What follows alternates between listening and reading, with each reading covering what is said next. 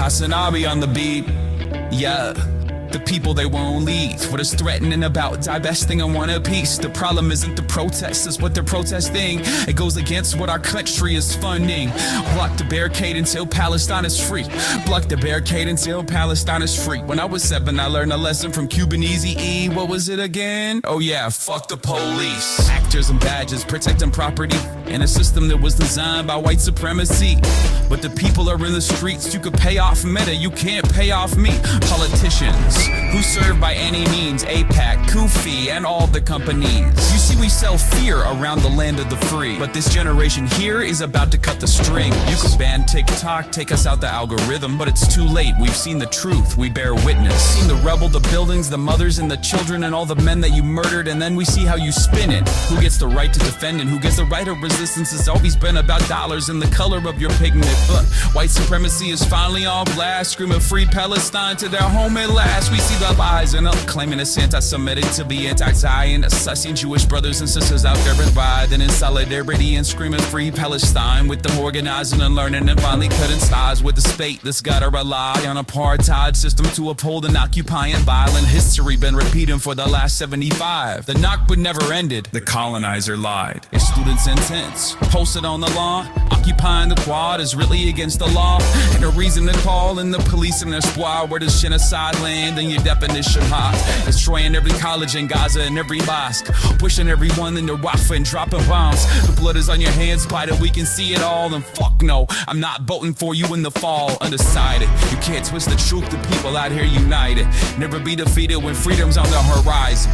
Yet the music industry's quiet, complicit in their platform of silence. What happened to the artist? What you gotta say? If I was on a label, you could drop me today. I'll be fine with it cause the heart fed my page. I want a ceasefire, fuck a response from Drake. What you willing to risk? What you willing to give? What if you were in Gaza? What if those were your kids? If the West was pretending that you didn't exist, you want the world to stand up, and the students finally did. Let's put it. What's going on, everybody? I'm Hassan Piker, and this is Haslamore, coming to you live from sunny California, Los Angeles, folks. We're live and alive. I hope all the boys, girls, and MBs are having a fantastic one today, because today's a beautiful day. Today's a wonderful day. It's a very special day. That was Hins Hall, Hasanabi AI cover of Macklemore by Austin Ox. Shouts out to Austin Ox for making that absolute banger. That where he just put my voice on the song that Macklemore made. Anyway, it's a special day today. Like I said, ladies and gentlemen, it's a very special day today. Now, some of you might know why. Some of you already know exactly why it's a special day today. It's a very special day of the week, as a matter of fact. Week after week, every goddamn day on this week, we celebrate. Why? You know we finally here, right? Because it's fucking Friday. It's Friday then. That's right, It's ladies Saturday, and gentlemen, Sunday, boys, girls, and It's Friday MBs. then. It's Saturday, Sunday, what? It's freaking Friday, all right? It's Friday. It's Fuck a Fan's Mom Friday. It's Flat Fuck Friday. It's Immaculate Vibes in the Building Friday. You already know it's the one time of the goddamn week where you feel a sense of autonomy, a sense of purpose in your life. You feel like a real human being again. Not beholden to your bosses, not beholden to your masters. That's right. You get to have a little bit of fun. And our forefathers have worked hard and long and fought hard to ensure that you get to enjoy this Friday, so you better fucking enjoy it. That's why we're going to do Immaculate Vibes as always, as we do on Fridays in general. That's right. It's freaking Friday, baby. Oh, God, it's hot in here. 75 degrees inside the studio right now. I am not personally enjoying that as much. I got a haircut. I don't know if you guys noticed. That's right. Mic volume low, bro, Chacho? No, it's not. It's just that everything else is overtime a scam. Wait, what do you mean? Yesterday it was cooler. 75 degrees in here. You cheated on Jeff? Yes. Jeff is too famous, dude. He's too fucking famous. I can't do it. I can't work with him no more. He's just too goddamn famous. He's like out there. He's got a girlfriend now who's like Australian. He's like linking up and building with the it's Tuesday, brother, or whatever, that guy. He's like fucking hanging out with Mike. They were hanging out with XQC the other day. It's over. I've lost them, dude. Plus, he's blind. Also, that's probably part of the reason why. Sketch. What's up, brother? That guy. Yeah, he's like, do I look like a Miami promoter? Thank you. Anyway, ladies and gentlemen, boys, girls, and MBs, we are live and alive. It's a beautiful day. We're gonna get into a lot of stuff today. I gotta fix some shit up here. Okay, you look 12. Wait, why? Did you see Slime pissed off a certain Nazi following group? Yeah, I just did. Anyway, this is part of the broadcast where I tell you a little bit about my personal news about what's going on. We're gonna do Boa reacts in a little bit. Don't worry. Holy shit, that looked incredible. One Piece update is the Boa react. I'm all over Wano. I went from One Piece back to Crunchyroll again so I can listen to it in English.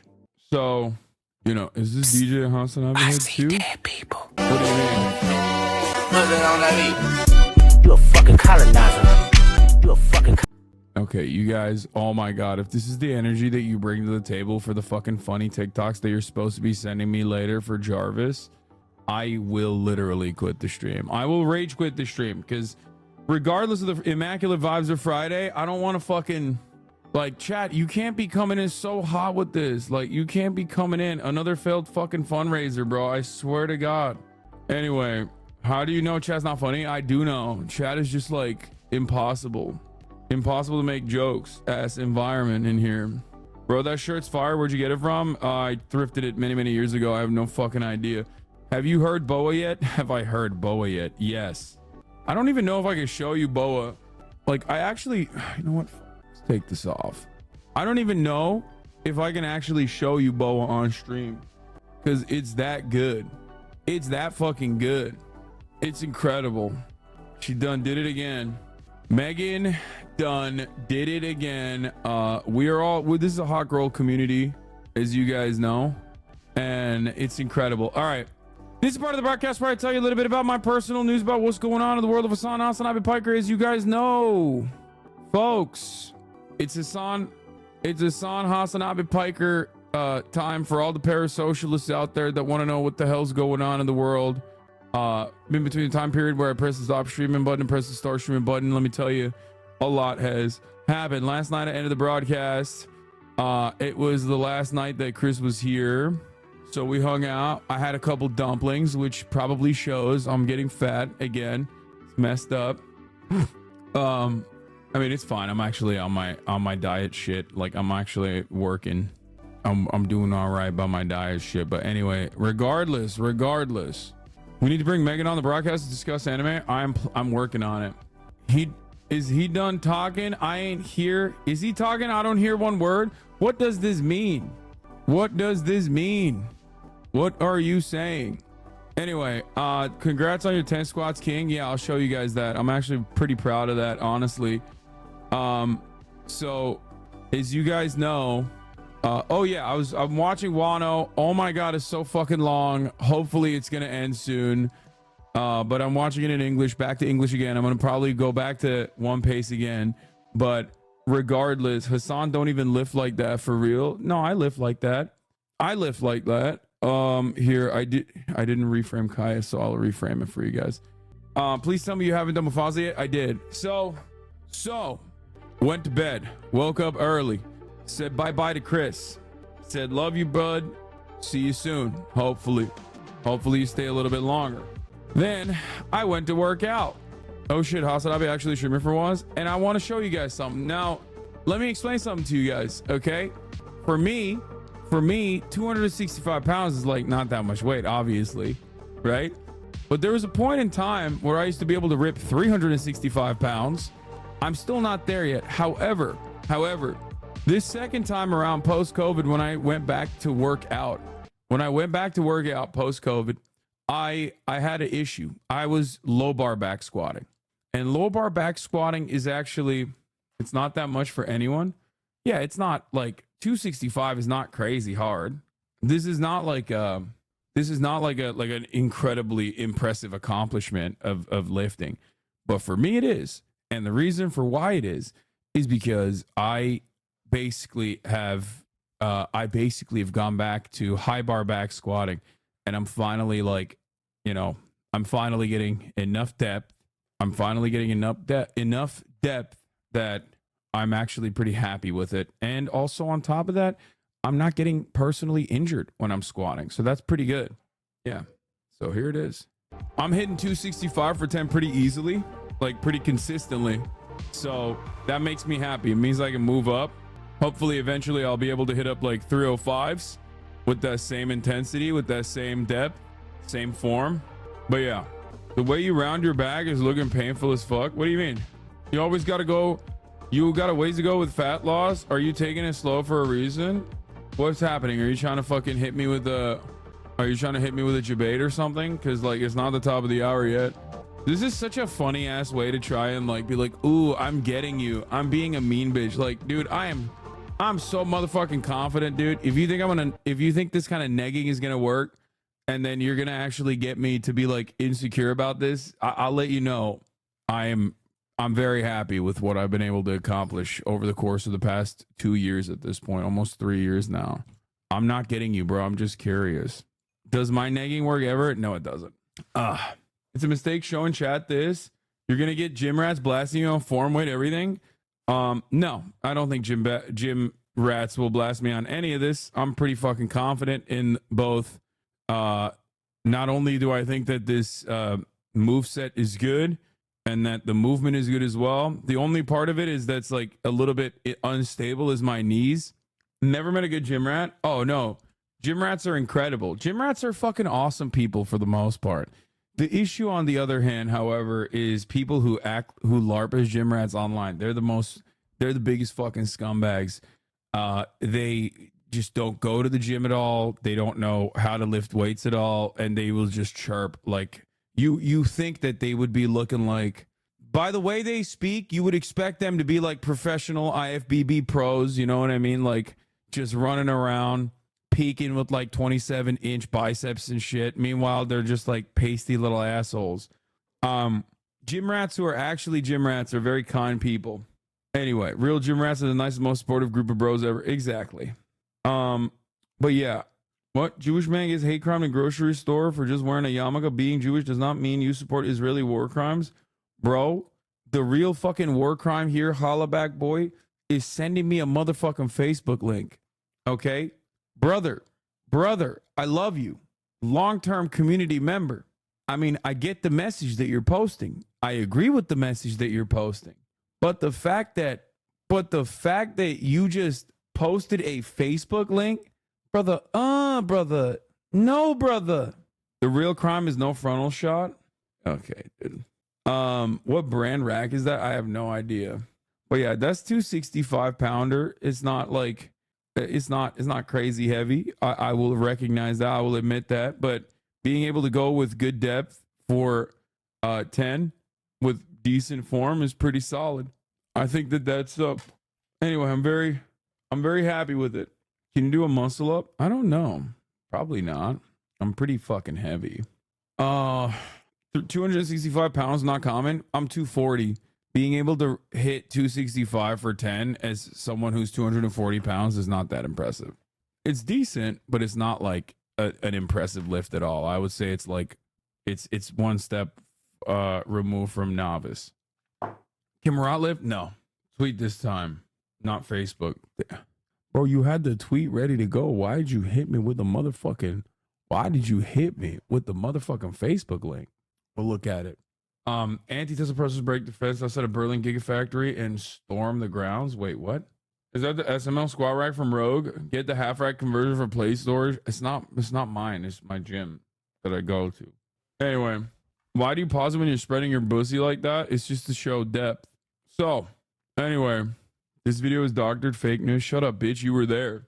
Marsh was working out this morning. Getting a fucking lift in, and he took his shirt off, and he was looking brolic, chat. Marsh took his shirt off this morning, and everybody at the gym was like, damn, son, where'd you get so fucking yoked? It was crazy. You may have to block Auntie now. Do you miss having barbecue at Kazulja Hammam? I guess. But anyway, that's not a towel. This is a shirt I was wearing that I took off to put on the bar. But that's it. I feel pretty good. I feel pretty good overall with the accomplishments. Hopefully going to New York's not going to fuck that up. I am a little bit worried about that. Not gonna lie, my family's been chirping at me all day, every morning, non-fucking stop about basically, you know, going to New York, how long we're gonna be out there. Yeah, we'll see.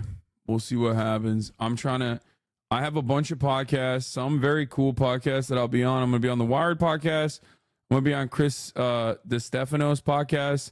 I'm gonna do the Adam Friedland show, and also on top of that, I'm trying to link up with some other. I am trying to link up with some other people. Basement Yard Caller. I hit up Joe from Basement Yard, so potentially, but I don't know if they have guests on or not. But anyway, Stav. I already did Stav. I did Stav this last weekend. Yes, more content traveling. I live for this shit. I don't want to do this. I am almost entirely doing this because I love my family and it's family time. That's why. So, no. Would you ever go on Rogue's pod if he asked? Yes, dude. The answer is yes. It's always yes. Okay. Let's blast off. Let's do it. Let's get into it. We got a lot to cover today. That's all for the personal news stuff. Shit. Would you smoke a fat doob? No. Fuck, where is it?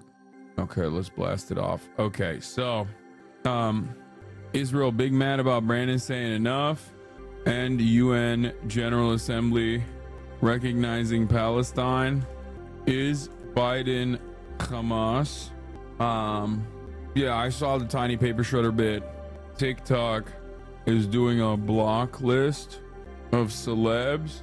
What else is happening in the world before I forget? What else was I going to talk about? Oh, you laugh, you lose with Jarvis to raise funds for Palestine. Later, get in now. I did the UNGA already. I mentioned it.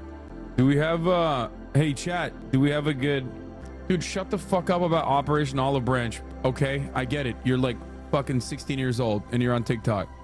Like, we're trying to fucking raise funds for a specific legally designated organization.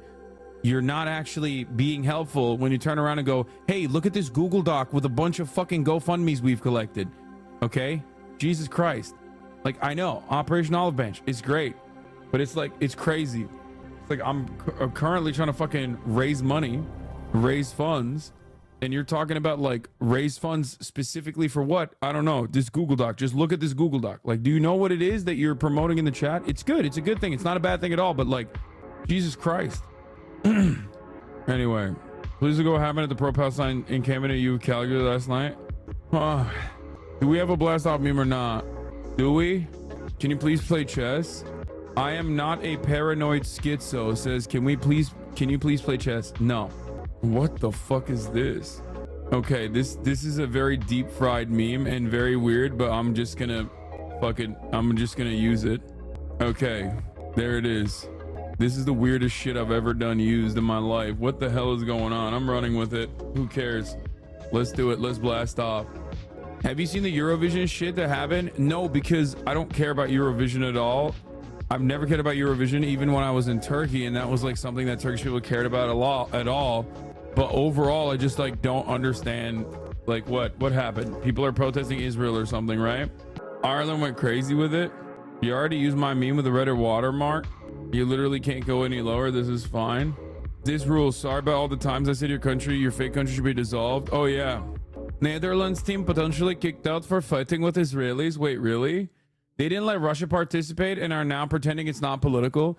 Yeah, bro, everybody has the fucking smoke for Russia, but then when it comes to Israel, they're like, actually, we just realized that why are you bringing politics into this? You know what I mean? Why are you bringing politics into this while also simultaneously being very anti-Semitic? And it's just like, bro, what are you saying right now? Like, what are you saying? Like, how can you fucking run around and be like, we cannot believe how unjustifiable Russia has been, and then be like, Israel is doing Russia shit and has been doing Russia shit times like 2, okay, with America's go ahead, but that's perfectly valid, is perfectly fine. What are we doing here? Anyway, yeah, CNN actually got a fucking whistleblower finally doing some goddamn investigative reporting, by the way. CNN released images of the Israeli torture camp Sde Taiman in the Negev desert, where Israel perpetrates grave crimes against Palestinian prisoners abducted from Gaza. You know, you know, fucking concentration camp. Call it what it is. Most moral army, by the way. You already know, by the way. The morality is through the fucking roofs. Best democracy in the world, by the way. Nobody touches this democracy. You should take a law or social related course in college. It's amazing how much love you have for political discourse. Brother, this is what I studied. Yeah, we'll do the fucking UN General Assembly vote, which is a big deal. Check logs, it's important. Chat, who wants to help? Top of the hour ad break Jabate Hassan. Can you explain how you're a socialist but own a Taycan and a 10K tub? Check logs, dude. It's important. I'm giving you a day off for this, okay? You're like I think we have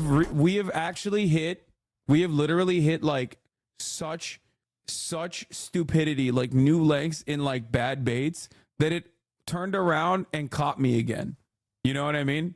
Like, we have literally hit the rock bottom of chatters doing fucking double baits, so much so that it's not even a bait. It's him asking other chatters, hey, can you help me do a top of the hour ad break debate? It's out of control. We need to put an end to this. We need to start doing better baits. Yeah, it was a real mission failed successfully moment. So yeah. At the top of the hour, there's a 3-minute ad break chat. If you no longer want to see those ads, all you need to do is subscribe for $5 or for free with a Twitch Prime. As always, you can also get gifted a sub. Finally, the State Department is coming out and stating that Israel has been following the law. How wonderful. Hey, guys, please don't believe your lying eyes, okay? Don't believe it. At the top of the hour, however, there is a 3-minute ad break, so you should believe it. Thank you, Sue Kisix, for the 5 community. Give the subs a line. 5 people no longer see the ad breaks at the top of the hour. Here's the 3-minute ad break now. Israel will be out here like, we are doing war crimes. We love doing genocide. It's our favorite thing to do. Palestinians deserve it. Also, we're going to keep doing genocide no matter what you tell us. And America's like, they didn't mean it. Listen, they didn't mean it. They didn't mean that they were doing genocide. Hey, guys. I know you saw the reports of all of the hospitals blown up. I know you saw all of the schools have been blown up. I know you saw that they're like potentially torturing people in these like black site facilities that they've developed in the Negev desert. But it's like, but have you considered that maybe they're just joking? And also totally not real. Israel is small bean. They are a neurodivergent and minor nation. Okay. Yeah. It's just, sometimes we try really hard and then we just keep having a sequence of oopsies over and over again. And before you know it, it's like, oopsie, we just did a genocide, right? But don't say that. Don't use that word. Obviously, that's a legal term, and we don't like using that. We don't like using that term at all. We don't like using that. We don't like mentioning that at all. It's just they were doing a prank. They were doing a prank. And Israel has a right to defend itself. Also, have you considered that maybe you have ancient, like not just normal, not just new, not contemporary, but ancient Jew hatred in your heart? Have you perhaps considered that there is an ancient, predetermined, like biological hatred for Jews that you feel in your heart, which is probably why you're even bringing up the fact that, you know, Israel is maybe doing some war crimes with American weapons, which would be illegal. And of course, this report in and of itself would be us, you know, being directly culpable and also offering political shield and political cover. October 7, you're anti-Semitic. Israel has a right to defend itself. You have ancient, genetic, biologically determined anti-Semitism in your heart. October 7, 12 9/11s, 15 9/11s, October 7. So yeah, that's the report. Blinken report expected to criticize Israel, but say it isn't breaking weapons terms. This report, of course, was supposed to be coming out fucking 3 days ago at this point. Secretary of State Anthony Blinken is expected to submit to Congress as soon as Friday a highly critical report about Israel's conduct in Gaza that stops short of concluding that it has violated the terms for its U.S. weapons. The idea of us making a Star of David Kafias, bro, I'm sorry, but like, this is the most expected thing of all time, dude. What are you talking about? I mean, yeah, of course Israel is going to do some Israel shit, dude. What do you mean? Like, yeah, yes. That's the least shocking thing that I have seen. Brother, I don't know if you know this, but like half of our fucking helicopters are directly either tools of the indigenous populations that we wiped out or named after the indigenous populations, the tribes that we wiped out. This is literally settler colonialism 101. It's ironic too, because like after a certain point, the indigenous population also kind of like rides for it too. Like they like that shit. It's not even a joke. I remember reading reports about how like there was a time when they were planning on maybe like changing the names of like the Tomahawk missile or whatever, and then like indigenous tribes was like, nah, dog, that shit is cool as fuck. We love that. Please keep it. We are not at the post-genocide stage for the Palestinian population, but having said that, you know, there's something to think about. It's all fun and games until you Google some of these tribes and only car models come out. This shit is a razor, man. Yeah. Are you gonna play Hades 2? It's amazing. I am not a paranoid schizo. Probably not. I did download it, however, on my Steam Deck, so we'll see. The information is so insane. I thought the translation was off on this tweet. Blinken will submit a critical report on Israel, but will not determine that it has violated the rules for the use of American weapons. The details are on my article in Walla News. Yeah. My very native uncle has an AR mounted on his Hummer. Respect. Did you play the first Hades? I did. Show this to Twitter Radlibs. Maybe they'll finally decide Israel's problematic for doing cultural appropriation. Yeah. They're like, listen, the genocide I can excuse, but when you take the keffiyeh, and slap on the Star of David onto it and like make it the IDF and put the IDF logo or whatever on it and sell it on an IDF website, that's cultural appropriation, sweetie. That's not great. I don't like it. Maybe we're canceling Zionism now. Just kidding. That would require liberals to actually see Palestinians as human beings and their culture to be something to be preserved and protected, which they don't. And that's precisely the reason why many liberals literally will be some of the most annoying fucking woke radlibs you've ever seen in your entire goddamn lives, and they unconditionally dick ride Israel in the process of Israel doing an ethnic cleansing campaign. Because they don't see Palestinians as human beings. They don't see Muslims as human beings. They hate Muslims, and they've been conditioned into hating Muslims. They've been conditioned into hating Arabs as a whole because the war on terror happened. The war on terror happened in their most formative years, where they just basically took for granted every single piece of propaganda they saw in the media that said Arabs are dogs who deserve death and destruction because they're bad to the gays, they're bad to the women, and we have to keep killing them. Jews stole falafel? Man, shut the fuck up. No, it's not that Jews stole falafel, okay? This is a ridiculous attitude that immediately, once again, shows that you have this monolithic thinking, okay? Number one, Jews. Which Jews? The fuck do you mean Jews stole falafel? Have you met a Jewish person? Like, motherfuckers out here been like, yeah, Ashkenazi Jews stole falafel. No, they didn't. They have Jewish people as an ethno-religion come from all around the fucking world, okay? All around the world, including Jews in the MENA region who have lived there for a very long time. Of course they have, as a consequence of living in the MENA region, falafel in their normal cuisine. The problem isn't saying that this is like a part of Jewish cuisine or whatever. The problem is when you go, this is Israeli. Israel invented this, okay? That's the issue. Saying simultaneously that Israel is this like beacon of morality in a bad neighborhood while also constantly fucking trying to repackage a newly defined, what is the term? Hebrewized, I think, identity specific to Israel is like, you're doing culture vulture shit. Okay? It's weird as hell. It's weird behavior. It's weirdo behavior, Israel. Cut it out. You're dragging shit. Yeah. It's additionally weird because, like, you got Moroccan Jews, you got Iraqi Jews, you got Jews from the MENA region that literally the Israeli government will be like, they are not Iraqi, they are Jews, okay? They are different. They are not Arab. They do not have Arab background. And it's like, okay, what's the food then? How did this become like a new thing? That's what happens when you're trying to recreate culture on a fucking 3,000-year religion. And you're trying to like package a new culture specifically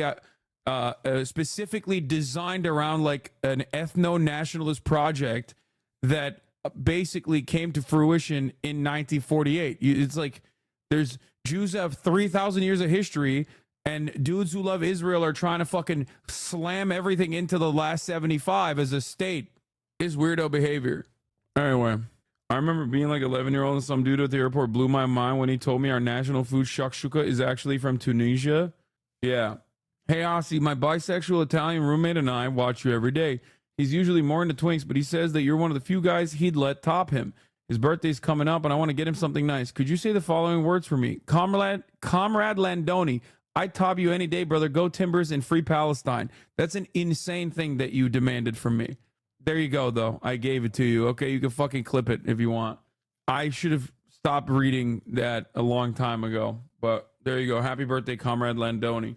I am a man of the people. There are rules for these American weapons law. What is the rule? Use on colored peoples? Yeah. The rules for American weapons obviously get violated on a regular basis. You know, I don't know if you guys remember, but like Saudi Arabia, not that long ago, was doing a genocide in Yemen. Whose weapons were they using to conduct this genocide? American weapons. Whose targeting systems were they using to conduct this genocide? American targeting systems.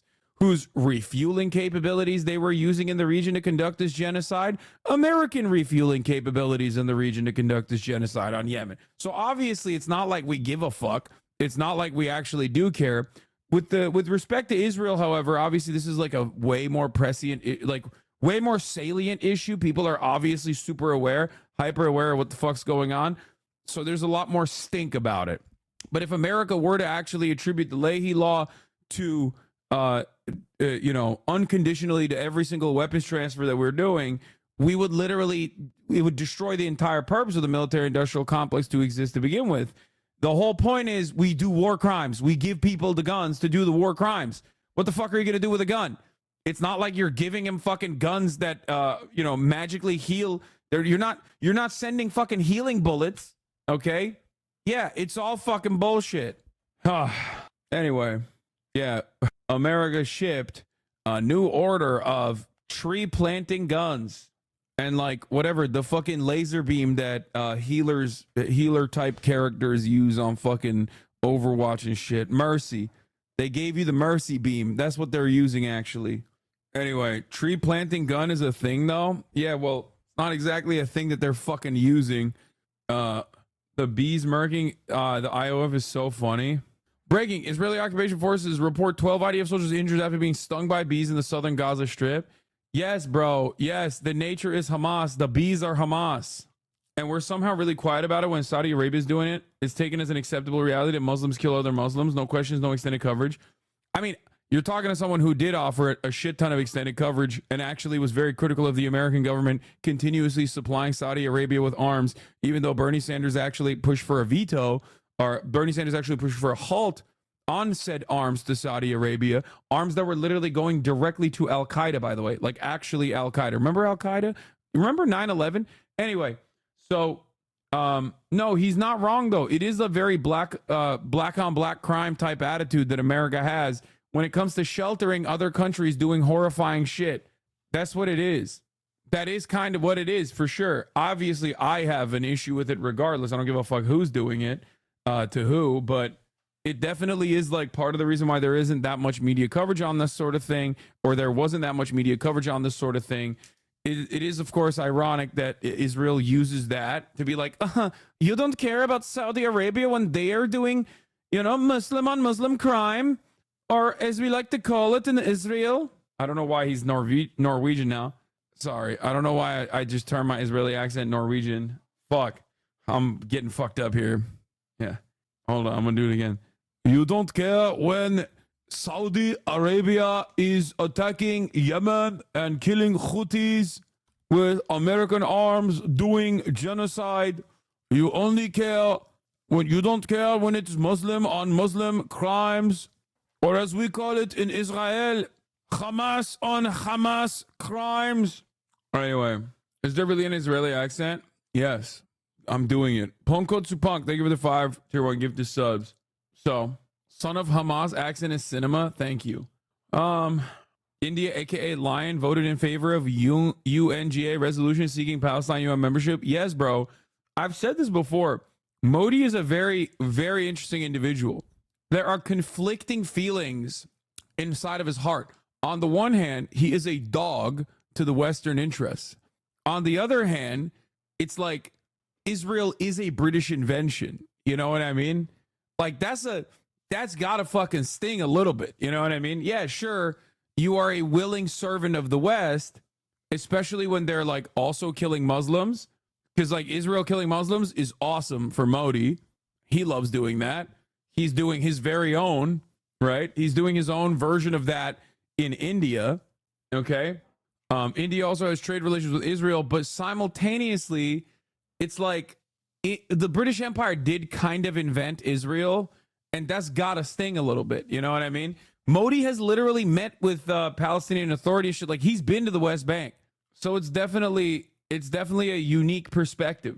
Yeah, British Empire also created Pakistan. Yeah, he's got the smoke for the British Empire, is what I mean, to a certain degree.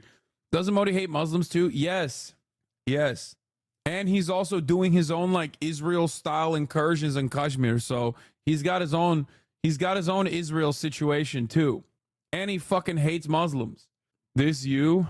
What? My parents moved me across a sex offender? What? That's not me. That's Hassan Izabai talking about how he moved across the street. But I don't know if it was Hassan Izabai who said that. It was someone else that said, or I think it was him actually, that said, my parents moved across the street when we were younger from a sex offender. It was good real estate. Anyway, all right, so we got the Blinken report, the Blicky, Mr. Blicked Up Blicky Blinken. We got the UNGA situation. We got CNN actually doing a fucking solid bout of reporting for once. But let's talk about the United Nations, which also is known as United Nations for Hamas. What are the nations united for? Hamas terror. Okay? So, as you guys know, the United Nations, which is headquartered as a Hamas military facility. So, shouts out to Gilad Erdan for going there bravely and you know, slapping on a yellow Star of David on his chest to be like, if I can't do a genocide on the Palestinians, this is literally my own personal Holocaust. Which, you know, something he has done for months and months because he's a fucking, what's a good word for this? I'm going to use the word rapacious. A rapacious scumbag. Okay? It's a pretty good word for it. Anyway, so let's move on. What the fuck are these guys doing? What is the UN doing nowadays? Well, if you recall, there was a Palestinian statehood conversation that was had at the Security Council, which the United States of America immediately said, no, Jack, we want a two-state solution, but not like that. Do we actually want a two-state solution, Jack? Probably not. But the UN said, all right, well, fuck you then. We'll get the General Assembly together and we'll show you, bitch. A vote reflecting growing international solidarity with the Palestinians. Today, the UN General Assembly voted overwhelmingly in favor of a Palestinian bid to become a full member. It has recommended this now to be considered by the UN Security Council.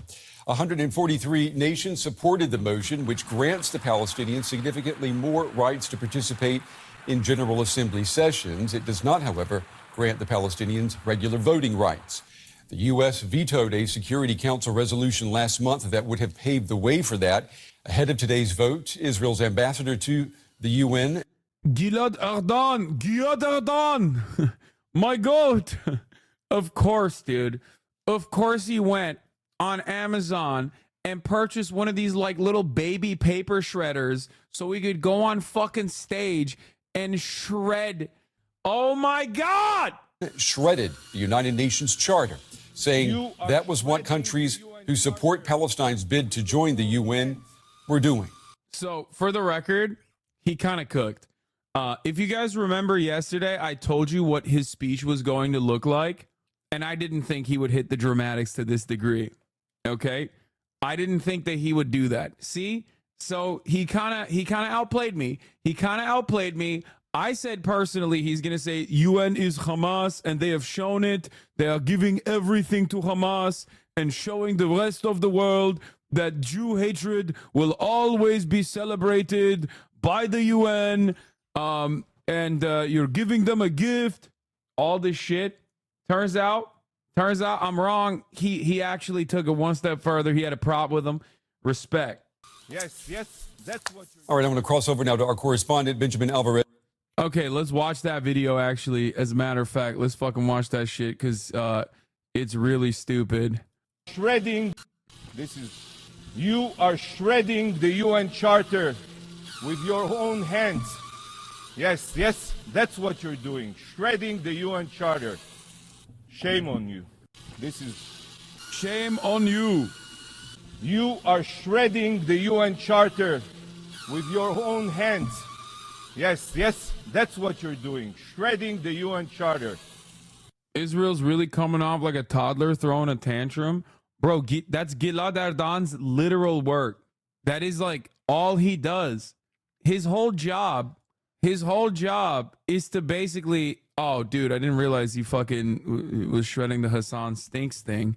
I take it back. His whole job is basically to go there and be like, I am in the den of lions. You are doing terror to Israel. I am surrounded by anti-Semites. Like, his whole job is to go there and fucking yell at these like ambassadors about how much they hate Jews. Okay, that's literally what he does for a living. Honestly, it's kind of a cool job. Like, I would like to do that. Like, his major role that he's played since October 7 is literally wear a Star of David to and claim that if Israel is not allowed to fucking ethnically cleanse Palestinians, that's his own personal Holocaust. Think about how fucking insane that is as a statement. Think about how disrespectful that is. Ironically, he told people that they're shredding the UN Charter as he's literally shredding it and his nation is metaphorically shredding it. Yeah. I mean, it's awesome. It's a great analogy for Israel to be shredding the UN Charter right in front of everyone while screaming, "You are shredding the UN Charter, how dare you?" Exactly. Israel has done this for 75 fucking years, okay? Literally violating every aspect of international humanitarian law while being like, you are violating my sovereignty because I must violate humanitarian law against the terror children. It's crazy. Like, it's a funny meme when you think about it. Obviously, like I have Jewish friends that'll make inferences and references to the Holocaust in areas, in private moments, in areas where obviously it's like kind of fucked up the reference in a humorous way, you know? Like, oh, I stubbed my toe. This is just like the Holocaust, you know, that sort of shit. But for him to do it in this way in the public stage is wild, you know? It's insane. It's an insane thing to do. What is the purpose of the childish behavior? Like, this is Gaddafi shit? Yeah, well, but when Gaddafi did it, it was cool and based. What is this? There is no reform in the relations between United Nations and Israel, and they eat all the summer. There will be a reason to consider withdrawing from the United Nations. Wait, what? Yeah! When Gilad Erdan went to the UN, he knew that this was a challenge for every Israeli representative, but the last 6 months surpassed everything he had imagined. Dude, that's sick. That's sick. That's crazy. These guys are out of control, man. What is this? Double down to the video from a Holocaust survivor discovering discussing the Star of David being born. Yeah, Israel. Our war is not with Palestinians. Our war is with Hamas. Palestine recognized by the UN. Israel. What the fuck? Not like that. It's the same attitude that America has represented on the UN Security Council too, where it's just like, yeah, we love Palestinians. Come on. We're not trying to ethnically cleanse the Palestinians. And that would be really bad if Israel was doing that, which it's not. But also, Palestinian statehood? No, thank you. Well, what do you mean? What do you mean? Okay, what the fuck's going on then? What are we doing? Oh my God, what did he say? What did this fucking freak say? I hate that I watched him one time and now the fucking faucet. Now Pandora's box is unleashed. Now you guys are going to send me son of Hamas every day. And I really don't want to see his ugly ass face, bro. I hate this motherfucker so much. I hate the way that he talks. I hate the way that he dresses. I hate the way that he carries himself. I hate the shit that he says. I hate him. I hate his voice. Fucking psychopath. Choose between 1.6 billion Muslims and a cow. I will choose the cow. If I have to choose yeah, he means he wants to fuck the cow. That's why he's like, I will fuck the cow. That is how much I like fucking cows. I am son of Hamas. Listen, bitch. What did you call him? Uncle what? I said Uncle Ahmed, but... Or no, I said Uncle Mahmoud, but I think Uncle Ahmed's better. Certified Zionist, certified cowfucker. Okay. He did it wrong too, bro. He's supposed to say bear. Biggest racist on Twitch proved to be Hassan Abi, biggest hater and biggest racist. Yes, bro. Proven. It is known. Dude, if you go on Reddit, they literally think that at a time frame when like Hitler was alive, they say that I would be more racist than him because I'm racist against white people. And being racist against white people is like the most racist thing you can be. Go on Pearson, debate him? Fuck no. Dude, you guys are crazy. You guys want me to die, I think. You want me to perish. You want me to literally have a fucking seizure on television. Like, there are people out there that just like make me want to get physical with them, okay? I don't want to be in that situation at all. Like, that's crazy. Like, there is no point in fucking debating a dipshit like that who is just like literally, he is Clandis Owens, but Arab. Was told by a friend yesterday that Reddit is filled with lefties. Oh yeah, it's fucking so lefty. All bark, no bite, do it. No, dude, that's the whole problem. That's what fucking sucks. I just, like, that would not be a productive conversation at all. Do you understand? That would not be a remotely productive conversation. It would just be me, like, fucking screaming at him and probably saying some unhinged shit that's going to get me canceled, actually. All right, let's do it. UN votes in favor of Palestinian membership. What does this signify? Perez Gruber in Washington, he's been following events for us. Benjamin, what does this vote by the UN General Assembly, what does it really mean? It's important to clarify that this vote does not give the Palestinians full UN membership, but recognizes them as qualified to join. As you said, 143 members voted in favor, 9 against it, including Israel and the United States, and 25 countries abstained. And this Palestinian membership bid will now be forwarded to the UN. This stuff honestly is great because it kind of shows how little support the American government has on the global stage, for the record. Like, obviously we are, like, as the United States of America, we are the hegemonic superpower in the world. But when it comes to like international diplomacy and soft power, these are the moments where you genuinely do see like the disdain, the distaste, the overarching hatred that people feel towards like America and its allies and their gross, inhumane behavior. Security Council asking it to reconsider the matter. And the result of this vote does not come as a surprise. It was widely believed that the resolution would easily achieve the necessary 2/3 majority in the General Assembly, also because there is no veto right in the 193-member body. The US has been opposing this, and also in April vetoed a proposal recommending the admission of the State of Palestine to full membership in the United Nations. In this resolution, it would grant... Yeah, United States would be like, Micronesia's on our side, ladies and gentlemen. Javier Malay's on our side. Czechia's on our side. Micronesia's on our side. We got this in the bag, boys. We got this in the bag. Let's go. America, baby. It's on top.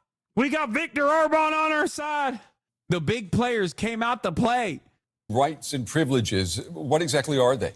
That's right. This past resolution gives the Palestinians the right to participate in the United Nations international conferences convened by the UN. That means that they have the right to make statements, submit proposals, amendments, also to co-sponsor proposals or raise procedural motions. But the state of Palestine does not have a right to vote. What is also interesting here is that diplomats told US media before this vote that the original draft of the Assembly resolution was changed significantly to address concerns not only by the US, that in the end also voted against it along with 8 other countries, but also by Russia and China, because while both countries are strong supporters of Palestine's UN membership, they are concerned, according to these sources, that granting a certain type of rights and privileges could set a precedent for other would-be UN members, with Russia being concerned about Kosovo and China about Taiwan.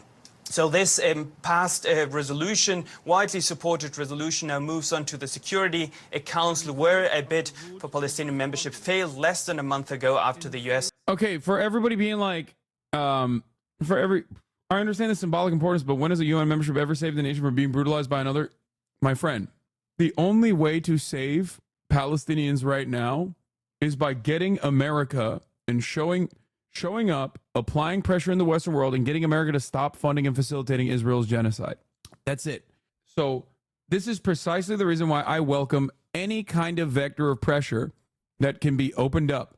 This, in and of itself, is absolutely another pressure point. That's it. The more the rest of the world says, like, no, this is fucking ridiculous, fuck you guys, the more people inside of these nations protest, the more awareness there is for the Palestinian struggle, for the Palestinian plight, the more Israel turns around and says, everyone is Hamas, the less the less legitimate the American cause is. Now, this doesn't stop America from behaving in America ways, but as I've repeatedly explained to you, there are two different camps in the U.S. State Department right now. Okay, since October 7th, there is the people that are like, we need to maintain our dominance in this region. We need, we need to maintain our relationship with Israel in this region, and we need to, like, obviously use Israel as a destabilizer, but like to a certain degree. And then there is the other side, the zealots, right? The fucking rabid ultra-Zionists, whether they are Christian ultra-Zionists or not many Jewish ultra-Zionists in that regard in the State Department, but like mostly predominantly Christian and Catholic ultra-Zionists that are like, we are so ride or die for Israel. They can do whatever the fuck they want. It's great. We're gearing for war with Iran anyway. We have to show the rest of the world that, like, no, they can wipe out these Muslim scumbags. The psychopathic war hawks have always existed in the American State Department. Some of them go above and beyond and go too far and get filtered out, like John Bolton, right?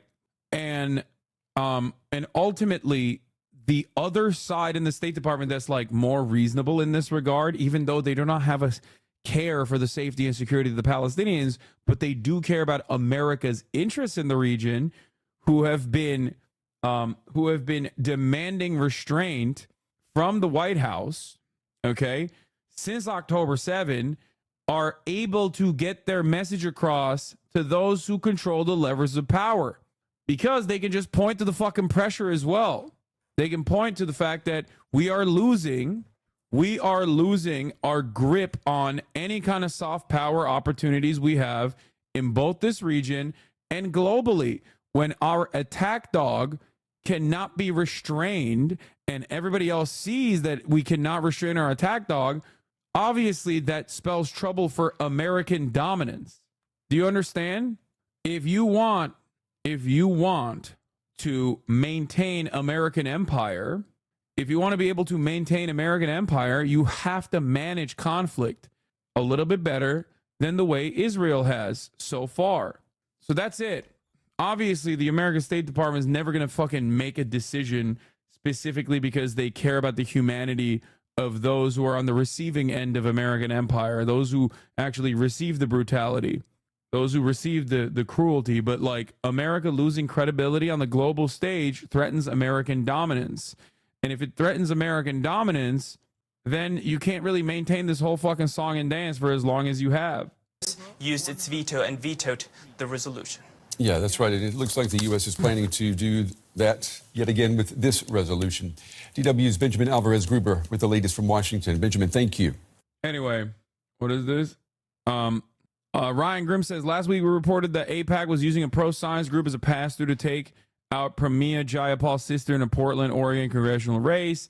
There was a serious pushback to that article, but now we have a follow-up reporting that's even more damning.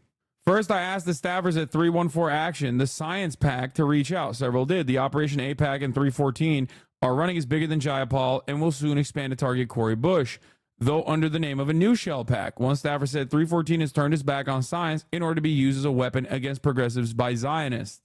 Second, Maxine Dexter was required to post a disclosure about a May 7 fundraiser. Thanks to help from the people here, including David Dayan, we can report that nearly 90% of those donors also gave to AIPAC. I got one of the Max Out donors on the phone, and she said directly, I give all of my contributions through AIPAC. Whenever I'm asked to give to their endorsed candidates, I give. I wasn't there, and I did not give money to her, the Dexter donor said. I told her it was in the FEC records, and she said if AIPAC asks her to give to a candidate, she does. I give all my contributions through AIPAC. Whenever I'm asked to give to their endorsed candidates, I give. Dexter and AIPAC waiting until the last 6 weeks of the race to flood the district with money, hoping it wouldn't be disclosed in time for voters to know it was them. Chances are good that it will work, but voters now know if this reporting can get to them. AIPAC is using shell packs because a lot of people, due to, unfortunately, TikTok, okay, a lot of people are like aware of AIPAC's prominence, aware of AIPAC's influence. So now they're trying to use a fucking subsidiary or pre-existing groups that have nothing to do with AIPAC that they can infiltrate and send funds through and reroute their super PAC donations through other funds, through other PACs in general. What a wonderful modus operandi for dark money in this country. It's great. Love the way that we have designed the system so that it makes it virtually untraceable. Very difficult to trace. So, yeah. They're doing too much at this point. At this point, AIPAC's been doing this for fucking years. The Israeli lobby, like lobbying for a foreign nation, even though you are not declared a foreign lobbying organization, is the bread and butter of AIPAC. Okay? You have to understand. They have Democratic majority for Israel, which is supposed to be a progressive group, even though they only go after Democratic Party's progressive wing candidates and pump a shitload of funds into the races where they might be unseated. Okay? If you guys remember, many years ago, Ilhan Omar said it's all about the Benjamins and that AIPAC has an outsized influence on Congress. And everybody fucking yelled at her and said she was anti-Semitic. I, of course, defended her, as I had done in the past, because it was not anti-Semitic to claim, to make the assertion, to make the statement that is obviously true, that yes, AIPAC does have the capacity to influence both elections and also write legislation at the behest of a foreign nation while still not being considered a foreign lobbying organization. Ilhan Omar disappointed all of us, to be honest. Man, shut the fuck up. What do you mean Ilhan Omar disappointed all of us? She did not. She didn't disappoint me at all. I don't know what the fuck you're talking about. How would it be foreign? Israel is a U.S. state. Yeah, we might as well just call it what it is. It is a U.S. state. It operates as a U.S. state. American senators are literally, she's on the blacklist on TikTok. Wait, what? I saw people on Twitter calling her a Zionist. Like, what? Wait, what? Bro, dude, every single time I get really excited about how progressive the youth is, it literally turns into a fucking cultural revolution moment. Okay? That is so insane. God damn, dude. Dial it back, everybody. Holy fuck. Holy moly.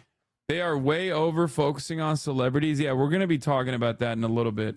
It's so funny. Here is a 2020 tweet.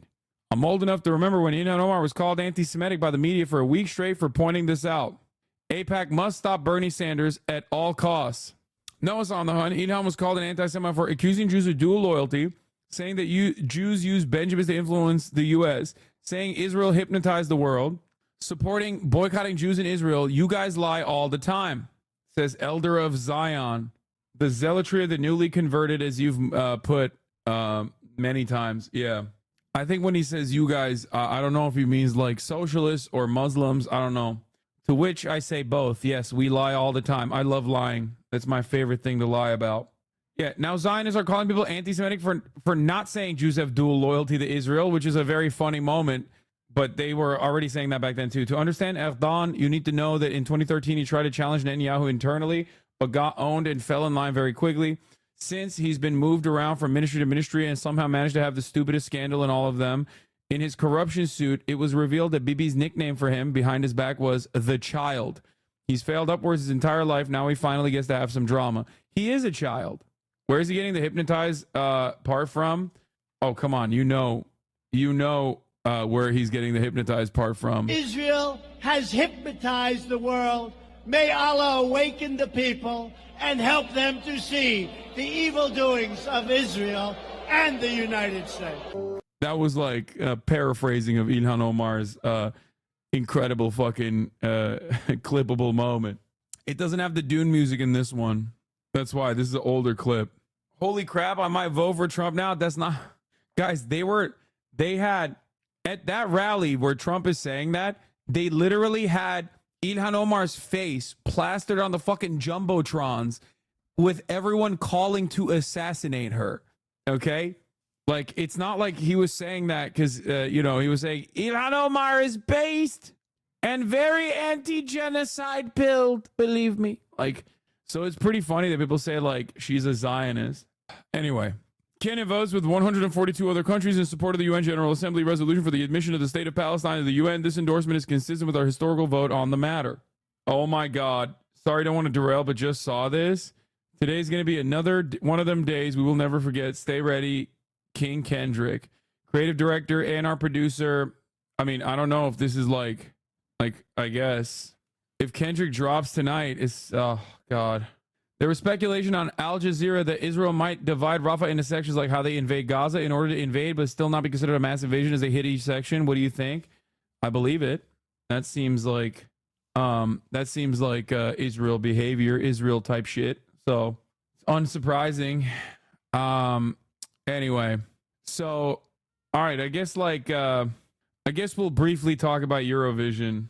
FYI, you were mentioned on C-SPAN this morning. What the fuck is this tiny URL link that you sent me? Which one of y'all did this? Hasanabi mentioned? What? Independent. Good morning. Hey, I just wanted to comment on things that I feel like public policy could help with. I'm just, for one, I'm glad that people are starting to realize how there's certain actions that the government in Israel is doing are atrocities, like when the government tells people to evacuate. People see yarmulkes and Jewish Star now, use that as a reason to harass, thinking those things mean they're supporting Israeli war crimes. It is a reality and very sad. Yes, I'm going to cover this aspect in one moment. You are absolutely correct. This is why everyone knows, every Jewish person, Zionist, anti-Zionist, doesn't matter, knows that in times of Israel really increasing the fucking pressure and doing a whole litany of like unimaginable violence, anti-Semitism, real anti-Semitism, not the fucking not like, oh, someone said free Palestine, like real actual anti-Semitism increases. And it is actually increasing right now, made worse by the fact that the ADL, instead of just covering real anti-Semitism, has broadened the definition of anti-Semitism by claiming that people saying from the river to the sea at a fucking college campus protest are actually doing anti-Semitism. Okay? It is such a gross, unmanageable, horrifying situation, which Hollaback Boy sent me a video about as well. When I'll cover that in a little bit. It's awful. Regarding Rafah, Israeli media finally reporting what the Israeli people have been saying for months. In Israel, they confirm a large part of the Hamas terrorists have already left Rafah. Netanyahu is talking about 4 battalions, but Israeli officials who comment on these details make it clear that the main force is only 2 battalions to the west of the city. Sinwar's bet is simple, and a senior security official explains. The residents of Gaza detest Hamas, but preferred to chaos. The full column this morning in Yediot Ahronot and Ynet. What? He wasn't even in the LFV chat? Just a wild Hasanavi head? What is... Yeah. It's... The very hour the suspensions for Harvard students are released, ADL President Jonathan Greenblatt, fucking demon, walks out of a meeting in Harvard, Massachusetts, Hall, the location of the interim President Garber's office. Oh, nice, dude. That's great. Anyway, let's get back to this. Let's get back to the Eurovision shit. 2 parallel universes inside the Eurovision arena. Israel makes it through to tomorrow's grand final, a seemingly politics-free zone. A seemingly politics-free zone? Fuck you mean, dude? Redditors who were present at the Eurovision confirmed TV editors added fake cheering and reduced the sound of the booing. It's a politics-free zone, except for when we decided that Russia was politics. But I guess, of course, politics is, just like with Gamergate, and just like with gamers, politics is what is outside of the boundaries of what the most right-wing Americans feel is actually political. Just like the same attitude, there's only 2 genders, okay? Man and political. It's only political if gamers decide that, it's too rich for their blood, that they saw a black woman and they're like, oh, that's political. Call of Duty, not political, right? Same with Eurovision. barring Russia from participating in Eurovision, not political. Why? Because the entire world agrees that like that's a valid thing to do. Okay? Barring Israel, however, from that while they're doing an ethnic cleansing campaign, well, then it's political. It's like, whoa. I don't really know. I don't know. This is a big deal. You know, I don't know if I want to make a statement on this kind of thing. You know, I just don't know. I don't know. Outside, politically charged scenes in Malmö, Sweden, as thousands protest at the decision to allow Israel to perform while the war in Gaza continues. In Palestinian is horrible. What's happening just now in Gaza, children, women, and everyone are dying. We need to end this genocide, basically. So this is the only thing we can do. Israel's entry Eden Golan has been booed by some during her performances this week. Despite facing death threats, the singer says she's determined to compete. Representing us with pride and making it to the finals it's something crazy, and I'm so grateful for everyone who voted. While Eurovision remained adamant that the contest is apolitical, that didn't stop Israeli Prime Minister Benjamin Netanyahu sending this message saying the singer was competing with an ugly wave of anti-Semitism. Booing the Israeli participant is also anti-Semitism. Come on, bro. What?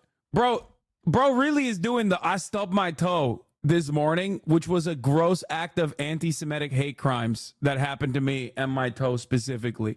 It's just like the people booing are Hamas. They are doing anti-Semitism. If Israel does not win Eurovision, it's anti-Semitism and Hamas. It's like, come on, dude. Come on, brother. Jesus Christ. The Israeli participant even said she herself wanted to join the IDF someday. I mean, even if she fucking didn't say that, doesn't matter. She's a representative of the Israeli state. She's there to whitewash Israel's actions. It doesn't make it better. In the minds of many Israelis, Malmo was this supposed case study for look at how these Muslim immigrants are ruining cities. You'll remember it was a whole thing in the EU media, and in Israel it stuck. Yeah, it's unsurprising. Anyway, let's continue. Across Europe, some have chosen to boycott this year's Eurovision. Among them, one of the stars of RuPaul's Drag Race, Crystal. The performer has cancelled an 800-person event here at London's Earth venue. If you're involved in an invasion of another country, you shouldn't get to... She lifted the Russian ban because she's an Israeli Russian? Oh, that's awesome. Juiced from Netherlands was banned from this round after questioning Israel. Wait, what? The Dutch contestant is possibly blocked? Why is Israel in Eurovision anyway? They're not in Europe. It doesn't matter. You don't have to be in Europe to be in Eurovision. You literally, I think, it's about like TV rights or something, right? To come to the party. I think that's a red line. And, you know, we're seeing so many civilians killed right now. It's really impossible to watch. I refuse to let my, cultural institutions be used. This is what it sounds like inside the arena where they were editing out the booze. Israel Hayom revealed final text of Israel's entry to Eurovision Song Contest. Symphony playing with me, looking in my eyes and see people walk away but never say goodbye. Someone stole the moon tonight, took my light. Everything is black and white. Who's the fool who told you boys don't cry? Hours and hours and powers. Life is no game, but it happens. While the time goes by, every day I'm losing my mind, holding on to this mysterious ride. The UN Charter is actually Hamas and must be eviscerated. We will leave the UN if the UN General Assembly votes to give Palestine statehood. What? No, I'm just kidding. That's not what those lyrics are. Okay. Okay. Baby, promise me you'll hold me again. I'm still taken from this hurricane. At the top of the hour, it's kind of like a hurricane. Unless you're subscribed, in which case it's not a hurricane at all because you don't see the 3-minute ad break. That doesn't even rhyme. Why did she say that? Why did she say those words? What the fuck? Hurricane was October rain before they had to change it? Dude, that's insane. They did it. It's called a double debate. A double debate. Fuck, right on the dot too. What? Eden made this weird TikTok?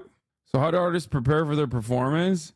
Rehearse the song, choose outfit, hair, and makeup, but Eden Golan, that was not enough. After she suffered harassment from the audience during the rehearsals, the Israeli team decided to prepare Eden in a very original way. Eden practiced singing while her team was screaming at her the same way and the people in the audience did. Wait, what? They repeated it again and again until Eden was able to concentrate on her singing to overcome the screams. And if you think the semifinals there were no screams and booings in the 20-year-old singer, it is because the production silenced the voice of the audience while Eden was singing. What is happening, dude? What the fuck? Ah! Dude, this is literally hogwatch. It's so funny because like Israel has perfected hog behavior, like reactionary politics, with liberal aesthetics for a very long time. So it is literally identical. Like this is straight up a page out of the conservative handbook. Okay, the perpetual victimhood seeking. Like people are booing me and saying I'm dog shit because of like the values that I am representing and the violence that I'm representing and trying to whitewash here. But it's actually I am the real victim because people are saying fuck me, and that's messed up. It is literally verbatim, 1-to-1, verbatim the same exact shit that you see from conservatives. It's hilarious. Somehow Eurovision results got leaked, which made Israel get more votes. Oh, Italian TV accidentally released the semifinal voting results, and Israel is apparently leading at 39%. This is the press conference that might have led to the Dutch entry ban. State your name and your media house. Laura Chechvik, Yediot Achronot and Ynet. Ellen, congratulations, first of all. You made us very happy. How do you feel after reaching the final when the situation in Israel, you know how it is? Well, I feel I'm so overwhelmed with emotions. It's truly such an honor to be here on stage. A personal question. Have you ever That's thought Greece? by being here, you bring risk and participants in public? How do you feel being in danger from other participants? Is that what and the public? Is that what he's saying? He's saying that she's in danger by the public and other participants? Is that the question? No, did I misunderstand that? A personal Here on stage.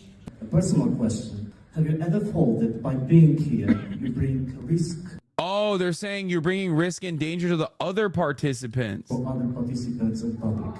You look away. Officials said you do not need to answer that. And then the Dutch artist said, why not? The sponsor is an Israeli brand. I mean, that makes sense. Like, not one of my usual edits, but I had to make By one. being here, you bring risk and danger for other participants in public. You don't have to answer that question if you don't want to. Why not?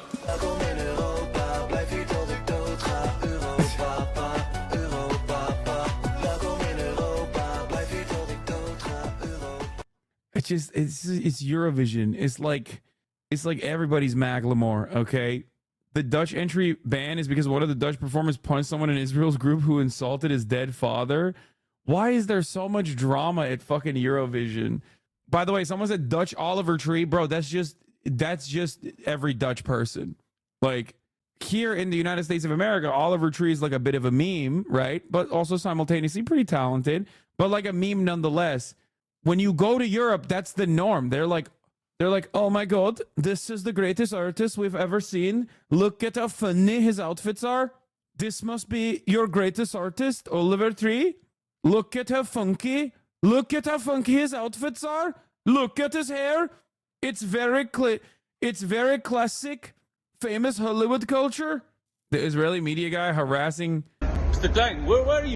an unusual incident in Eurovision from Con News. The representative of the Netherlands, who was placed between Aden Golan and the representative of Luxembourg, the Israeli Tali Gour-Largant, did not show up for the rehearsal. The European Broadcasting Union announced, we are investigating an incident in which he was involved. He will not be rehearsed until further notice. He tried to understand why he couldn't appear and was pushed away by his security guards. We missed you on stage. Sorry, can you stop that? Can you stop that, please? Can you stop that, please? Can you stop that, please? Bro, why are you doing that? We just missed him on stage. Can you stop that, please? Please don't touch me. Yes, please don't touch me. Oh, that's awesome. Oh, I hate having to cover Eurovision. I just don't care at all. It's like not even to make fun of it. I've never cared, and I never will. Juiced is friends with BB No Money. Oh, that's awesome. Just cover for that. Eurovision argue that this is an apolitical event. Are you not kind of creating further division in what is a very complex situation? Well, I would just reject the idea that Eurovision is apolitical. I think politics are baked into the format. It's a voting competition between different countries in Europe. Ukraine has won multiple times with songs about Russia. Russia has been kicked out of the competition when they invaded Ukraine. So there have always been political choices. While Ireland's entry Bambi Thug has called for an immediate ceasefire and was asked to remove the words Free Palestine from their outfit. It was very important for me because I am pro-justice and pro-peace. Let's go. Unfortunately, I had to change those messages today to Crown the Witch only. Polarisation here could not be more stark, from the glitter inside the venue to outside, where aid for Gaza was seen leaving Malmö, Sweden. No amount of Europop can mask the masses outside. The sound of protest drowning out Eurovision officials, who argue the contest isn't political. Thousands beg to differ. We begin in Gaza, in the southern city of... All right, we're going to get to like real news again, but here, this is the last part. Rumors are Joost refused to take pictures with the Israeli delegation, and that's why Israeli journalists bullied him, making remarks about his parents who died when he was young, then started to physically assault him. Before that, they tried to use Keria for their own promo. I happened to meet Israel's Eurovision representatives today, and a video was filmed of us. It was then posted on social media without my permission. Despite my request for its removal, it has not been taken down. I would like to clarify and emphasize that the video is not a political statement or any endorsement of any kind. Bro, what the fuck is this? In this video... Drake, Kendrick, and Communism by Marxism Today. I am not going to be watching that. Keria represented Finland last year. Very nice. Okay. Watch it, you coward. No, I will not. Israeli War Cabinet has approved the expansion of the Rafah operation in Gaza, a special operation. We know how those go.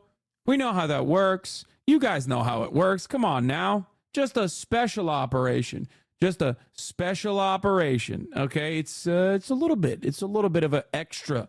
Okay, let's take a look. Rafah, where around 110,000 Palestinians are reported to have fled since Monday, when they were warned to evacuate by the IDF military ahead of, quote, a direct targeted operation, the effects of which would lead to President Biden pausing a shipment of military aid to Israel and signals to the Israeli government if it goes ahead with a major offensive, some weapons shipments will be stopped. On Benjamin Netanyahu's response, if we have to stand alone, we will stand alone. If we need to, we will fight. No, you won't. Shut up, bitch. No, you won't. You've literally never stood alone. That's not a thing. That is probably one of the biggest myths. It's like saying, chocolate hummus is good or something. And also Sabra hummus is good, especially the chocolate Sabra hummus variant. And also Israeli and nobody else's. You're out of your fucking mind, okay? Not real. It isn't real. It is not real. The idea that like Israel will stand alone is bullshit. Israel never has and never will stand alone. It is good, you're wrong. I will ban you. I will ban you for saying chocolate hummus is good. That is actually one of the worst things I've ever heard. Never will? Yes, Israel has never stood alone, and it never will, because guess what? If Israel was alone, then it would not be able to do Israel shit. Okay? Israel has only been able to operate in the violent ways that it has as a direct consequence of the permanent allegiance that it has crafted as a settler colonial occupation. First from the British, and then from America carrying the torch after World War II especially. Okay? It's ridiculous. There is no world in which Israel's like, oh yeah, we are small bean and we are defending ourselves and we're doing it on our own.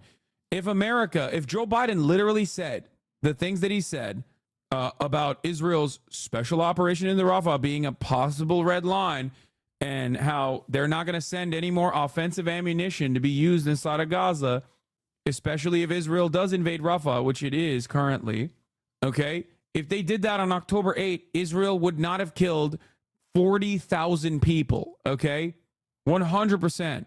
Calls for restraint is one thing, but directly actually telling Israel, you can't do this because if you do this, we will fucking restrain you personally is an entirely different thing.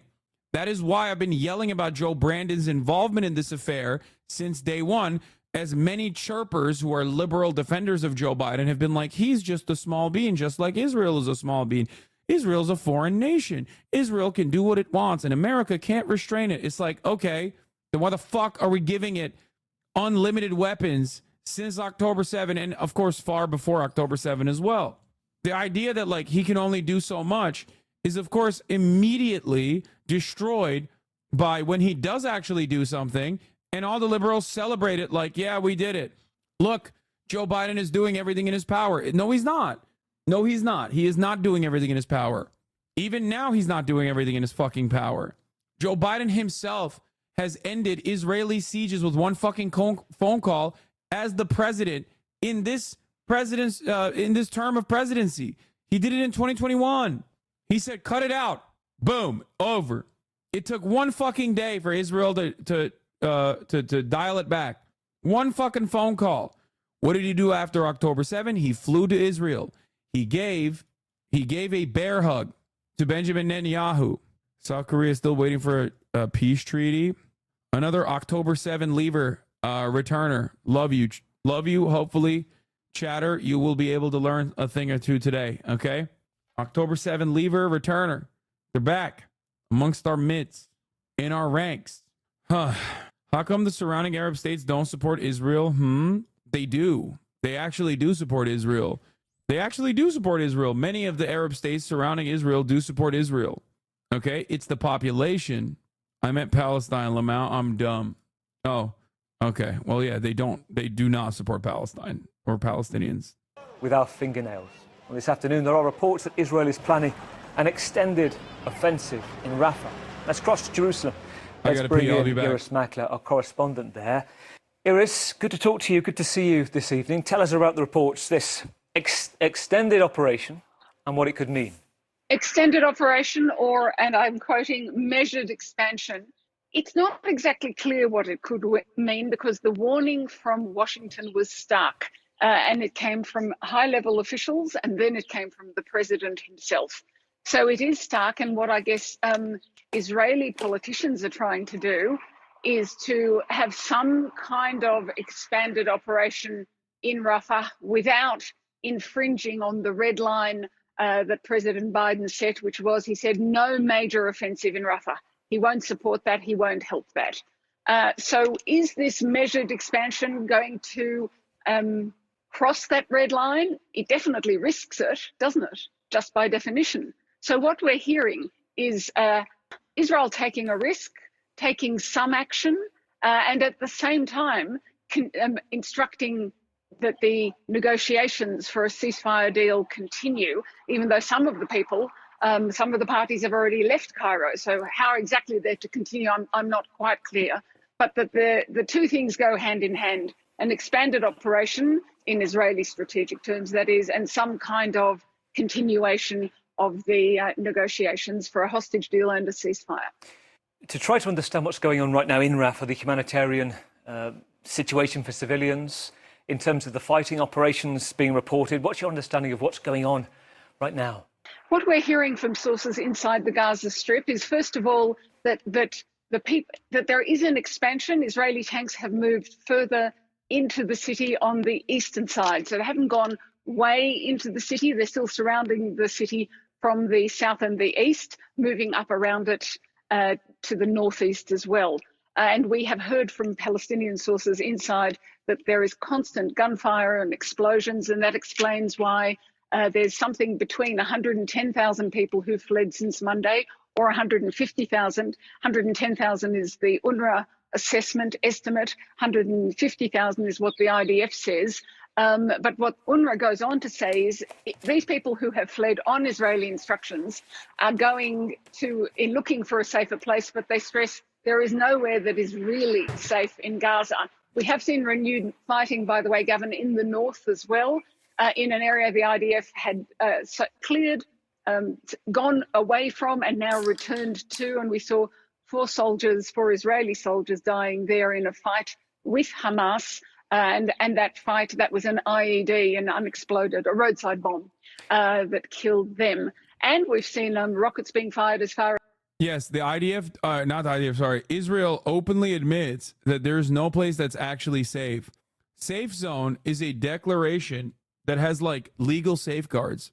A safe zone implies that you have access to clean water, you have access to electricity, you have access to humanitarian aid, and you will be free of any kind of conflict. Like, you won't get shot at, you won't get bombed.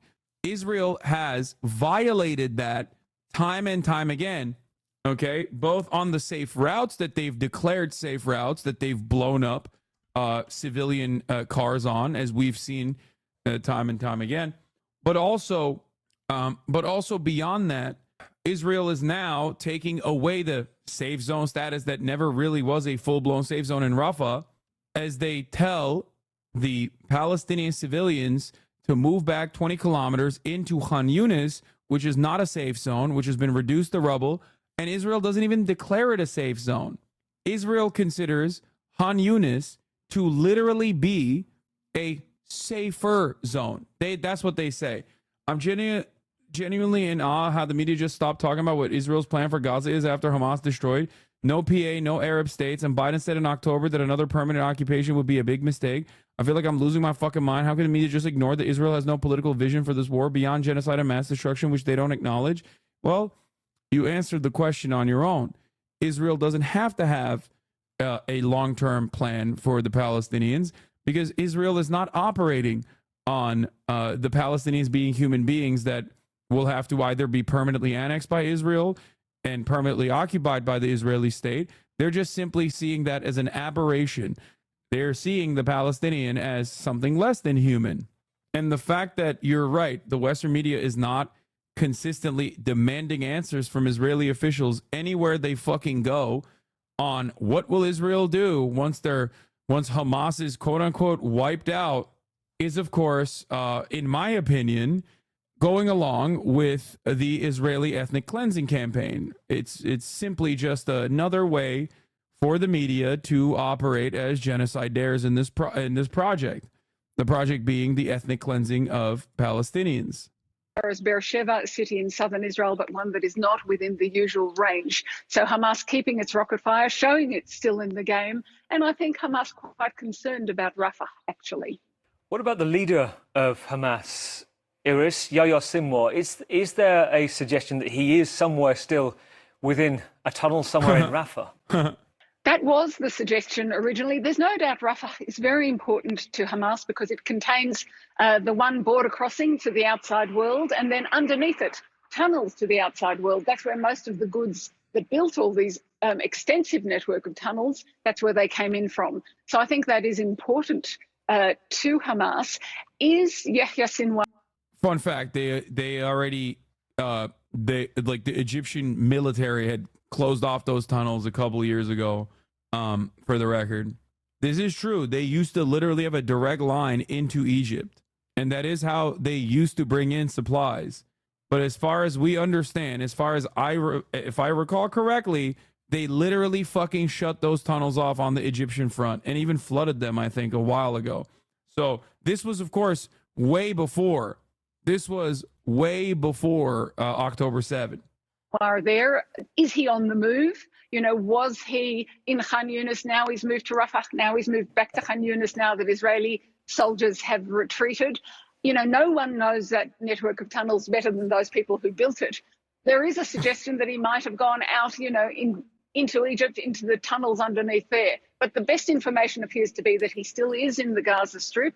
And interestingly, that's been confirmed by one of the hostages who was released early in the piece, very early in the piece, actually, after about 2 weeks. And she said she actually saw him. And he said to her, he came into the tunnel where they were being held. And he said to her, "Do you know who I am?" And she said, "Yes, you're Yahya Sinwar." And she began to berate him for the action of October the 7th. Very brave, because she said to him, "We are the peacemakers, we who live in the south of the country." Yeah, this was the peacenik that they released, the 76-year-old grandma, who's pretty awesome. The Israeli grandma that also famously, she, of course, law definitely happened. No, I 100% believe that happened. You guys don't know anything. You guys don't know anything about like old Jewish grandmas if you think that she 100% did not fucking yell at that person, that berate that person. I absolutely believe it. You can cap me all you want. Bro, she absolutely did that. Bro, what are you talking about? She's the one who literally fucking defied the Israeli government. She's the one who straight up came out and was like, no, I want to actually talk to the media immediately. And then she did. And then they fired the fucking nurse. The nurse went on permanent vacation because the Israeli government could not like imagine the PR blow that she delivered by being like, yeah, no, they were actually pretty awesome. They were super chill. Like, these guys aren't the animals that you say they are. They literally took great care of me. I did get hit by straws on the way over there on the motorcycle. And like, but beyond that, when I was under their watch as a hostage, they did everything they could in their power to take care of me. That's the one that also, that's the grandma. That was the first hostage that was released. That was the grandma that also shook the hands of the Al-Qassam guys. Yeah. She literally called the press. Lifshitz, I think, yes. If I recall correctly, they fired the PR person in the hospital. Yeah. Why are people saying it's not true? Because people's brains are fucking broken by the monolithic framework in which Israel and Israeli Jews are presented in mainstream media by Israel and Zionism in general, by Zionists in general. So that's the reason why they can't comprehend that, like, a grandma in one of these fucking kibbutz who has spent a long time transporting Palestinians from Gaza into Israel proper, into hospitals where they can get like actual cancer treatment and whatnot, might be especially a bit of a loudmouth, you know what I mean? And knowing full well what could have potentially happened to her, still openly said what her opinion was to Yahya Sinwar. I 100% believe it. She literally defied the Israeli government as well. So it's not like she gives a shit. She's old as hell, man. That's an old kibbutzim grandma. There's an old peacenik grandma. I 100% believe that she would say that to Yahya Sinwar, and 100% would say what she, as you guys know, specifically said to the Israeli media and to the global press, as a matter of fact. What is this? For those of you talking about Abby Martin's interview with him, it's great. I've been watching Abby Martin for years. You should go back and watch some of her clips on the Rogan podcast, especially when she goes to Palestine and interviews Israelis. Yeah, we have done all of that. Yeah, this is the woman. My mom is talking about coming there. When they arrive, The Israeli government says she has Alzheimer's. That's crazy. I did not know that. They were in panic mode, as you can see by this guy feverishly calling someone in the background. I had never seen this angle before. You think that grandma gives a fuck, bro? Come on. She's 85 years old. and after 2 or 3 hours, those hostages, she among that they took care of them, that they were giving them medicine. This was a very important fucking hit to Israeli PR at the time, because like, this is like so close to October 7. It's the first one that was released on humanitarian grounds, like with unconditional release of a hostage on humanitarian grounds, because she's 85 fucking years old. Okay. Right in the heat of like Israel being like, they're all rapist barbarians. They stole our people to rape them and kill them because they're rapist, monstrous barbarians over and over again. They're baby beheaders and shit. Okay. So when she came out and was like, no, actually, the fuck are you talking about? They were actually very careful with us and try to do their very best to protect us. It went directly against the Israeli propaganda, which is precisely why many of you who weren't here, if you weren't here at the time on my coverage, probably didn't even hear about it. They were given medicine. Those who wanted to defend Israel at the time said, oh, it's Stockholm Syndrome, or said, oh, well, her husband is still in captivity, so she's lying to preserve, to make sure that her husband is not killed. And they were... This also may have caused Israel to simultaneously work against the hostages even more than they originally were. If you recall, Benjamin Netanyahu refused to meet with the hostage families, and even had a fucking mole inside of the hostage families that he met with that came up and was like some fucking rabid bibis psychopath who was like, Mr. Netanyahu, sir, you're doing everything in your power. You should kill all the Hamas. Don't worry about the hostages or some shit. Some really funny internal conflict was happening in Israel at the time, especially about like the media trying to do its very best. The Israeli media trying to do its very best to not really offer this kind of coverage and show this, and even show the demonstrations and the demands that that the hostage families were making. Anyway, let's continue. That was, of course, 7 months ago, 6 months ago. We're the people who believe in a solution. We've always held our hands out to you, and this was no way to repay us. So a very brave woman, and we do know that that means that early on, Yahya Sinwar was still in the Gaza Strip. I'd say he probably still is. If he left, it would feel, I think, to the rest of the people who are fighting for him that he wasn't their leader anymore. It's an incredible story. Iris, thank you. Our correspondent in Jerusalem. The UN announced that as of this morning, more than 100,000 Palestinians have fled the city of Rafah in southern Gaza. Many civilians had originally been ordered by Israel to come here for their safety. Now they say they have nowhere to go. We are tired, says this man. Either they should kill us all at once and send us up to God, or they should stop the war.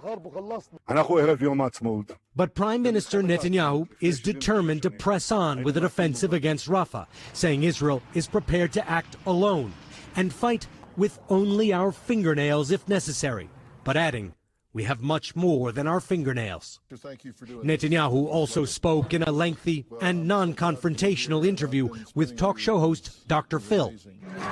He took aim at protests on college campuses in the U.S., where demonstrators continued to clash with police overnight. You have a lot of ignorant people there whose sense of history at best goes back to breakfast, not even that. Yeah, Dr. Phil. Remember when Dr. Phil was like, I am going into independent media because honestly, like, it's fucked up how wait, hold on, I gotta find this Tiltify campaign page real quick, god damn it. But yeah, Dr. Phil was like, I'm going into independent media when he went on the Joe Rogan Experience. He's like, I'm going into independent media because, like, I want to cover voices that are not heard. Well, turns out the voice that wasn't heard in mainstream media is motherfucking Benjamin Netanyahu. Thank God for Dr. Phil's brave coverage interviewing Benjamin motherfucking Netanyahu. He addressed President Biden directly, saying he hoped he and the president could overcome their differences.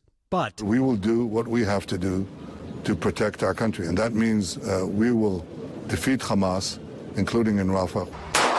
Israel says Hamas has 4 remaining battalions of fighters in Rafah, and that it must root them out to destroy the militant group responsible for the October 7th massacre and mass kidnapping. The White House already held up one shipment of 2,000-pound bombs, and President Biden said some arms shipments would stop if Israel attacks Rafah's main population centers. But our crew in Gaza is documenting how that is already happening. These children were in their homes in central Rafah when they were hit by Israeli shells. Doctors try to reassure a boy named Mohammed.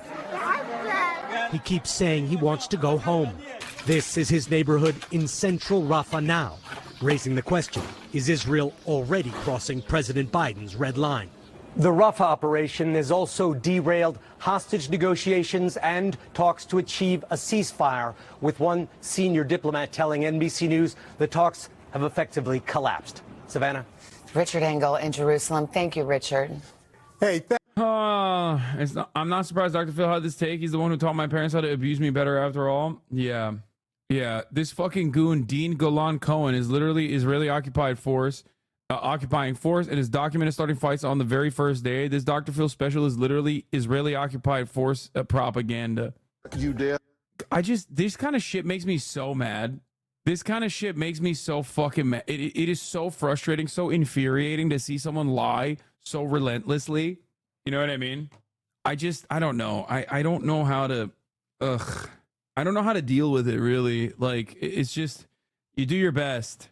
You do your best every day. You put your best foot forward every day. You try your very best to ensure that you can push back against these lies. Do you think the media's jumping ship on Israeli propaganda is due to the student encampments? I think the media was looking for any fucking out because they criticized Israel maybe a little too much. And so the student protests were like a great way to recenter the conversation on like Americans and our feelings. rather than Palestinians being fucking ruthlessly slaughtered by Israel. Does anyone else find it weird that very rarely there's video online Hamas fighters, like from either POV? Finding video Hamas fighters is so rare. Huge contrast to the other war in Ukraine makes me question how many fighters actually exist. I mean, I just watched a fucking video while I was pissing of the Al-Qassam Brigade using a fucking bathtub Barrett 50 cal that they made, sniping an Israeli occupying force soldier and having him catch on fucking fire. So they definitely do post a lot of videos. You rarely ever see videos of Israeli occupying force soldiers like actually fucking fighting against like militants. But definitely, you do definitely see bathtub 50 cal is wild. That's literally what they do, bro. It's not even a fucking joke. What I never understand is how they get the fucking camera to line up with the crosshair, like, or line up with the optics of the sniper rifle. That's just pretty crazy. What is a bathtub 50 cal? I'm joking when I say bathtub. Obviously, they don't make it in a bathtub, but like it's an inference to bathtub meth. But basically, what they end up doing is like it's handmade and handcrafted inside the Gaza Strip. They have their own weapons that they craft, literally DIY shit, homemade, organic, fair trade, farm to table weapons. Yeah, Hamas unlocked metallurgy. It's the Al Ghul sniper designed in Gaza, like the Yasin 105 RPG clone. Yeah, they have their own sniper rifle, the Al Ghul, and I think it's the Al Ghul. I don't know if it's actually called Al Ghul or if you guys are just like making jokes about Disco Elysium, but oh yeah, here, this is, dude, they beefed up their craft points so goddamn hard. They literally, they padded their fucking craft perks so goddamn hard. You had no idea that this was happening. The one thing I'll never understand is like, obviously Israel has like permanent 24/7 surveillance, right? On the strip. So what I'll never understand is like how they get to do these training stuff, like, and like what the Israeli occupying force guys on the surveillance side are thinking while this is happening. Like when they were doing the paratrooping activities, right? When they were like learning how to hang glide, what the fuck? What did the Israeli occupying force surveillance people think? Like, were they just like, it's fine? I suspect that they film a lot of this in like either Lebanon or directly in Iran, because they do go to Iran and train there for sure. But even then, it's like, I don't know. They let them do it so they can have their warrant. No, this part is ridiculous. Okay, like I think it's probably more reasonable to assume that they just don't think that the Palestinians, they think that the Palestinians ain't shit. You know what I mean? So they think that it's just not, they just think that they're not capable of doing anything. It's just arrogance. It's hubris. It's a near century of dehumanization that they ended up believing as well. You can hear the drones. Before the war, drones came over in the mornings and evenings. I don't know if satellites would pick this up that fast. Gunsmithing perk unlocked. You're about to get clipped the fuck out right now because of this. I've watched this video before on stream. I don't really give a shit. Not gonna lie, from the outside, this would look horrible. Brother, I have said this over and over again, okay? The fact that these dudes who are like mostly fucking orphan teenagers are capable of bringing together any kind of fucking militant resistance against the Israeli occupying force, which is one of the most well-oiled, unlimited funding ass militaries out there, is yet another demonstration of Palestinian resilience across the board.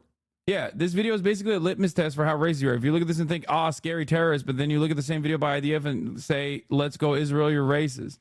Like, I'm sure in a normal fucking world, right? I'm sure in a normal world, like, yeah, if you're like 17, 18 years old, you probably don't want to be fucking in an underground bunker making fucking bullets. You know what I mean? What 18-year-old is doing that for fun? And before the Amerifats chime in and go, I would do this for fun, shut the fuck up. Okay? No. How about not glorifying weapons of death, though? Wait, what? Is this a warmongering stream? Yeah, it's only warmongering and glorifying weapons of death when it's fucking Palestinians that make the weapons of death. I know. First of all, I literally watch military propaganda for fun all the time. Okay. Ironically enough, also weapons of war implies the existence of weapons of life and weapons of peace, which I think is pretty funny in general. But it's ridiculous. If the bill passed through the Senate about how criticizing Israel is considered anti-Semitic, will that mean you will get banned from Twitch? I don't know, but I'm sure you and the boys in the Discord server will try to fucking do desperately exactly that. But I don't see myself changing course anytime soon on my coverage. We will continue killing your soldiers by our locally manufactured snipers. Bro, I'm telling you, they said farm to table. Motherfucker said farm to table, baby. Weapons expert breaks down this video. It's literally fake. They are literally allowed under international law to resist occupation using deadly force. If you watch Hunger Games and cheer to districts, you should at least be sympathetic to their cause. Yeah, that's the other part of this, is that like what they are doing is both legally allowed and also, in my opinion, moral as well. This is entirely outside of the boundaries of October 7th. Okay? Like, what the fuck do you mean? What are people supposed to do? Trust me, bitch. You would want someone in their goddamn bathtub rocket launchers if an Israel-style situation was happening in your fucking neighborhood, okay? It's so funny because, like, what I just mentioned there comes across as, like, unimaginable to the average American who will shudder on having to consider that, like, yeah, people do probably want to survive and not die and will take up arms against, like, a violent, brutal occupation, except Israeli officials recognize that reality as well, which is why so many of them, whether they're like former leaders of the Shin Bet or former prime ministers, former fucking IDF generals, have openly stated, yeah, if I was on the other side of that fucking boundary, dude, I would be Hamas. I'd be doing Hamas too. Like, motherfuckers are over here literally to the right of Ehud Barak on this issue. It's so weird. Like, they get it. They also, operate on might is right politics. So they think like it's, valid for us to do to us what we suspect they might do to, it's valid for us to do to them what we suspect they might want to do to us. Anyway, yeah, the Hogs fantasize about what Hamas is doing all day, every day, fighting back against a fascist occupation is their greatest fantasy. Yeah, except they also think it's like, Hogs will literally talk about not being able to be like racist in public without scrutiny as the greatest crime that has been presented against them, while simultaneously cheering on the police brutalizing fucking, they, them, non-binary English majors at some of our elite institutes of higher learning for the crime of saying Israel's doing a genocide and probably we shouldn't, be involved in it. So it's just anything that I could even perceive as like hurting my fucking feelings is the greatest crime of all. That's real fascism. Except if it was real fascism, they would love that shit because they're fascists. Okay. Way too early with Jonathan Lemire. Israeli officials have responded to President. What a self-own in the form of the name of your program.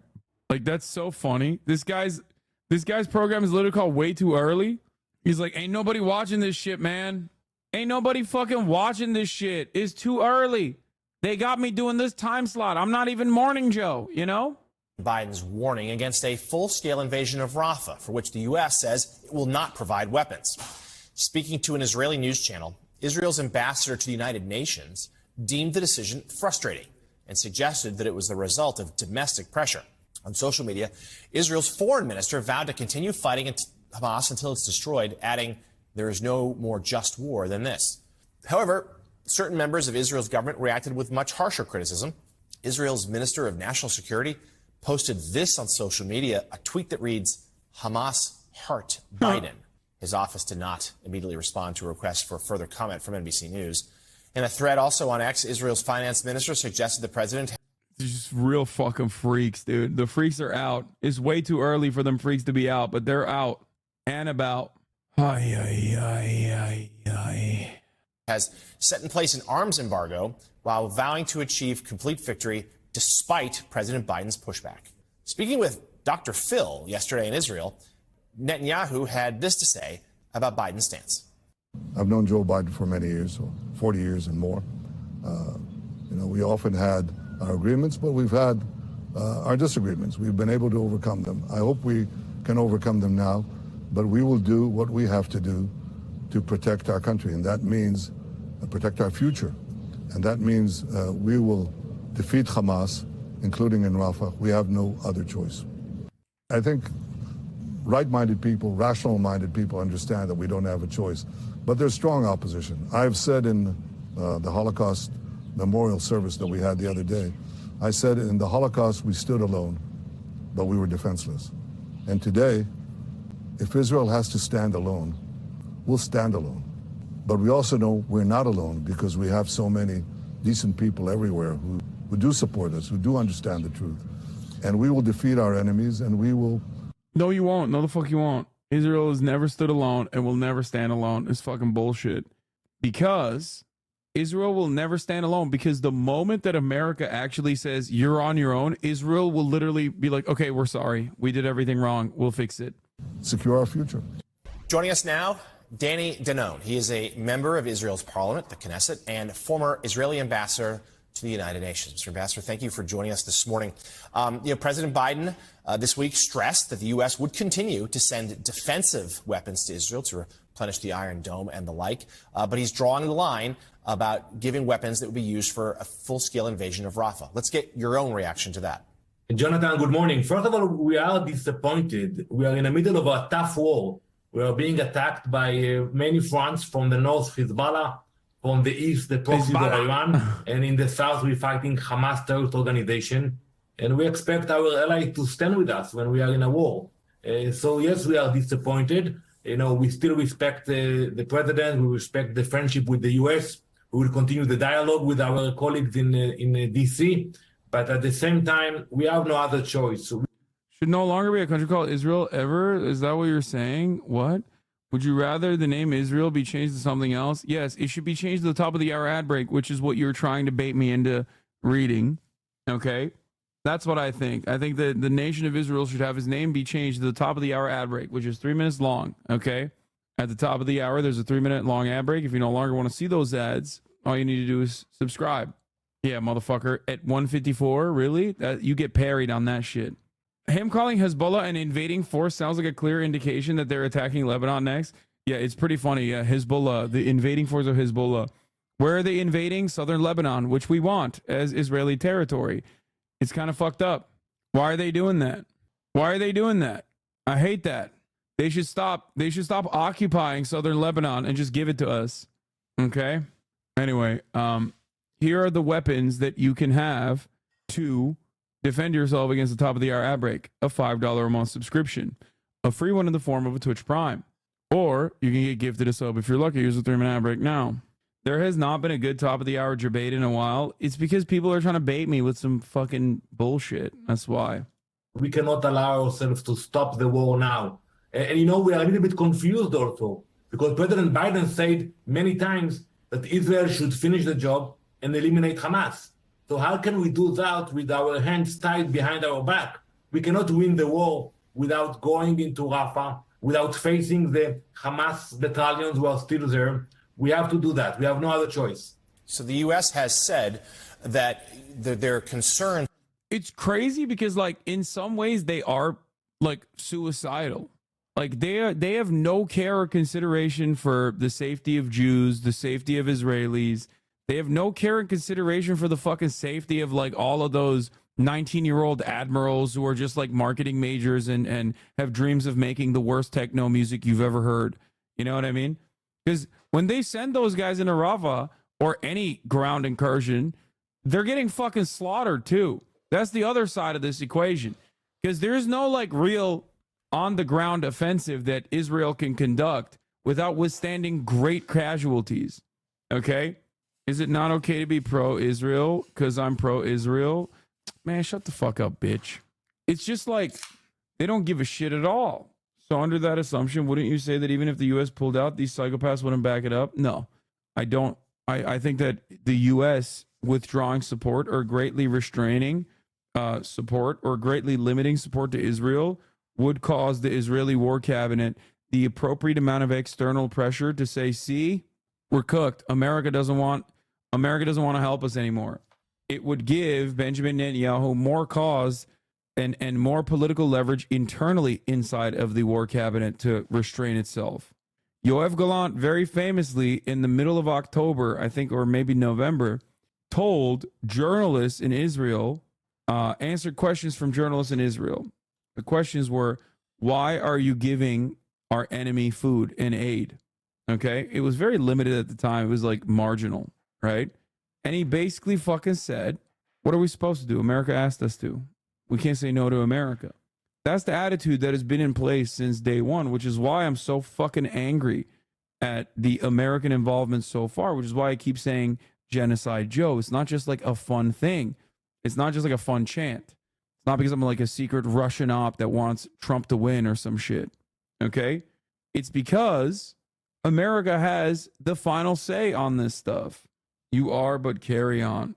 I like the idea that you're in here and watching since 2022, and you're like, I'm watching this Russian op who loves Donald Trump and wants him to win. About the Rafah operation was that Israel, it has saying that Israel has not provided any sort of plan to provide safety for the civilians there. Is there such a plan? And what is it? Absolutely. And that's a false assumption, because you look at the timeline. We have been in Gaza for 7 months. One of the reasons it's taking us so long, because we are very cautious, and before we operate, we allow the population to move to August 12, 1982, Israel's bombing Beirut for 100 hours straight. Israeli Prime Minister Menachem Begin says, if Israel has to stand alone, we will stand alone, and we will be victorious. President Reagan calls Menachem Begin up and says, Menachem, this is a Holocaust. Stop it right now. Literally 20 minutes later, Begin says, we stopped this, sir. I'm sorry. Pretty much. And yes, he did use those terms. He said, what you're doing is the Holocaust. No fucking inferences to how anti-Semitic that sentiment is. No, like pushback. Just straight up. All right, you say jump, we say how high. Now, obviously, the support for Israel since the 80s, or since 1948, has only gotten stronger and stronger, right? And it's become like an overwhelming bipartisan consensus amongst both of the parties. Israel can do no wrong. Steady supply of propaganda from the media that has basically also gotten major chunks of the older population to also ride with that agenda. However, having said all of that, Israel has basically greatly exhausted that kind nature and open hand that America has given to Israel. A different direction. And we have showed to our colleagues in the U.S. Very specific plans to allow a population in Rafah to move to other areas that were prepared to accept them with the NGOs. And that's why we haven't started the attack there, because we will do that before we will attack Rafah.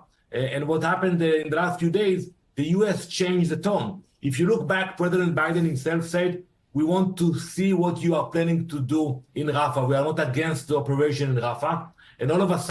Actually, Bain did push back saying, Mr. Reagan, I think I know what a Holocaust looks like, but Reagan didn't give a fuck. He just replied, end this now.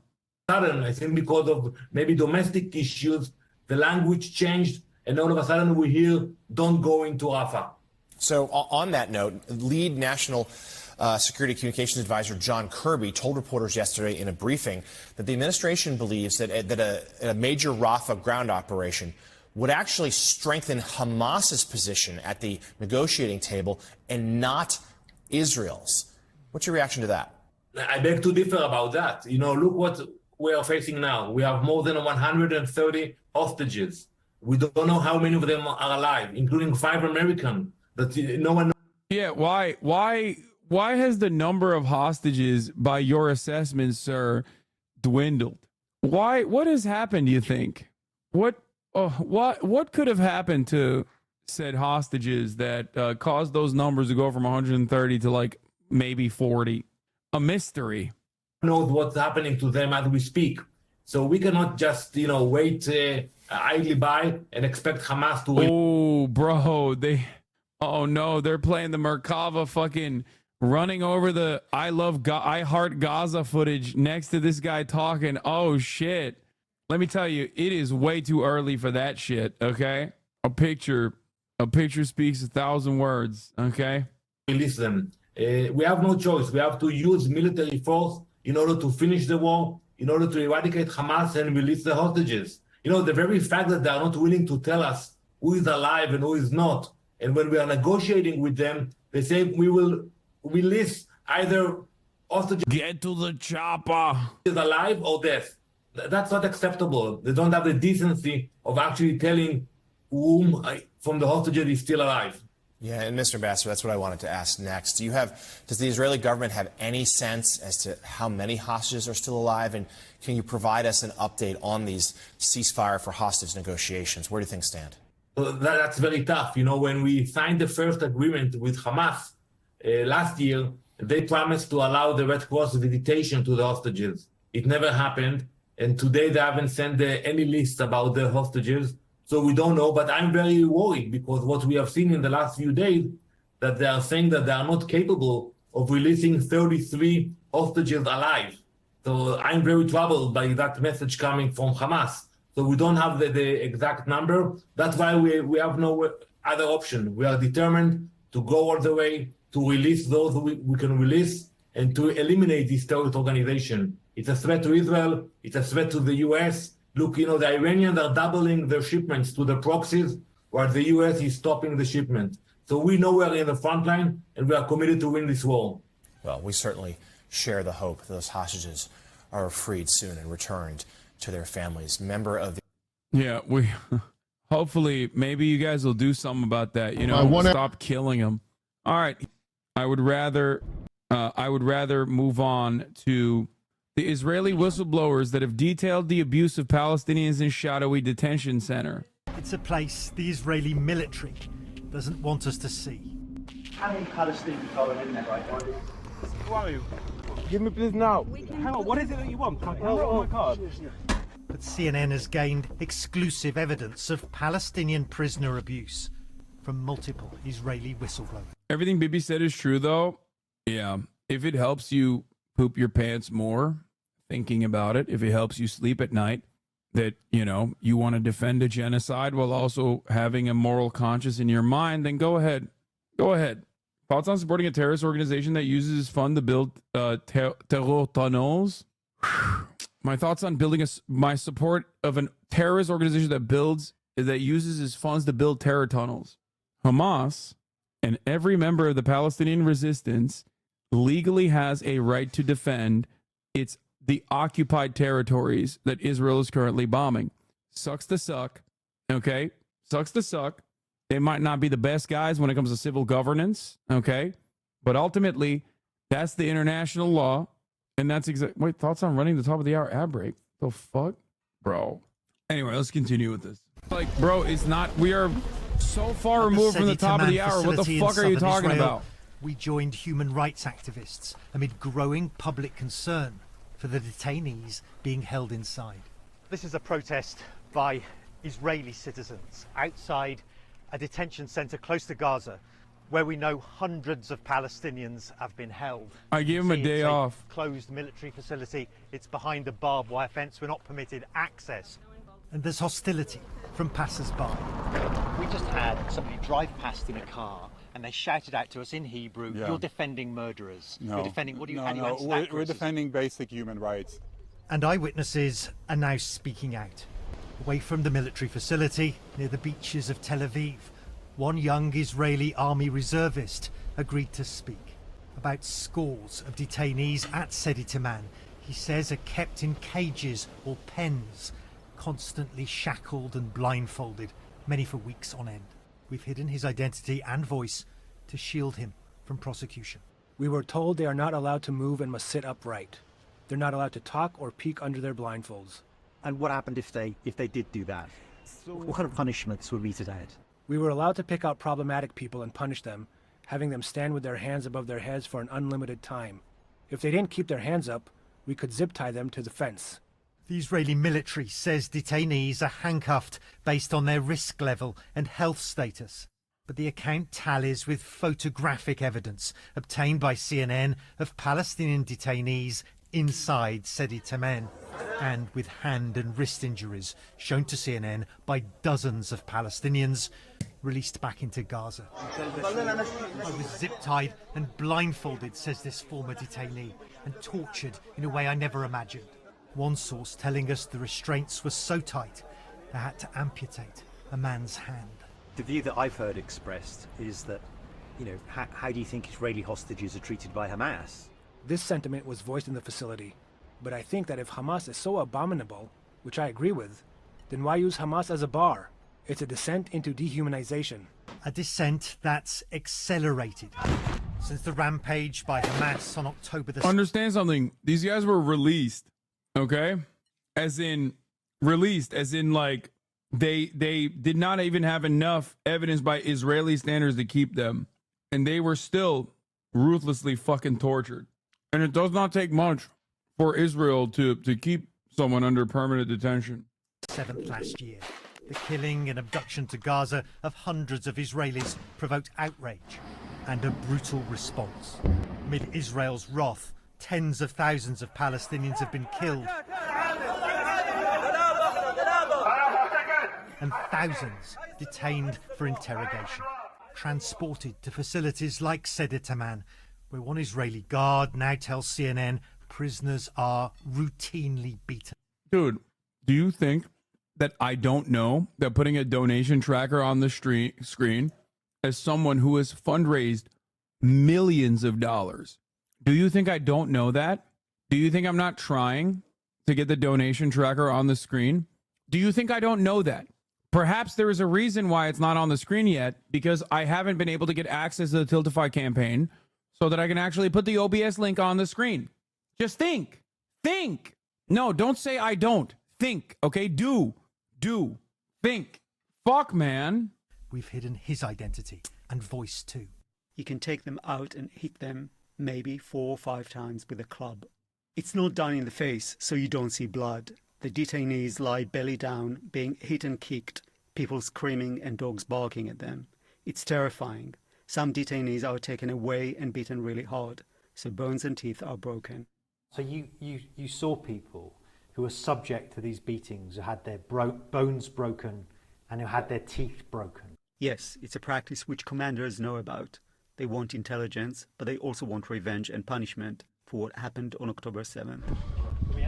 The Israeli military hasn't approved CNN's requests for access to Seder Taman. But at the gates of the facility, we challenged the Israeli guards. How many Palestinians are in there right now? Don't know. I prefer to run the answer. Do you know if they're being handcuffed? Are they being blindfolded? No. This is a facility. As we leave, masked soldiers approach. Hello. I'm sorry. It's just he kept spamming over and over again, being like, "Bro, I swear, if you put the donation thing on screen, it'll draw more donations." Like, I know that already, man. Come on. Oh, you kept spamming it over and over again. It's a property of the army. Oh, so who are you, youngster? From CNN. They tried to take our cameras. Give me please now. Give me please now. What is it that you want? My camera or my card? Then order us to leave. Well, we're driving now to meet one Israeli with personal experience of the Seder Taman facility. It's experience that he says has left him shocked at the condition and the medical treatment of Palestinian detainees there. He told us he treated Palestinian detainees. As happy as I am that CNN is finally getting around to covering this, Time Without an OEO's right. We've known about Seder Taman for a long time now, but it got absolutely zero international media attention. In January, Hagar Shazaf and Yuval Abraham both independently reported on the conditions there for Haaretz and Local Call. I covered this facility already on stream. That was literally months ago. I'm glad that they're like showing it as breaking news, right? Or like, you know, explosive journalism. And in some respects it is, and it's valid, and it's incredibly valuable that CNN is finally covering it. But just understand that like those Israeli Jewish protesters didn't fucking go there because they had a hunch. They went there because Israeli sources, Israeli outlets have already been covering it. That's the crazy part about it. That's why I always fucking say that like, if you want to understand, if you want to get a better understanding of what the fuck's going on in Israel, Israeli sources oftentimes and Israeli reporters oftentimes do an infinitely better job than the Western media, even on outlets that I would say range from like anti-Zionist all the way to Zionist outlets. Just like with the Zakah organization investigation that was concluded, that also got very little coverage in the Western media about the improper handlings of Zakah on October 7 victims, and what a major role that played in fucking up any kind of forensics investigation that could have been conducted. With gunshot wounds fresh from the war zone in Gaza, but was appalled at the lack of equipment and expertise. The problem is, Gazans who are brought in are labeled as terrorists, and it is very popular opinion over here that terrorists deserve to die, so they do not deserve the same medical care as everyone else. Satellite imagery obtained by CNN shows how the Sedi Taman facility was expanded after the October 7th attacks, with detention facilities and makeshift medical bays being added after public hospitals in Israel refused to treat injured Gazan suspects. Eyewitness accounts describe a field hospital with 15 to 20 patients, virtually naked and blindfolded, with hands and feet shackled to their beds and wearing diapers. One eyewitness told CNN painful procedures were carried out by underqualified medics. Treatment the medical worker told us amounts to punishment. In my view, it's the idea of total vulnerability. If you imagine being unable to move, being unable to see what's going on, that's something that borders, if not crosses, into psychological torture. The Israeli military says prisoners are stripped for security checks and that investigations are opened when there's suspicion of misconduct. Still, accounts from Israelis and Palestinians inside and the shocking images paint a disturbing picture. Matthew Chance, CNN, at Sedi Taman in southern... Direct analog for Nazi Germany and its concentration camps. A great shame. Unimaginable cruelty being directed. There's more clashes on now college to the new campuses. clashes on college campuses across the country, including arrests just moments ago at the University of Pennsylvania.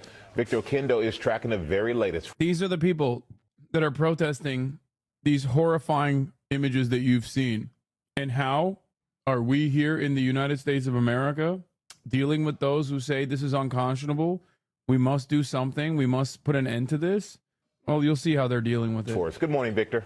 Good morning, Michael. Around the country this morning, tensions ratcheting up across college campuses. Let's start at the University of Arizona, where they're gearing up for their graduation ceremony later today. Law enforcement spraying what appears to be tear gas on roughly 100 protesters gathered by the university's main gate. This is the second time this month chemical irritants have been used to disperse protesters on campus. At George Washington University in D.C., hundreds of protesters gathering on a street that includes the home of the president of the university, shutting down traffic and setting up tents. This comes just one day after police cleared the encampment on campus. And here in Los Angeles at the University of Southern California, after canceling the university's official school-wide graduation, the university opting for what they called a celebration at the Memorial Coliseum. Students, instead of walking on stage and getting a diploma, they were treated to a drone and fireworks show. Whit? All right, Victor Okendo for us. Thank you. The third week of Donald Trump's criminal trial ending with a dramatic confrontation as his defense team wrapped up a... Great, man. Awesome. Cool stuff. Oh, yeah. Broadcast of Eurovision Song Festival on Belgian TV starts like this. This is a workers' union action. We denounce the human rights violation by the state of Israel. Moreover, the state of Israel destroys press freedom. This is why we shortly interrupt this program. So shouts out to the Belgians. I have covered the Eurovision protests far more than I care to. I do want to cover the new report that just came out where Anthony Blinken and the State Department basically say Israel did definitely violate international humanitarian law and engage in war crimes, but they refuse to say it. Now, we're just going to bring you some news that's been developing while we've been on air tonight. The U.S. government has said that Israel may have used U.S.-supplied weapons in breach of international humanitarian law in some instances during the war in Gaza. These findings are in a review ordered by the White House. Let's find out more from our correspondent Tom Bateman in Washington. What more do we know, Tom? Jane, this has been a long-awaited report by the State Department here after, as you say, President Biden ordered a review of, in fact, 7 countries and the way in which they were using US-supplied weapons. Now, that had come, of course, under growing pressure on the president, particularly from human rights organizations and from parts of his Democratic base, to investigate and verify whether or not US weapons were being used in breach of international humanitarian law in Gaza. Now, such was the work that has gone into this. The State Department here missed its own deadline on this by 3 days, but we've had the report in the last 10 minutes. And the key line is this. It says it is reasonable to assess that weapons supplied by the United States have been used by Israeli security forces since October the 7th in instances inconsistent with international humanitarian law. Now, that is clearly a rebuke of Israel, but it stops short of saying that that should then lead to any further withholding. So what is it then? Israel is allowed to do it then? Like, what are we doing here? Israel may have violated international human rights law, so I guess it's like, but they can do that? Like, what's the takeaway? They may have done so, and we may just continue to give them the weapons to do so. Women rank men by size? God damn. Like I said, I'm waiting for more coverage from maybe the likes of CNN when they're done covering the Boston Celtics or whatever, to see what they have to say about this new Blinken report and how they're covering it. But yeah, we talked about this briefly yesterday, but Israel, of course, raised an entire Bedouin village to expand a highway. The demolition of Wadi al-Khalil, an unrecognized village in the Nakab, left over 300 citizens homeless despite their attempts to reach a compromise. Israel pulled yet another amazing right-wing move. You know how fucking right-wingers love talking about, like, what about our homeless veterans, while simultaneously demanding that they get fucking executed on the streets for being homeless? But they only talk about them when talking about immigrants. Oh, you want undocumented immigrants to come here? What about our homeless veterans on the streets?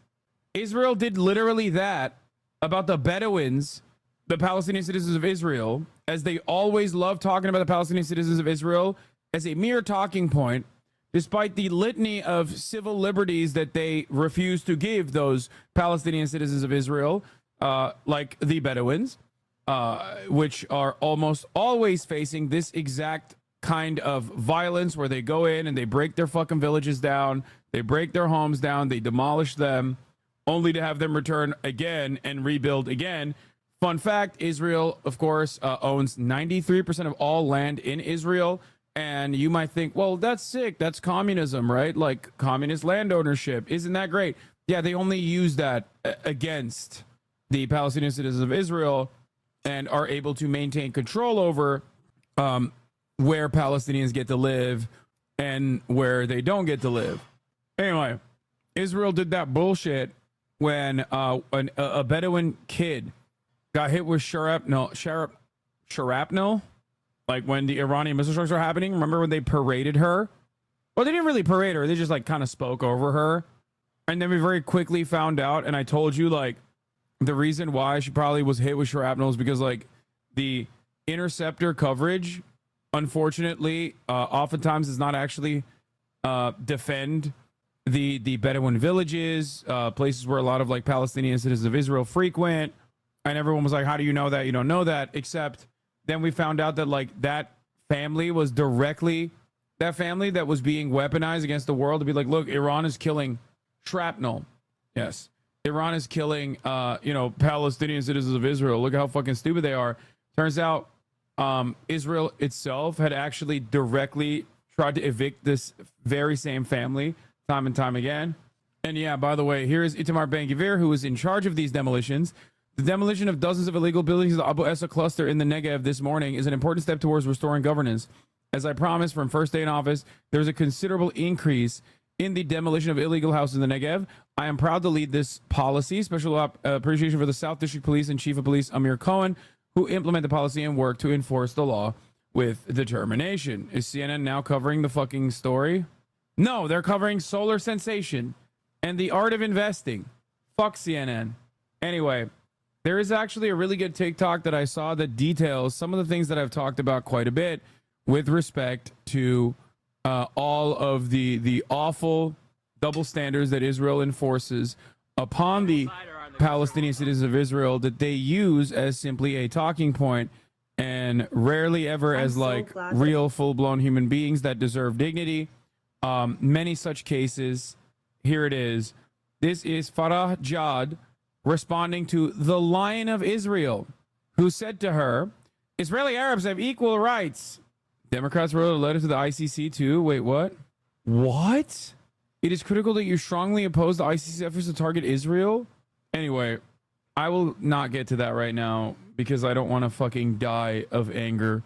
I don't want to be the first case of a human being that literally just simply ceased to exist because of how fucking angry he is. Okay, let's talk about the arms report. A definitive conclusion as to whether international humanitarian law has been violated or has not been, saying that there are still ongoing investigations into this matter, into these specific incidents that raise serious alarm with regard to those strikes that have been carried out by Israel in Gaza since October 7th. We should also note that the report doesn't find that Israel stood in the way of the delivery of humanitarian aid into Gaza, even though our own CNN reporting has revealed that our reporting is that they have. Now, the important thing about this report, it points out the challenges of making determinations on this front because of the what is going on in certain specific incidents, or if they didn't. It's also noteworthy that the report very clearly says that Israel has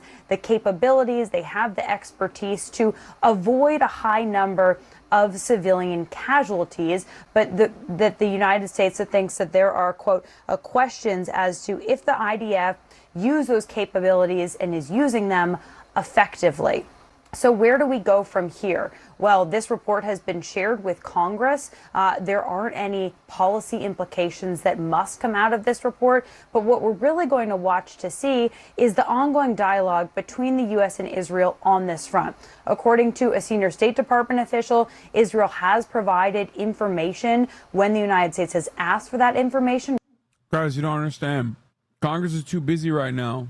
Congress is too busy right now. Doing what, you might ask? Serving you the 3-minute ad break at the top of the hour? Definitely. Which you can avoid for $5 or for free. So this is a pretty open-ended continuation but after also, this report has been provided to Congress. Doing? And I think it's worth noting that Senator Van Hollen, who's been pushing for this report, saying that his need to make sure, review these instances to make sure that Israel is acting in accordance with international humanitarian law. He has received the report, and he said that it is, quote, ducking the key questions. He does not believe that it adequately digs into the details that he believed this report needed to, and he said that there are political reasons for that, basically making the case that the administration didn't want to come out and say in a lot of these specific instances that there was violations of humanitarian law. Yeah, and of course it comes in the wake of the message by President Biden and the decision by the Biden administration to restrict weaponry, certain weaponry to Israel, of course, if indeed we see an expansion of the operation in the Rafah part of Gaza. Kylie Atwood, great to have you with us. Thank you. Let's get more context on this now. I'm joined now by Major General James Spider Marks. Major Marks, fantastic to have you on the show with us. Let's go. What does the spider rapist have to say about this? Into English and military, what this means or may mean for what we're seeing in Gaza, and I think specifically Rafah too. Yeah, Julia, thank you for letting me join you. I think there are several things that we do need to explain about this report. Number one is, frankly, it's not surprising that weapon systems might be used unintentionally, and that's one of the points as well, is what is the intent of the use of these weapon systems by the IDF. If there is specific intent to go after civilian targets, then you've got a significant problem. That's not the issue here at all. I don't know I don't know if I was joking about the spider thing. No, his name is literally fucking Spider Marks. I just like to call him Spider Rapist because I think it's funnier. In other words, you go through the collateral damage assessment piece, then you make a determination as to whether this weapon system is the right weapon system to be used against this target so you can minimize the damage to the non-combatants. The other thing that's, I think, not surprising is the State Department up front said, look, this is based on incomplete information. This is not everything that we can get our hands on. So the initial assessment, not It's always like generals like Mad Dog Mattis, Spider Rapist, all these fucking guys that get CNN slots after they're done with their career the international overseeing the death and destruction of 14-year-old brown children overseas. that every weapon system that's ever been used, sadly and unfortunately, you migrate into some of the determinations that there is some collateral damage that you'd like to try to avoid.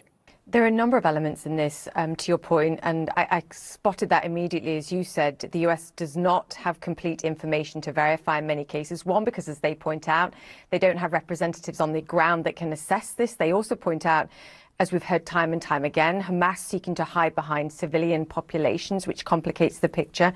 You understand the challenges of operating in a battlefield environment and the challenges and the decisions, to your point, that have to be made at this moment. To the point of that Kylie was making about there are ways perhaps to avoid civilian casualties, do you think this is damning in the sense that it's suggesting that the IDF could do better in many respects to avoid the loss of human life? And what are the implications? Because, as we've seen, President Biden has chosen to restrict certain forms of weaponry if indeed we see a greater escalation of violence in Rafah. Yeah, perfect point. Look, the challenge this administration has from the outset, or at least over the course of the last couple of months, have gone to the IDF, gone to Netanyahu and said, look, you guys need to moderate the way you're conducting this operation. Now, that's very difficult from the standpoint of the IDF. You've got a nation that's been very generous, incredibly supportive, but they're looking over your shoulder and they're saying, this is how we want you to prosecute this fight. I can understand where the IDF might say, thank you very much, but we've got a significant problem. And we're going to go after this problem alone if we have to. Thank you very much for the support, but please don't get into the details of how we're prosecuting this fight. So you've got this type of tension that always takes place. Look, when the United States provides military assistance to another nation, they do it conditionally. Say, look, here it is. We know what you're trying to achieve, but here are the rules around which you can use this type of weapon system. It makes it very hard for this administration to say at the same time, this is what's incredibly politically difficult. I'm not a political individual here, but our administration is saying we are completely behind the Israelis and their right to establish and defend their sovereignty. However, when you have that semicolon, however, now it becomes qualified to a point where you can start picking it apart. And that's why it's very, very difficult for this administration. But what we've seen on the part of the Israelis is, yep, we're getting your input, America. Thank you very much. But they have stated very clearly and very dramatically, right, that we will fight by clawing our way to a victory, if necessary, if we can't get the support that you, United States, has been very generously providing up to date. Yeah, that challenge, both militarily, I think, and politically, most definitely highlighted in this report. Major General James Spider Marks, thank you, sir. Now to a exclusive report. Since the war began, it's so wild that they're like, yeah, no, Israel will fight by any means necessary. Using what? Oh, using our political cover that we've offered them unconditionally for fucking 75 years. Using our weapons that we've given them for the last, almost half of a fucking century. Like, all of that stuff is why Israel thinks he can get away with doing this. It's part of the reason why Israel has the confidence to be able to enact such a genocidal agenda with impunity. Because why should they think anything different? After all, America has never actually punished Israel for any of this shit. It's great. It's wonderful. Anyway, we already watched this coverage and they're replaying it, so that's good. I'm glad that they're replaying this coverage. Now I want to take you to inside of Israel. One talking point that you hear so much from people like the Lion of Israel is that Israeli Arab citizens have equal rights as any citizen in the state of Israel. What you are comparing between Israel and the Palestinians, not the Israeli Arab. Well, of course, if you know anything about Israel, if you know anything about the Israeli the Israeli apartheid, the Israeli regime, the ethno-state project of Israel, then you know that to be not true, especially if you are a fan of the Hassan Abba broadcast, where I have covered this quite a bit.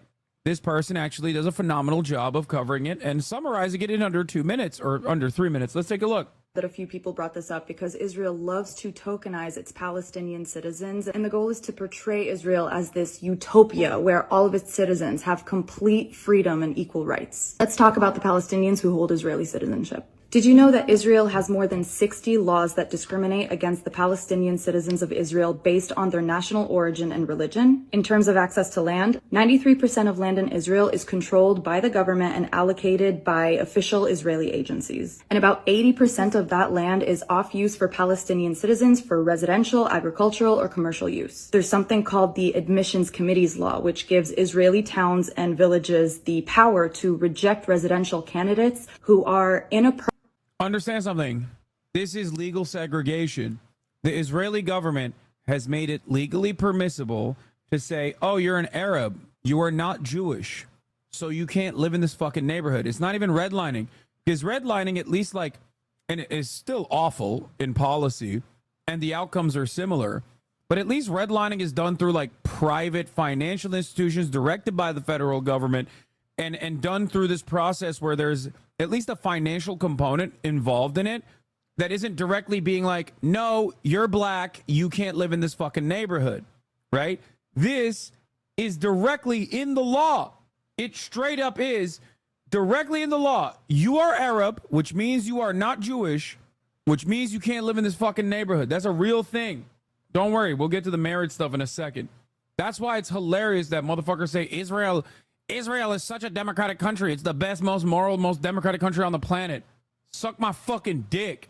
Appropriate for the social and cultural fabric, aka Palestinians. In terms of property, over decades, Palestinian citizens of Israel have been pushed into their own overcrowded communities with very little room to expand to make way for Jewish citizens. Palestinian neighborhoods face a lot of restrictions, including an extreme difficulty in obtaining building permits. And as a result, they face the threat of house demolitions. An estimated 60 They're like 97% of demolitions are Palestinians. to 70,000 Palestinian homes are at risk of full demolition. Palestinian citizens are only 20% of the Israeli population, but as of 2015, their homes represented 97% of all 97% of all demolition orders issued by the Israeli courts were against Palestinian citizens of Israel.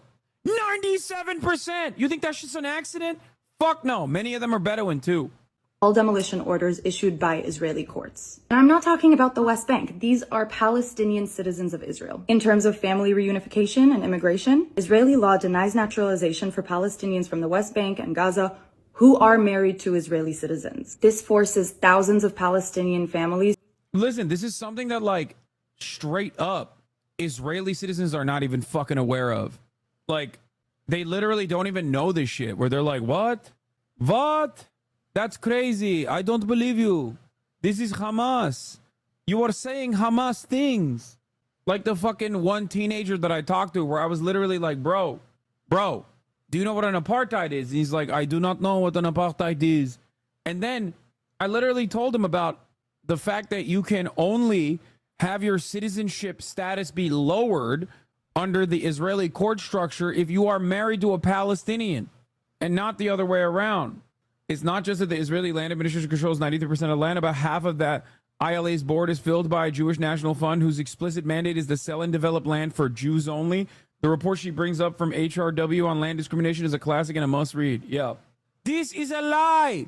I saw TikToks from a bunch of Israeli influencers who showed us that all Palestinians living in Israel, living peacefully and freely. Does this look like apartheid to you? Yeah. The liar of Israel. I can't tell if you're like, no, I'm not Israeli. I'm joking. I know he is on my side, but at first he said, this is a lie.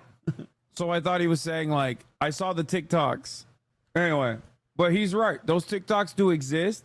We have obviously made fun of those TikToks quite a bit because of these obvious facts that are, inside of the Israeli, these are the rules of Israel for the most part. Is the rules and regulations that are codified, institutionalized. Its discrimination is absolutely apparent to anyone who is not brain broken by Zionist propaganda. Is to either live apart from their loved ones or move, while Jews from anywhere in the world can move to Israel and obtain automatic citizenship. These are just some of the racist Israeli laws that are designed to engineer demographics in order to maintain a Jewish majority while exacerbating the decline in Palestinian prosperity. The only way to successfully do this is by directly or indirectly discriminating against your own Palestinian population. As Benjamin Netanyahu says, Israel is not a state of all of its citizens. Israel is the nation state of the Jewish people and only it. So you can be a Jewish state or you can be a democracy. You can't be both. Yep. So when you find that out, and this is, by the way, the premium class of Palestinians. Remember, Palestinian citizens of Israel are those who, up until 1967, were living under similar situations to the West Bank Palestinians were, right? Military mandate, military rule, no housing rights, no liberties whatsoever. 1967, Israel actually says, all right, we're going to be nicer to the Palestinian citizens of Israel. We can maybe even use them for propaganda. Why? Because in 1967, it then expanded on its operations in the West Bank and over the Gaza Strip. So at that point, then the apartheid turns on the West Bank Palestinians and the Gaza Strip Palestinians, right? They're called 48 Palestinians as well, yes. No, they are not house Palestinians. That's gross as fuck to say. Many of them are literally being brutalized by the Israeli government, as we openly showed you right here. The only difference is those Palestinian citizens of Israel, which are considered Arab by the Israeli government, as in they too are of Arab descent, just like almost all of the Mizrahi and Sephardi Jews. Well, not all of the Mizrahi, but all the Sephardi Jews and some of the Sephardi Jews as well. While those guys are of a similar ethnic origin, they are Christian or Muslim, and therefore they are not Jewish, and therefore they are called Arab under the Israeli demographic classification.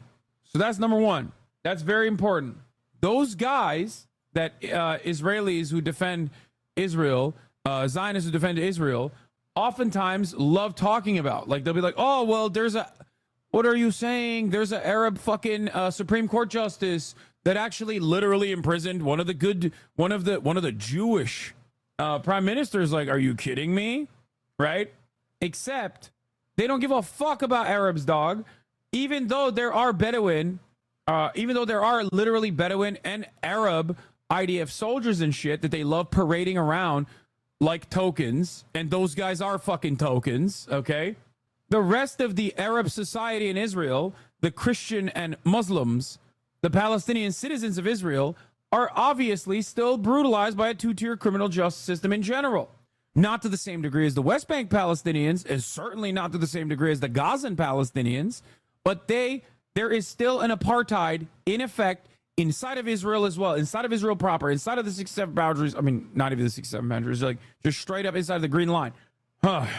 You will not hear that shit, though, anywhere. You will never hear that shit from our mainstream media that literally turns around and says Israel is the most moral nation, Israel's the best nation, Israel's the best goddamn, Israel is the best goddamn democracy on the planet.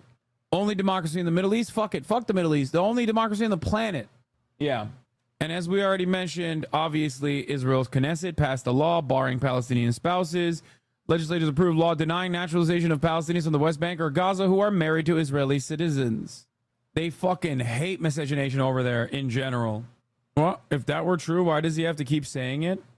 The reason why I have to keep repeating the facts about Israel over and over again is because most mainstream outlets that are supposed to disseminate correct information, that are supposed to educate you on the process, are lying to you.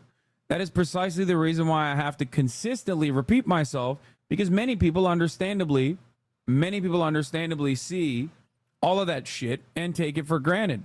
After all, why shouldn't they take it for granted? I did cover Eurovision, guys. Come on, please. That as Meme, I literally yelled at you earlier, and now you're saying, don't get me started again. Anyway, let's continue. Akbar Shalid Ahmed, who is the senior diplomatic correspondent for Huffington Post, interviewed Senator Chris Van Hollen, U.S. Senator from Maryland, who required the report that we just briefly covered and had led Congress in questioning Biden's Gaza policy, and will share his thoughts here. The Biden administration falls short of making difficult determinations in specific cases, he says. It fails to do the hard work of making an assessment and ducks the difficult questions that the report was designed to determine in terms of international plus U.S. violations of law. In addressing Israel's handling of humanitarian aid, especially, the administration failed to do the assessment that was required over the entire period, he says, creating conditions that have led to the death and starvation. Instead, they focused on limited recent changes, he notes. He sees big gaps in the administration's report when it comes to looking at specific cases of the use of weapons. They're ducking determination on politically inconvenient cases, Van Hollen says of the Biden admin, noting damning findings from NGOs the admin office cites. Congress is going to want to look into specific cases because the report is incomplete, lacking in analysis of incidents they seem clearly represent misuse of U.S. weapons. Yeah, the Biden administration just announced that it has accepted the Israeli government's assurances that it is not violating U.S. or international law in its prosecution of the war in Gaza, a conclusion at odds with the assessment made by UN and international aid groups. The Biden admin also conceded that Israel's use of U.S. weapons in its bombardment of Gaza may have violated international humanitarian law designed to protect civilians. They may have. Chris Van Hollen continues. As I read this report, the Biden administration is taking at face value many of the representations made by the Netanyahu government, but when there's clear independent evidence of the contrary, they don't make a final conclusion. When you don't have the necessary information, no conclusion can make sense, but it's not credible that the U.S. government has less information than orgs like Amnesty International, Human Rights Watch, and Oxfam. Says he's independently verified reports that U.S. government experts in human rights law plus aid delivery were overlooked in preparing the assessment. If this conduct complies with international standards, God help us all, because that would set a very low bar for what is allowed. What they're trying to do is make clear they recognize how bad the situation is, but they don't want to have to take any action, Van Hollen says of Biden admin. NSM would be most useful if judgments can be based on facts and law and not driven by what we wish facts and law were. Just something to consider. So they literally said, we're taking Israel's word for it. Also, we found that there are instances that may have violated international law and maybe even U.S. law, but we're not going to look too further into it. And also, we will not cut flow of arms because we're monstrous pieces of shit. Very cool. Thank you very much, the United States of America. That's very cool of you.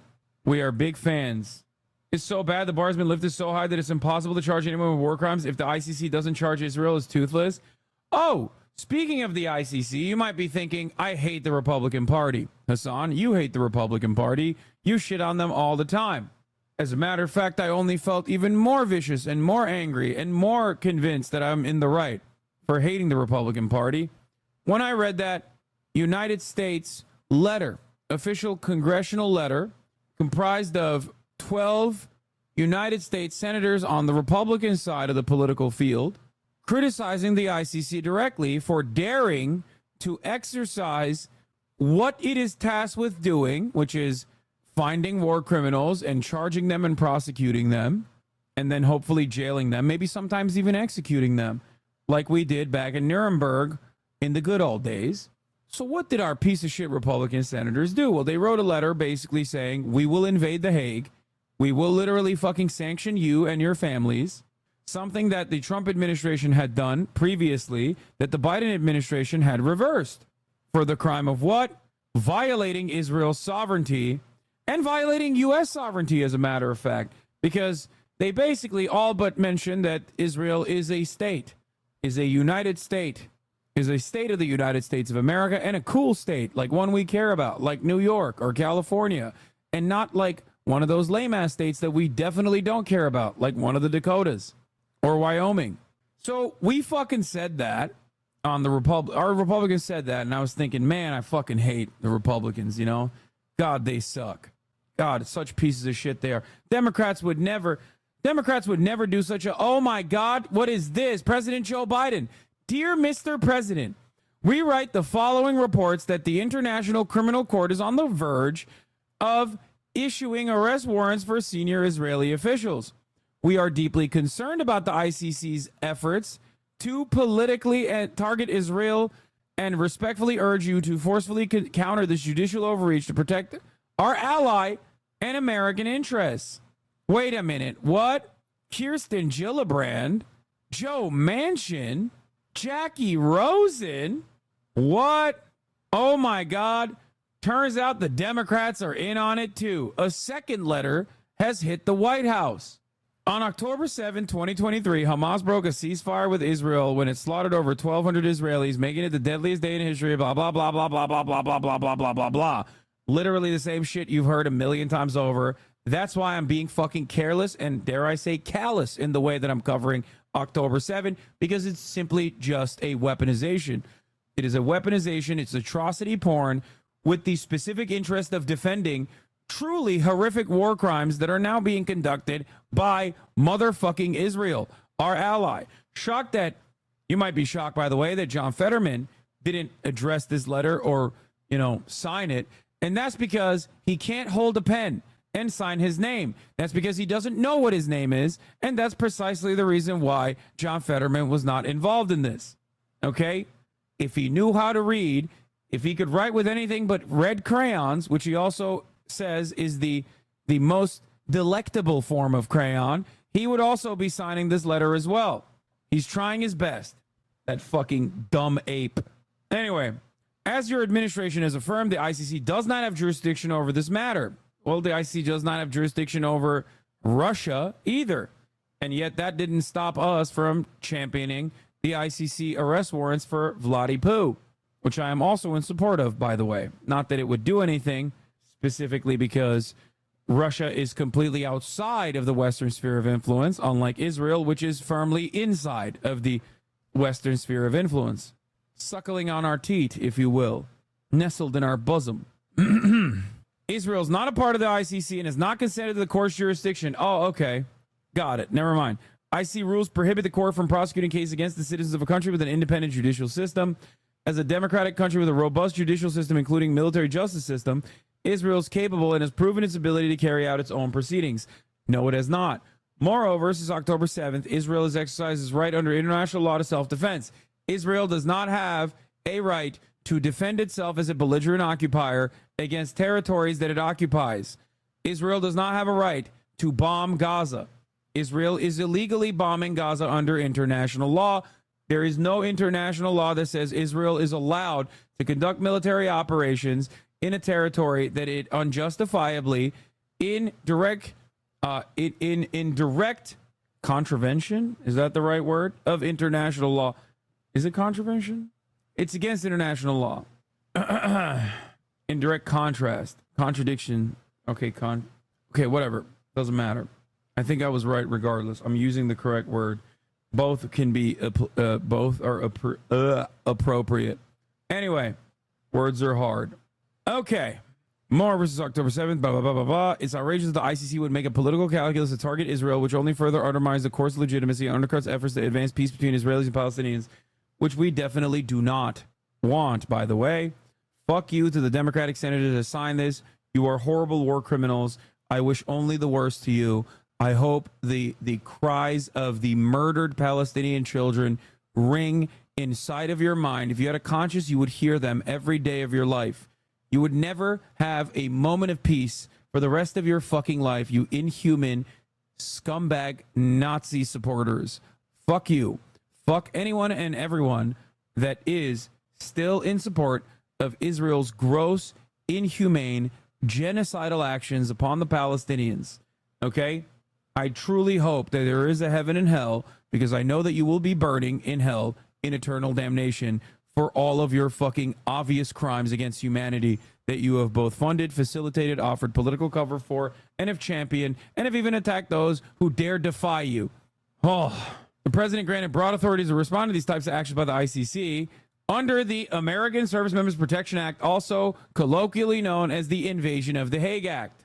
I love that they keep invoking this, by the way, which is literally an insane law. Like, we decided it's like if Nazi Germany knew the Nuremberg trials were going to happen and ahead of time democratically voted in their own legal system that they would invade whichever governing body chose to fucking prosecute them for their war crimes. Okay? It's ridiculous. Oh yeah, we decided collectively inside of the United States of America that we are going to do a shit ton of war crimes. Okay? Post 9/11, we're geared up to do a lot of war crimes.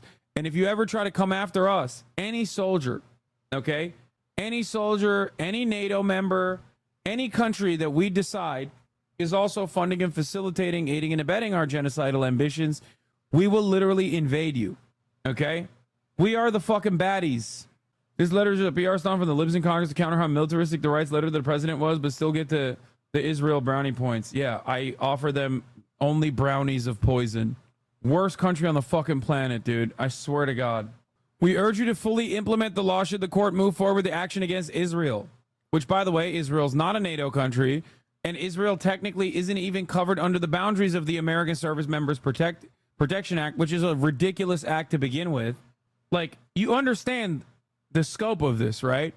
America does like Nazi Germany shit, and then the international courts say, hey, we have to prosecute the people that did the Nazi Germany shit, like you guys are going crazy, okay? And then America goes, no, actually, it's legal for us to invade you now.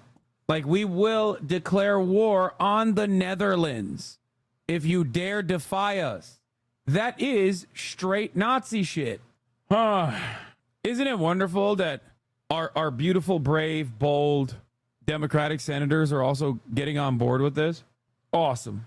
I hate this fucking country so much, dude. So yeah, we'll move on to some lighter stuff now. Oh, here, the ADL is really funny. The ADL popping off again. Not sure how this fits in the purview of a mere civil rights organization, says Adam Johnson. ADL says, we are deeply alarmed by the indications of U.S. delays and possible curtailment of weapons for Israel. This move undermines our ally Israel, fails to put pressure on Hamas, and emboldens terror while energizing Hezbollah and Iran, who specialize in toxic anti-Semitism and rabid anti-Zionism. The only way to end this conflict is clear. Hamas must release the 132 hostages and disarm today. An American civil rights organization, chat, the Apartheid Defense League, the Anti-Defamation League, more like Always Defamation League. They love doing defamation.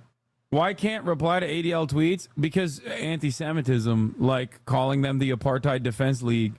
Oh, White House John Kirby doing another call with reporters this afternoon. I asked him yesterday, President Biden saying he would withhold offensive weapons if Israel went ahead with a major ground operation in Rafah. I asked what a major ground operation would look like. And the spokesperson or National Security Council, John Kirby, said in regard to major operations, I think we understand what a major ground operation would look like. Large forces, large movements, lots of civilian casualties, a lot of damage to infrastructure instead of a more precise operation. He now says right now what Israel's doing is a limited operation. Yeah. Israel has genocided 1.47% of the entire Gaza population at minimum by the most conservative estimates. This would be like if 9/11 killed 4.19 million American people. A special operation. Here is a Holocaust survivor talking about the genocide in Gaza. This is Double Down News after all, though, so I suspect that there might be some real fucking, some severe terms of service violations in this, so I'm going to try and scroll through this to the best of my ability and give it a cursory glance. It's on YouTube, so it's probably fine. It's never fine. Especially because, like, Israel does so many horrifying things to children that if they actually show even a fraction of that, it's going to be not safe for life. I say this as a Holocaust survivor, that the genocide in Gaza is not happening in my name and in our name. The way that the Israeli government is using the memory of the Holocaust in order to justify what they are doing to the Gazans is a complete insult to the memory of the Holocaust. It's an outrage. When I saw the Israeli ambassador to the United Nations putting on a yellow star, or stomach turning, somebody who had to wear a yellow star like myself and my entire family, I'm insulted by that. What distinguishes the Jewish Holocaust is it's industrial scale and industrial methods being applied. And what has been happening to Gaza is similar in that the scale of the bombing and the indiscriminate nature of the bombing, the complete lack of care about children and women being the majority of the victims, amounts to industrial scale of genocide. The painting of the Palestinian people as worthless, almost animal-like by the description of some of the leaders. That dehumanization enables the population of Israel to tolerate what's going on. The way that Palestinian people who were arrested were treated, having to take their clothes off and parading them, it's part of the humiliation. In the West Bank, the way the checkpoints are organized, the way that you are forced to wait for hours for no reason in order to go to school or go to work, etc. All this amounted to humiliation, similar to what we experienced. The sort of determination and consistency with which they are setting about to destroy the whole of Gaza is very similar to the kind of cruelty and determination of the fascist regimes, some of the actions of the Nazi state in dehumanizing and completely cruel large-scale killings, etc. If it is repeated, I don't see why you couldn't make the parallel. It can only be helpful in understanding what's going on to make the parallel. I don't think there should be any taboo against that. I think I particularly find painful to see the children. Because I remember after the war, we played in the ruins like they do now. But particularly their losses, to suddenly lose parents and siblings and so on. There was a boy in the same rescue homes where I was. He was traveling on a tram with his parents. This boy moved to the front to stand behind the tram driver because he was interested in how he was working the levers and so on. At the next stop, an Arrow Cross raiding party came on and asked for papers. And the parents were identified as Jews and arrested straight away. The son was separated at the front. And they had to make an immediate decision whether to say something to him and involve him or let him perhaps escape the net. And that's what they decided. So they were taken down from the tram and sent to Auschwitz. They never said goodbye to their son, and they perished in Auschwitz. So that was the end of the family. Now, can you imagine the psychological state of that boy who suddenly found himself on his own in this way, not saying goodbye to his parents? And I think this kind of thing, this separation and the sense of complete inability to intervene or in any way exert any kind of positive influence on events, this kind of separation and destruction of families in this manner is again something that repeats in Gaza now, I think.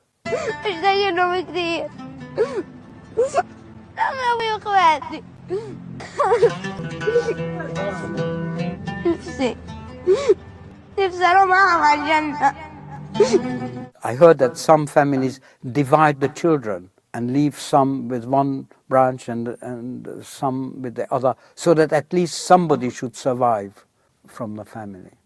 There's an echo of the same experience. What happened to the Jewish people, the gas chambers and the industrial scale of extermination, and also the sort of invisible aspects, the incredible emotional pain caused, is so horrendous taken together that it seems to me inconceivable that it should be repeated anywhere in the world. That is why we say not in our name and never again. And this is why I was so totally shocked, particularly by those who I know have gone through the same themselves, repeating it on another people. I take as an extreme example one of my cousins, a late cousin, she died some years ago, who was a young girl taken to Auschwitz from Transylvania. Because she was young and strong, she was put to work, and she worked in a warehouse sorting clothes. And one day, she was sorting her parents. What was the excuse for those who didn't pay attention to the Holocaust as it was happening? Are we seeing that today as well? Well, technically, wait, what is happening? Yes, that is a picture of my girlfriend who I love. How is your wife? What is happening right now?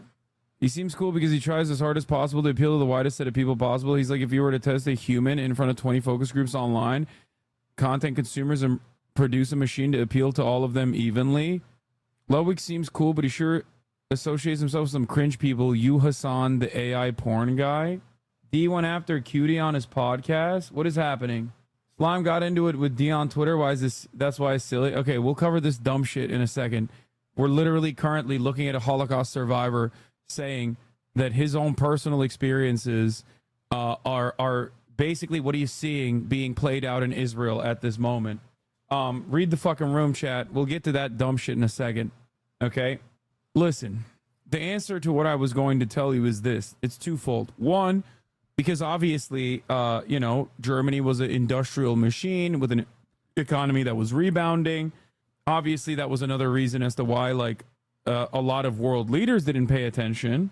Obviously, a lot of world leaders didn't pay attention to what the fuck was going on until Germany's genocidal ambitions started disrupting the delicate balance amongst European states. That's number one. Number two is that we did not have round-the-clock fucking social media coverage and mainstream media coverage at all. This is precisely why the Red Cross famously was duped by the German government, something that was a major stain on their reputation amongst many others, obviously. The Red Cross is, not exactly a great organization, but they literally did propaganda, just like Israel's doing right now. At the time, however, given the limitations of media and journalism, it was much easier to dupe the rest of the fucking world. They showed them swimming pools. They showed them the camps and said, what are you talking about? What do you mean? This stuff doesn't suck at all. They were participating in the Olympics. Here it is.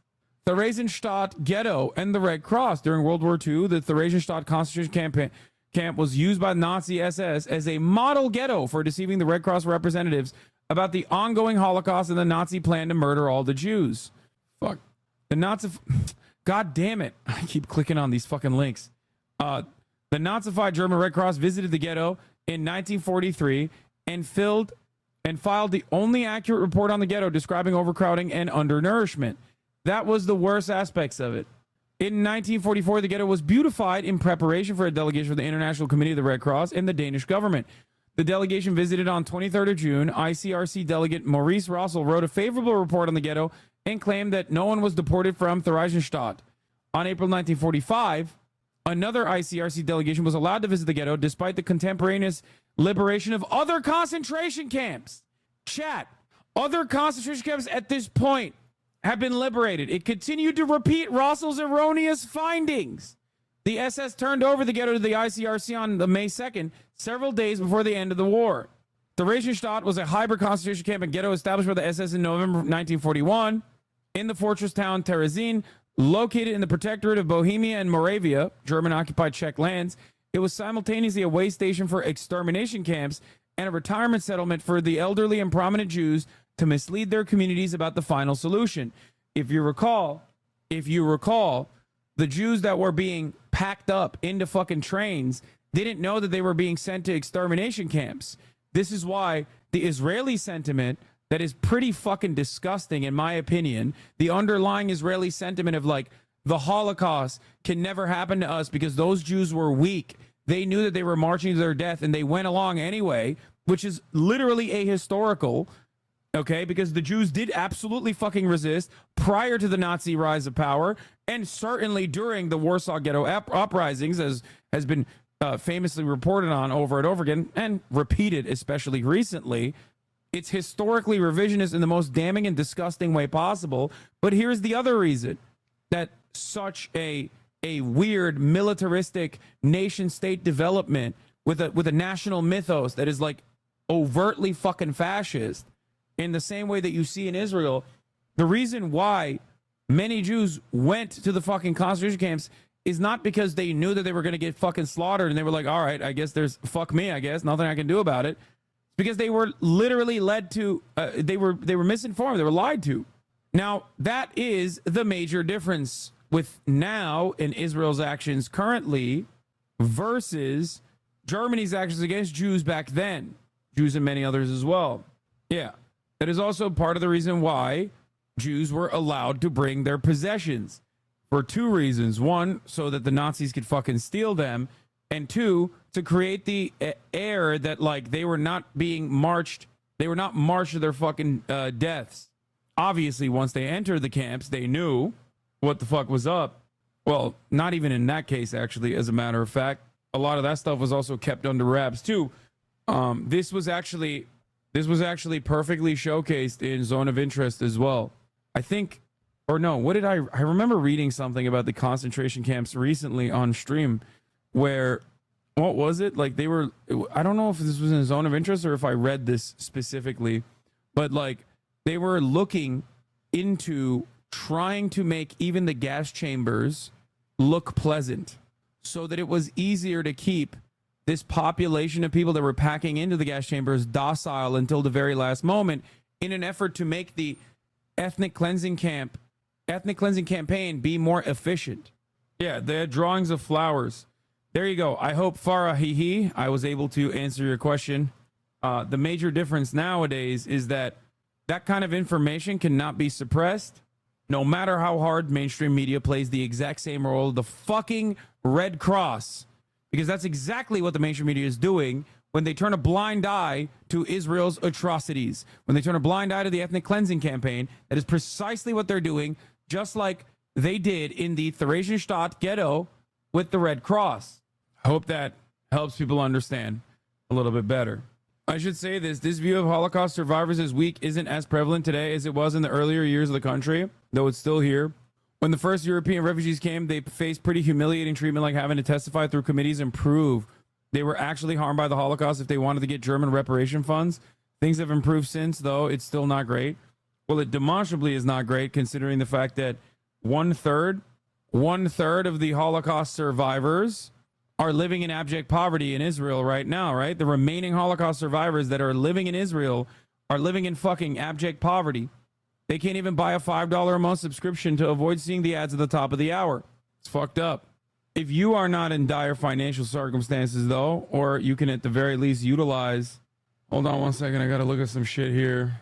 Sorry. Fucked up and tasteless out of 10. I know you just did an ad break, Jabay, but thanks for being a consistent voice on this. Always.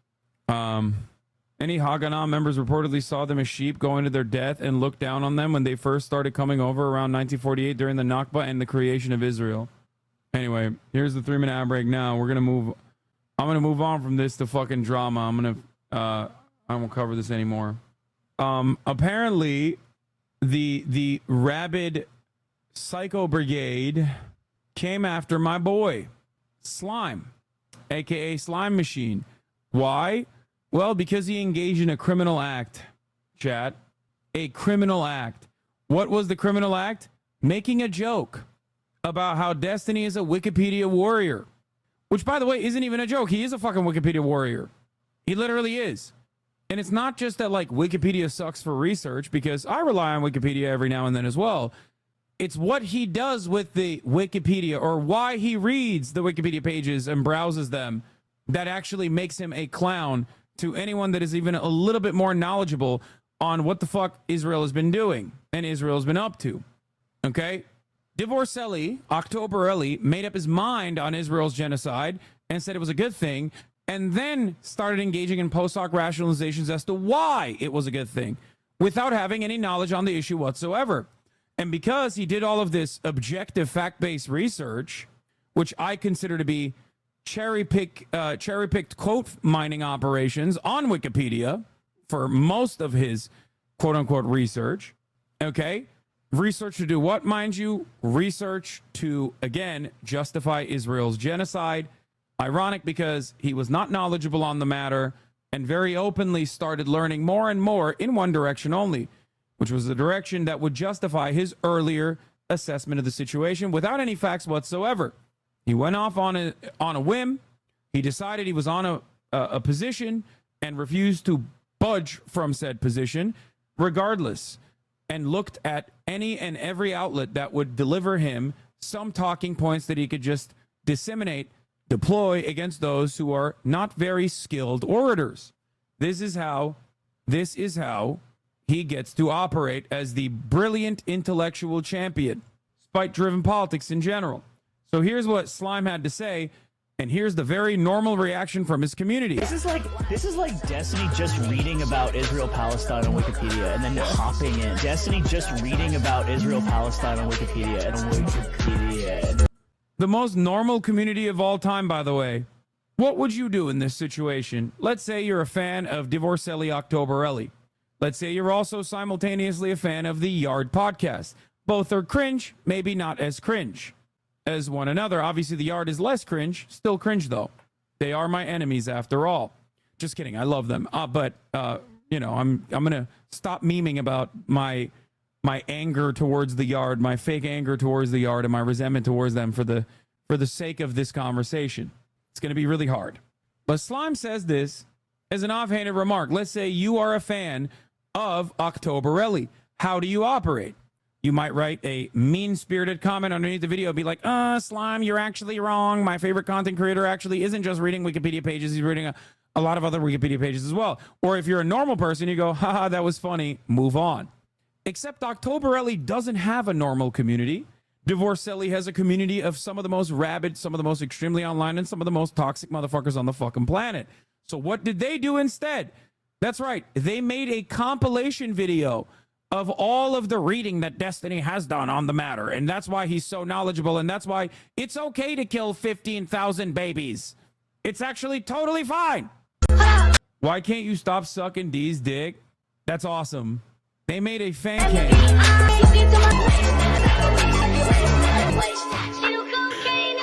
Everything is documented. Everything is recorded. Everything is streamed. Everything can be seen. And then Destiny's nose and stream VODs. Checkmate! Oh, wait, hold on. I think Jarvis and Ted are here. Shit, hold on. I think what's really funny about this entire thing is that he did all that reading to fucking scour talking points and still got owned. Okay? I find that to be fucking hilarious. That my man did hours and hours of reading on stream and still is a, one, genocide defender, and two, did a phenomenally bad job at defending said genocide in front of people who have done infinitely more reading and chronicling on the matter. I will not be involving Jarvis and Ted Nivison on this. Yeah, I don't know how, if these guys are saying that, like, I'm sucking Destiny's dick for this, you know, for making fun of his fan base going absolutely nutty mode on this. I don't know what they're doing. Also, the knowledgeable factor doesn't equate being biased. What? Benny Morris is a good example. Yes, Benny Morris is very knowledgeable, and he's still a fucking weirdo. Okay. So he said, I made some people very grumpy again. To be honest, I'm surprised DGers even watch our show. Maybe we really are just that funny. I also had it out with a few of the strays. In the weekly EP thread, and one of them was actually really reasonable and had normal comments and stuff. Not necessarily all stuff I agreed with, but was normal about it. And I was like, man, what a time to be alive. Anyway, I am not a debate streamer. Thank fucking Christ for that.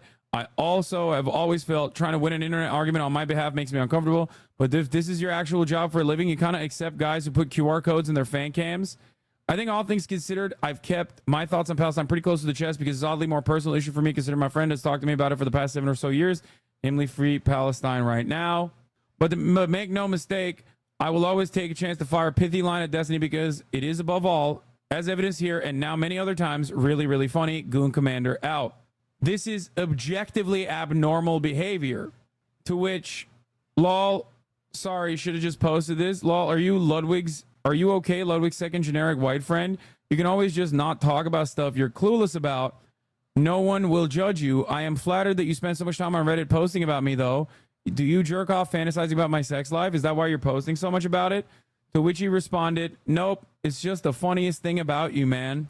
To which one of his fan base, one of his dick riders wrote, Ludwig seems cool, but he sure associates himself with some cringe people. You, Hassan, the AI porn guy. Which, once again, these guys' values are incredibly distorted, maybe directly the exact opposite of what they should look like, considering that they're like, yeah, you guys are the cringe ones, and not the guy who makes a living defending the ethics of incest, whose fan base also does that regularly. Anyway, you will never be able to understand the way that the rest of the world looks at people like you if you are that lost in the fucking sauce, okay? if you are permanently stuck inside of Destiny's cult, let's be real, you're most likely never going to understand the way the rest of the world views you. They see you as gross weirdos, okay? Those losers literally defended the AI porn saying it's not that bad. They don't even care. I know, which is ironic because he replied to the AI porn guy by saying, he seems really cool because he tries as hard as possible to appeal to the widest set of people possible. He's like you. If you were to test a human in front of 20 focus groups online, content consumers, and produce a machine to appeal to all of them evenly. To which Ludwig responded with, why you say fuck me for? To which I believe he responded to as well. I don't even know what he fucking said. But I guess now it's like, now that's basically a compliment. No, it's just, once again, you cannot fucking shit on someone by being like, yeah, man, you actually suck because like people like you a lot. Me, on the other hand, I have a community of rabid psychopathic losers who follow my every whim, and I've become a truly horrifyingly toxic person for every normal person outside of the orbiters that are desperately suckling on my teat for the crumb of clout I will give them until I, of course, discard them and sick my rabid fan base on them to permanently make their lives miserable. That's it. That's all this is. That's all he does. There you go. Mr. Guy who cares about AI porn, Destiny in this situation, hits him with a don't you mean and posts a photo of Cutie crying during the AI porn scandal, to which he replied with, yes, that's a picture of my girlfriend who I love. How is your wife? The yard with Destiny would be cool, but you guys wouldn't do it, lol. I hung out with him once in person. The vibes were atrocious. No, guys, you don't understand. I'm very fair, balanced, and honest. That's why everyone in my immediate orbit that isn't like just simply trying to get clout off of me absolutely fucking despises me. As opposed to all these other people out there who are friends with one another. They're all fake and phony, and that's why they like one another.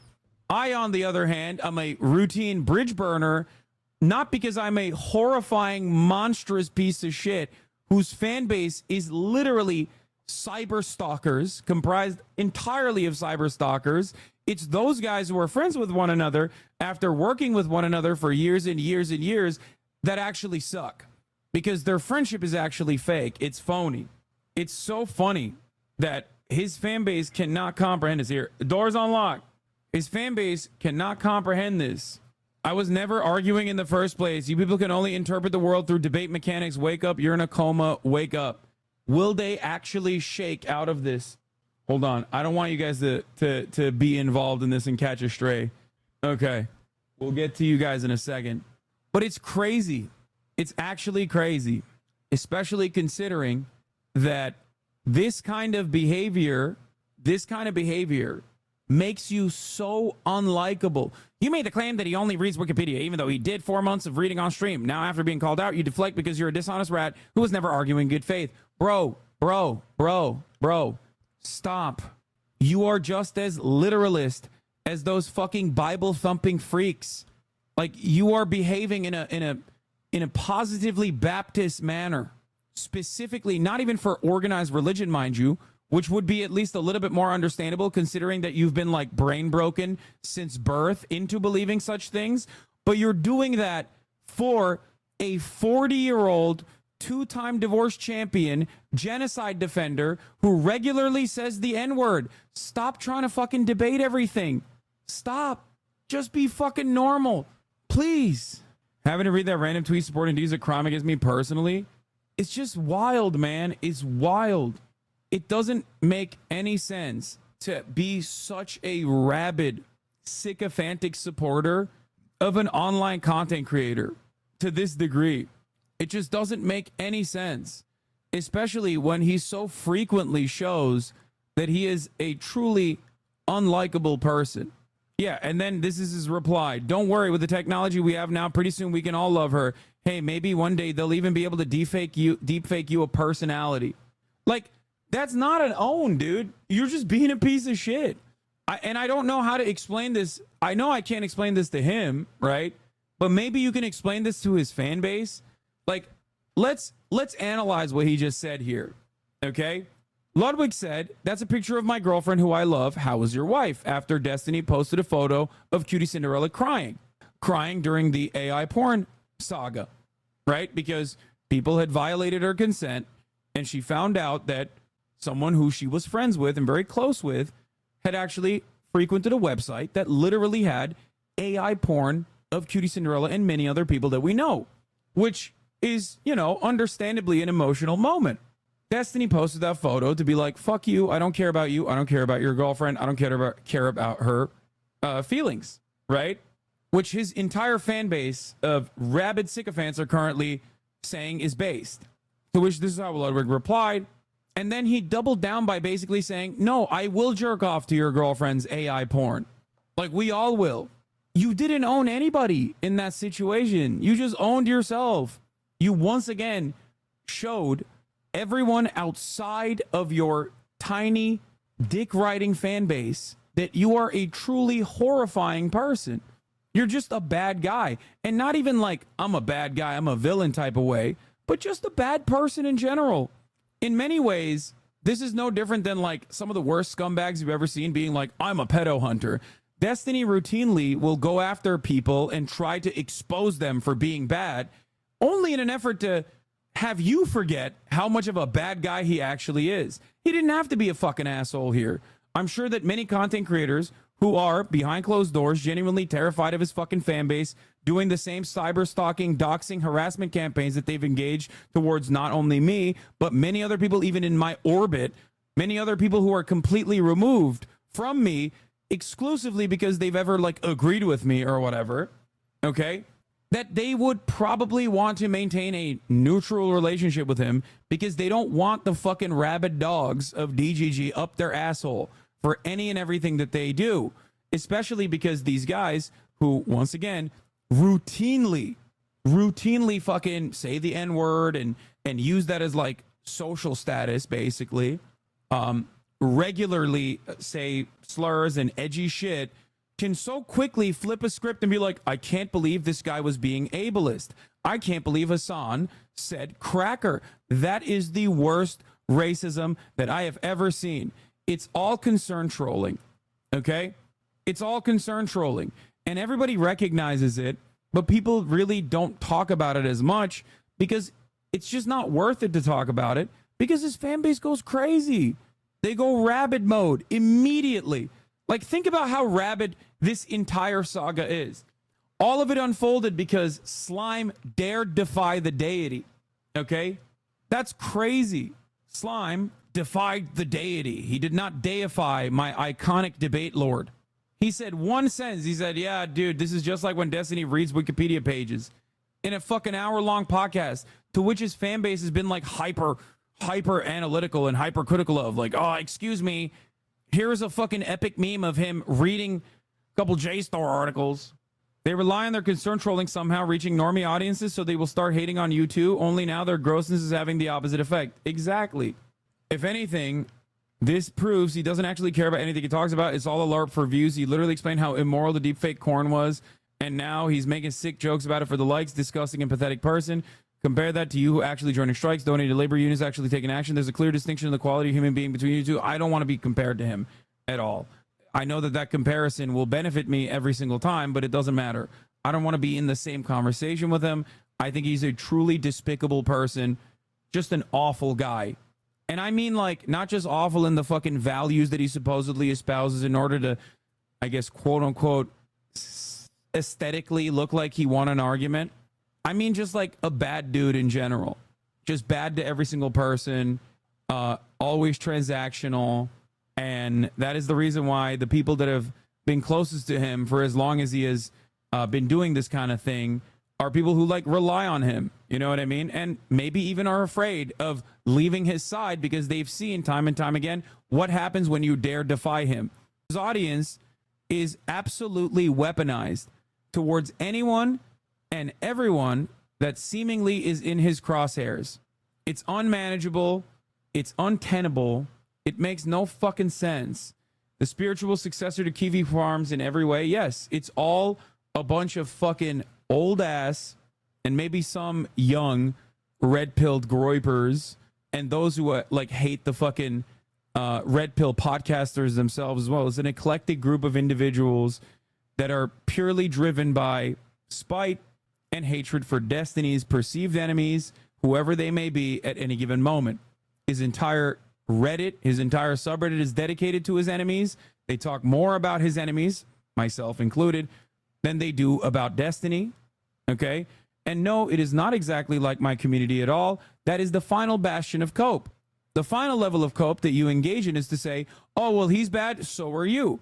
No, I've actively refused to talk about him for a very long time for this specific reason, because I think that this overall toxicity yields a toxic community that is constantly out for blood. I don't think that that is productive to what I am trying to do. The last couple of months have, of course, been different, which I'm sure many of you will point to now, both in my community and both all those outsiders who are now proving the point that I was making, okay, in their cult-like fanaticism, coming in here to be like, no, I'm going to actually defend him right now by saying you do that as well. When we have leaked the address of people, when have we leaked the address of people? When have we made a website with an IP tracker? Exactly. I've never made a website dedicated to Destiny's many fucking statements, okay? Whereas his community has made a Hamasabi website with a fucking IP tracker on it, specifically saying that, like, me and any other Arab or Muslim content creator that dare speak about Palestine are actually all terrorist Islamist fundamentalists. That is just pure Islamophobia. That's just psychopathic behavior.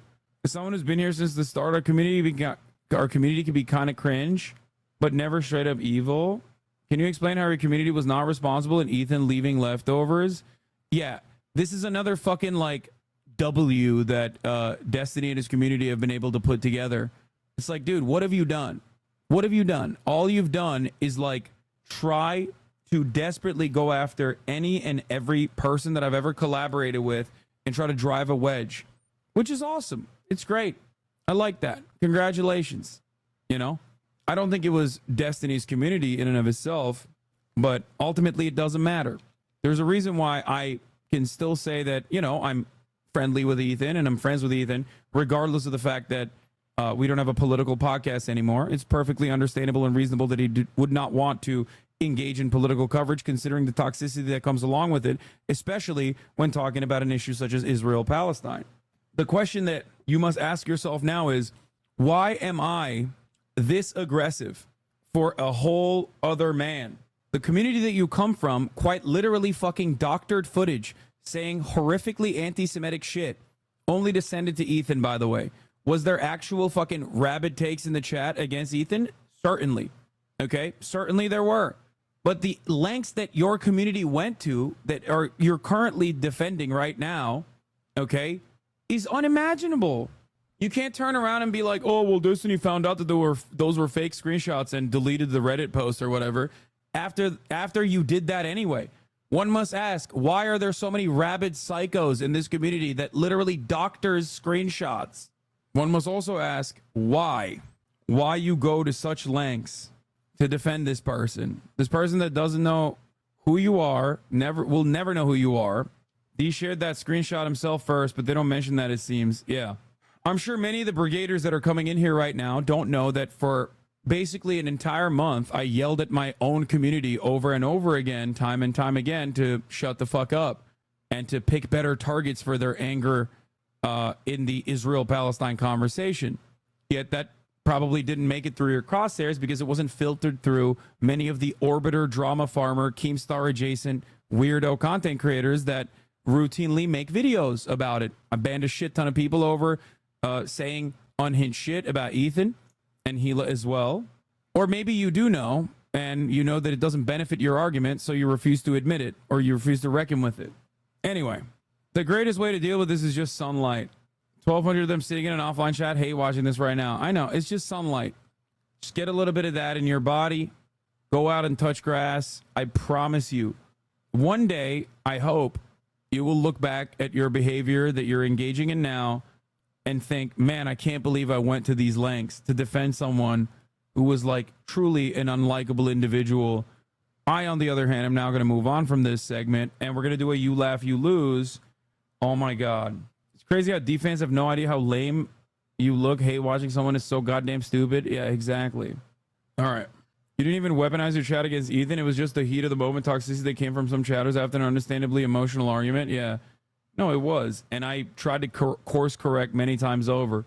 Look, I don't fault many for just seeing a lot of this stuff as pure drama and pure content. I get it. We seem like we're not normal human beings. It's especially shitty when a objectively sociopathic content creator also leans into that aspect of like, no, we are all puppeteers of other people's lives and we get to behave this way.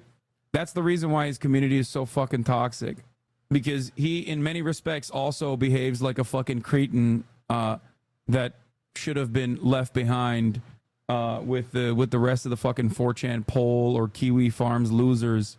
But he's like really invested in that kind of thing, and his community loves like playing a role in this way in many people's lives and other people's lives. But once again, that is precisely the reason why. What? That is precisely the reason why. Just take solace in that all. Wait, what? Just take solace that all of the people in the space, Hassan is the one most likely to commit suicide in the next 10 years. That's such sad, pathetic, desperate cope, dude. Oh man, that's so funny. Yeah, true. I think that's a little bit of a self-report, but what do I know? Destiny's not very good at seeing the future. I know a lot of his fan base loves talking about my wrong prediction on Russia invading Ukraine all the time, but he's made many such predictions about my future prospects, not limited to me potentially committing suicide in the next 10 years, which he's excited about, I guess, but more so about how my career would have fucking fallen apart inevitably. Perhaps that is the reason why he's such a rabid fucking fan, and definitely a major part of the Hasanabi Clips industrial complex, making more videos about me than my fucking fans do. Literally, for the past 5 years, this dude has not stopped crying and trying to masquerade as this like edgy guy who doesn't care. Well, we know what he does care about. I believe it was 2019 when Destiny complained to his own community that he had actually created the political space on Twitch and that I was a latecomer to it and I hadn't actually done enough work in this field, and that he, by debating JonTron, had actually done a phenomenal amount of work creating a safe space on Twitch. Perhaps that's the reason why he's so angry all the time. Resentment that he felt that I was outgrowing him in viewership, yes. Almost every single fucking hater comment that you hear in this chat can be directly traced back to his community. Still hasn't worked. I've been streaming since 2009. Before you, no one was doing news coverage daily or just pure politics. Most people were even afraid to mention politics. Oh man, don't say that around Destiny. He's gonna get in his feelings again. All right, let's get back to being normal, healthy people that don't care about this weird shit. We're gonna do You Laugh, You Lose, okay? And you guys have a very important job. That job is to make us laugh. We're going to have a running tally, and for every laughter, we will give $50.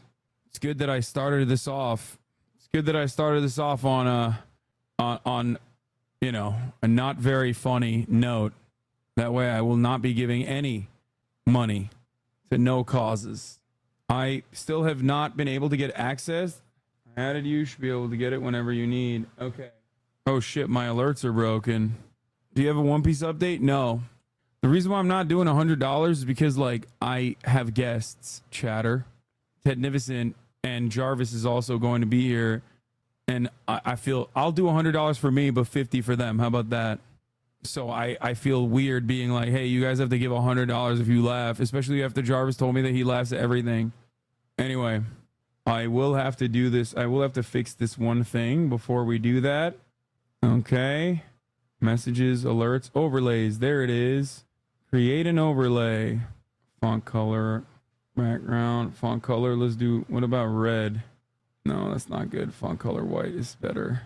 Background, maybe that we can do red. Okay. I'm making currently on the Tiltify page I'm making an overlay for the Tiltify page. Okay, guys, hold on. Okay. See. Boom. That's good. Hold on. Hold on. All right. Wait, what the fuck? No, I don't want the fucking QR code. I don't want that. What the hell?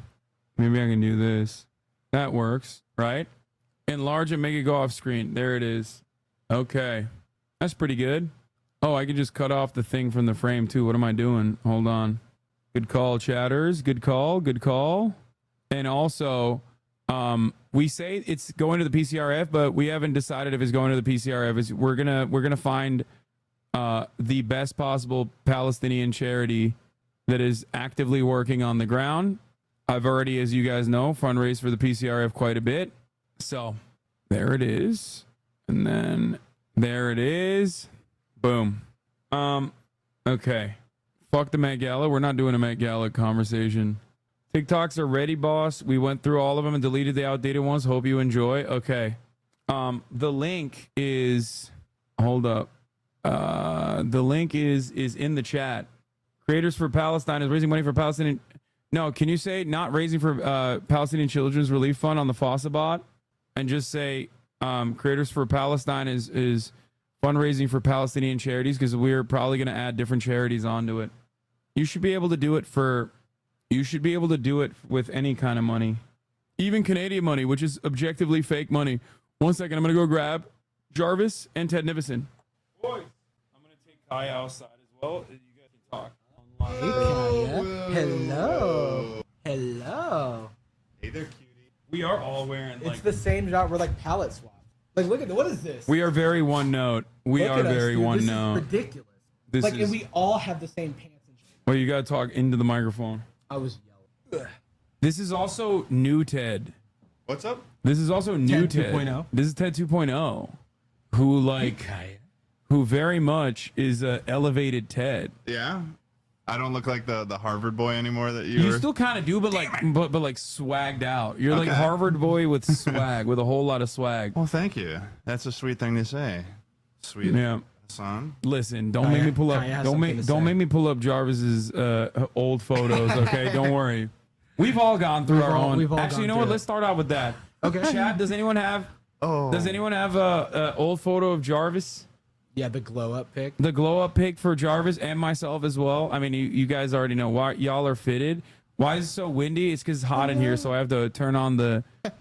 She's so turn on the fan. fucking cute, She's dude. adorable. Yeah. Oh my god, this is the most love I've gotten from her too. When we played basketball in the past, she's like distracted.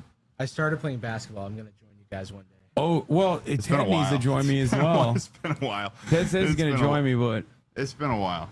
where is it? Do we have a link? Oh no, that is a weird photo though. That's like the Facebook page I made very long ago. But no, there's a better photo. I think. What was This it is not called? the least swagged out Jarvis. There It is was a like 10 what was it? It was like a Twitter challenge. there's a Like, less swagged out one. Oh yeah, she'll get up on there too. She'll get up all over your shit. She just pawed me right in the junk. But No, it was- this doesn't count. I had endless swag in this. Give me like a younger Yeah, one. I saw that at the Met Gala. Yeah, yeah. I went. That's I'm swagged out in this too. No, the Jarvis classic photo. Dude, she's whack too. This is the thumbnail of it. Hello. Hello. Kaya, enough. You're being crazy. That's insane. What's in my text? Oh, here we go. It's if you search Jarvis Johnson Twitter, I look younger than I did 5 years ago. The tweet comes up. I'm sure I could like airdrop this. Hold on. That's fine. Watch your phone, by the way, obviously, as always. Oh, that's the one I'm that's a looking good for. one. That's a good one. Oh wow. Is this like prom or a wedding? Yeah, literally. I think it was like either prom or wedding in Turkey in Ankara. You can see how fucking awful Ankara is, even in the background. Like, it just sucks. Oh, here. Oh yeah. That's Wow. yeah. Yeah. That previous photo you showed us on is like you look like you were you look like you're a Jay Schlatt stan. A J Schlatt stain or just J Schlatt? Yeah. No, because you don't have the lower portion. You're just starting the chops. Yeah. Oh, that was because I couldn't grow facial hair back then. Wait, and Ted, I do really you have wanted an old to. photo like this? Do I have an old photo like this? Not like You were like I online. wasn't as ugly as you two. This is like, you're showing me hot. I'm looking for like, I'm looking for something like this shit. I'm looking for like old photos like this. This is a glow up, and like that shows. There's on one of the recent podcasts we showed some old photos of me, but it would have to be someone in your chat's gonna have to look through the indirects of like finding somebody. Oh, it's somebody found one. Throwback. Oh, is this from my old tweet that I kept up? Oh my well, yeah, that's when I met Freddie Wait, Wong. what the fuck? Is that you? Yeah, that's me in like 2013 with You're Freddie like Wong. hitting the Tom from MySpace. What the fuck? Bro, that doesn't even look. That looks like a whole ass different person. That's the same guy, different glasses, skinny neck. Yeah. My neck just got wider, dude. Yeah. I just started. You started hitting the neck feels workouts. like you just drink. Yeah, no, I don't literally know why, but it all feels high like- school I just went to grab 2 dumbbells and just started doing shrugs. It fucking worked, let me tell you. Okay.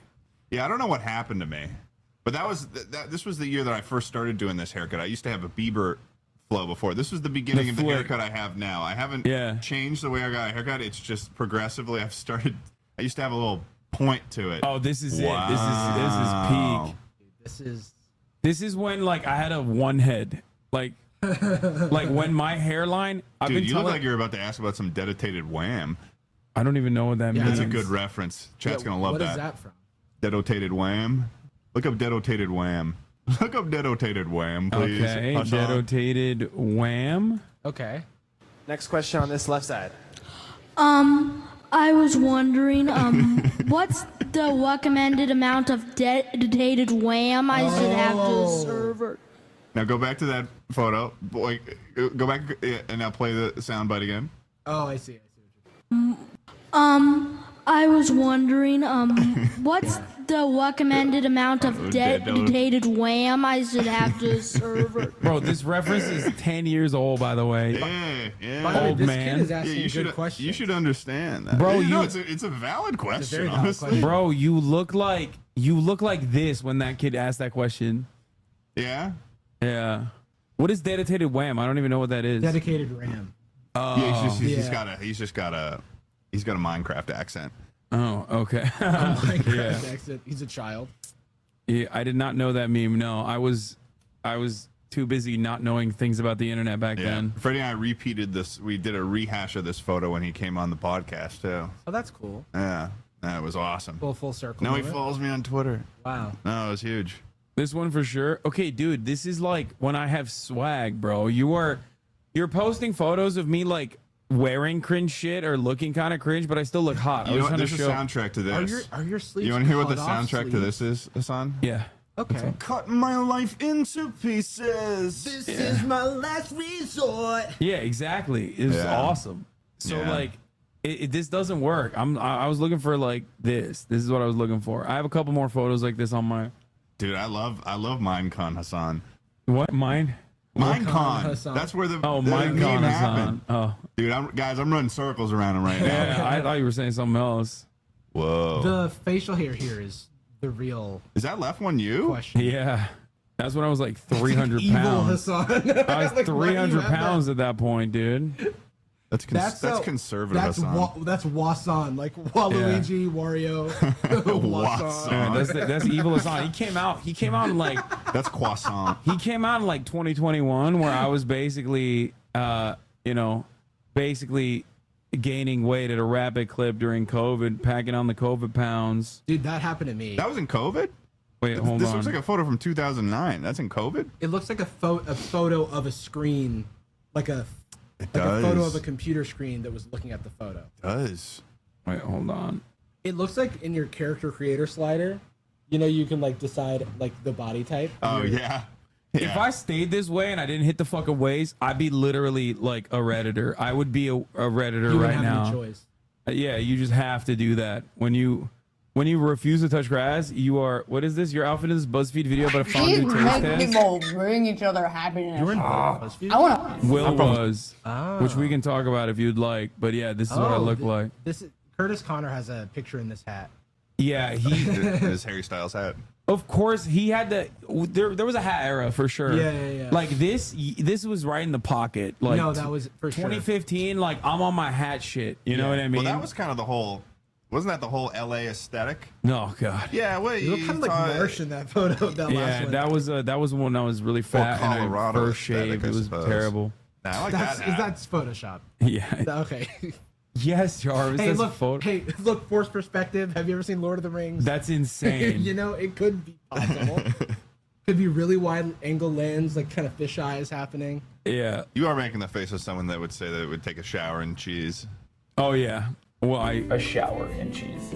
I sweat dramatically towards the end of this because I'm just like eating everything they gave me.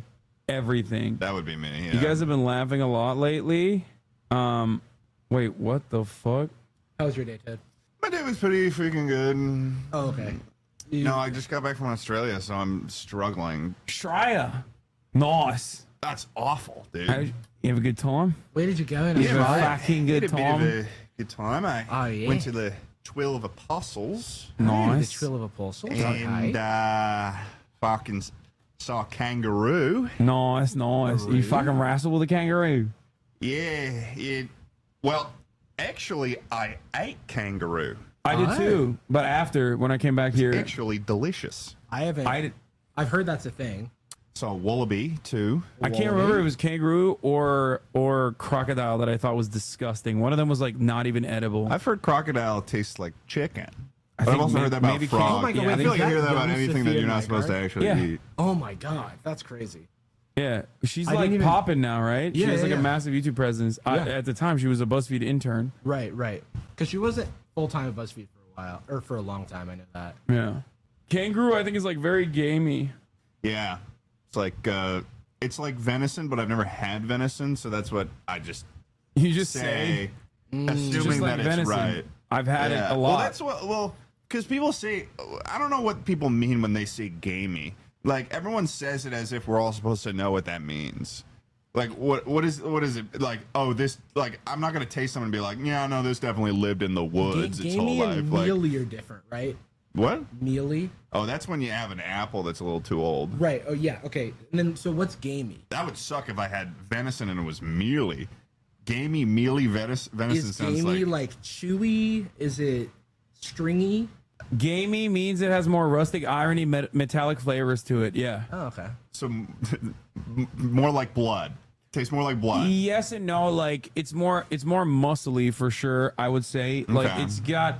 So the more fat content you have and the type of fat you have and how well marbled it is, the more delicious the meat is. Okay. In my opinion, that's why ribeye is the you're- best cut. So basically, you're like a ripped elk if someone were to eat you. No, I got fat, though. I got fat Someone in me. eats me, it's like having a nice piece of Wagyu. I got some fat on me. I'm marbled through, man. I would be delicious. I think I would like to think that I'm delicious. I got places that you I could. got places. Yeah, you could eat some parts of me got that's like places. pretty healthy. I think. Animal funk taste. You can trim the meat to get the silver skin off. Animal funk is not something I want to be told. Sounds like a really good album. Ooh. I would listen to Yeah. Animal Funk. Animal funk. Like a Jamiroquai, Animal Funk, And then 1999. this is the album cover. Did Animal you guys? funk. Did you guys see my dad out there? Yes. That's my dad and me at 9/11. Not at 9/11. Why did I say that? 9/11. not at 9/11. At 9/11, I was dancing on the rooftops with the rest of the Muslims. But He looks like your brother here. oh, I thought you meant like the age difference somehow or something. No, No, that would be my me. brother does kind of look like my dad. You're right. Yeah. He kind of looks like that guy that used to be a part of Cumtown, but now he does stand up. Stavros? He looks like Stavros. Yeah. Look at me thinking of my thoughts. Thinking up thoughts. Black wife effect in action. Oh my god. I've been seeing those TikToks. It's that's the trend right now. that is definitely like a weird, it's one of those weird Whenever trends. this type of trend or discourse happens with like a faceless chatter, I don't know if they're black and I don't want to engage because I I'm just imagining, Especially on Twitch. like white teenagers doing these like black people memes, and it makes me Most of the people, Yeah. statistically speaking, are white in this chat. I do know my black chatters though, so I'll tell you if it's a black chatter that said it. That one I think was. I think that's a white chatter. I'm not the police, but Yeah, I know all. I'm so racist. I know all the black you chatters. do know a lot of your you like know your chatters by name, which is good, which is like impressive given like just the girth of the chat. I don't think it is. Okay. Yeah, it's fucking bullshit. That you I tell don't think them. it is. I think you're wrong. Oh, okay, yeah. Yeah, we're debating. This is why I brought you guys All here. right, cool. Yeah, no, fuck him. Damn, dude. We're on Hassan. You're supposed to debate me, asshole. Yeah, what the Is fuck? that Why what are you? freaks want? Yeah. A debate? Yeah. Let's debate on No, I feel like it makes sense though. He's streaming for like 12 hours a day.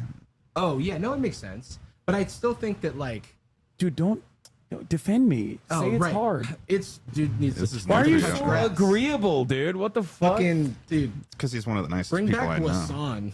You know, bring back the evil stash and the goatee. Yeah. Wasan. Let's get Hassan fat again. Wait, no, I'm not supposed to agree with you. No, I want gamey Hassan. And I want Look at Neely the, okay, Hassan. let's look at this TikTok. We're just so new to this. We're Now we're- now commentary we're- YouTubers. okay, now we're we're just doing- used to arguing with someone who's not going to fight back. Yeah, now I'm we're gonna scared. have to look at this TikTok trend before we get to our TikToks, which my Discord server proudly put together some of their best to try to get us to laugh so we can raise money. We're already started raising money, by the way. Obviously, if you do exclamation mark, what's the dono link? Dono link. Exclamation point. Exclamation mark donate if you want to donate to Palestinian charities of our choosing. I haven't blasted off yet. I'm gonna do that right now. Hold on 1 second. You say exclamation mark or exclamation point? Either. I say point. Maybe you don't say mark. I don't know. I think think no, that it's was the valid. first time I ever heard someone Oh say wait, I'm not exclamation supposed to mark. defend you. See, I'm agreeable. I'm Mr. Gray Area. Everyone can be right. You're a sweet boy though. Hey, that's why I love you. Oh. So I'll be like, listen, I got this crazy idea, totally illegal, and you're like, I think it's okay. No, that's I'm not what I joking. do. I'm joking. I'll say I don't think this is a great idea. I'm too much of a rule follower. I get myself into not No, trouble. yeah, you would definitely the tell opposite me. of trouble. You would I wasn't definitely. cool. Are you guys fine with giving $50 every time you laugh? Yeah. Okay. Wait, what are we doing? Oh, you didn't tell Ted? Oh, sorry, Ted. We're doing you laugh, you lose. I mean, it's fine. If it's too much, I'll cover for you. Don't worry. I can put $50 in every time I laugh. Okay, so you're just not gonna laugh at all. The Okay, got problem it. is that I laugh and I don't even notice it. Towards the fund, is it not? Yeah. Yes. So it's a good cause. We shouldn't be incentivized yeah, not to laugh. Yeah, this is the dubious incentivization here. Yeah, it's like a little bit backwards. Like, don't have fun. Every Because joke if you laugh, don't no laugh at. money to Palestine. I'll give a couple laughs. I'll do 100. How charitable of you. I mean, no, I won't. They're trying to call me out on laughing. $100 for you. Oh, I feel he's sunning us because right now. me, Hassan, I as rich as both of them combined. I felt bad. Do we have a blast off meme for this chat or no? It's awesome to have a tradition to do charity streams with totally backwards incentive structures. Yeah. You know what's not a laughing matter at the top of the hour ad break? Yeah, exactly. That is no laughing matter. Disco. Followed by Macklemore. Oh, those are all memes that I've already used on my Twitter. The Jay Schlatt disco one is Disco Elysium with Jay Schlatt's face instead of the Disco Elysium character Henry Dubois. Wait, so you must have a really organized desktop if you label each. I just like write it in the moment, whatever comes to mind. Sometimes I give up on it. Do we have a fucking guys? Do we have a fucking meme for the blast off or not? I said Harry Dubois. We don't have a meme. God damn, this community fucking sucks, dog. Holy shit, we've fallen off so much. Man, how do you do these? We've fallen off big fucking time, dude. Oh, you want to zin? Are you trying to zin? You trying to be a zinner? I don't. I was given one before, and I had this lump in my throat for like an hour, and I had to keep drinking water to make myself feel better. What's I'm a too zinner wholesome. to a saint? I don't do that. Every don't? time, No. Every time Jarvis laughs, he's gonna put one extra zin in his mouth. He's gonna end it with hundreds of zins just filling his mouth. like a Okay, that's a wet cancer. P file, chat. You sent me a fucking link. That's a wet P file. How are we doing this right now? How are we doing this in 2024? I'm losing it. I'm losing my patience. Mic 3 looks off sync. What do you mean? Speak for a second. Hello. I don't think it is. Oh my God, they're sending we don't have a meme. What is happening? Okay. I don't know what's going on. I was waiting for someone to make Little Bros, You Laugh, You Lose maxing. Okay, whatever. I don't even give a shit. We're just using that. Fuck it, YOLO. See, sometimes I just upload image 3, you know? Seeing the master at work. Wow. This is how it works, baby. All right, chat, go ahead. We're blasting off. Let the people know. Someone said they love Chuckle Sandwich and the Tucker's very funny. Oh, nice. Shout out to Tucker. Chuckle Twitch.tv/Tucker Keem. Twitch.tv. What is that again? Twitch.tv/Tucker Keem. Chuckle sandwich? What is that? I think I did that podcast one Yeah, time. you did, but then you just you went stale, so we were like, should we bring him back on? No. Yeah. Yeah, like a mealy apple. Yeah, you like asked a mealy Will to come back alone. Because it was one of those things where it was just like, we had you both on. We thought that we thought that you'd be cordial, you'd give Will some time to speak, but it was just keeps talking the whole time, and it was like, well, now reparations are in store. We need to give Will some time. Wow. No, we'll have you back on. Don't worry. His reparations were in the form of cutting out the Muslim man, only to have the white guy come back alone. Yup. Wow. Wow. I see what's going on here. You're anyway, standing on that.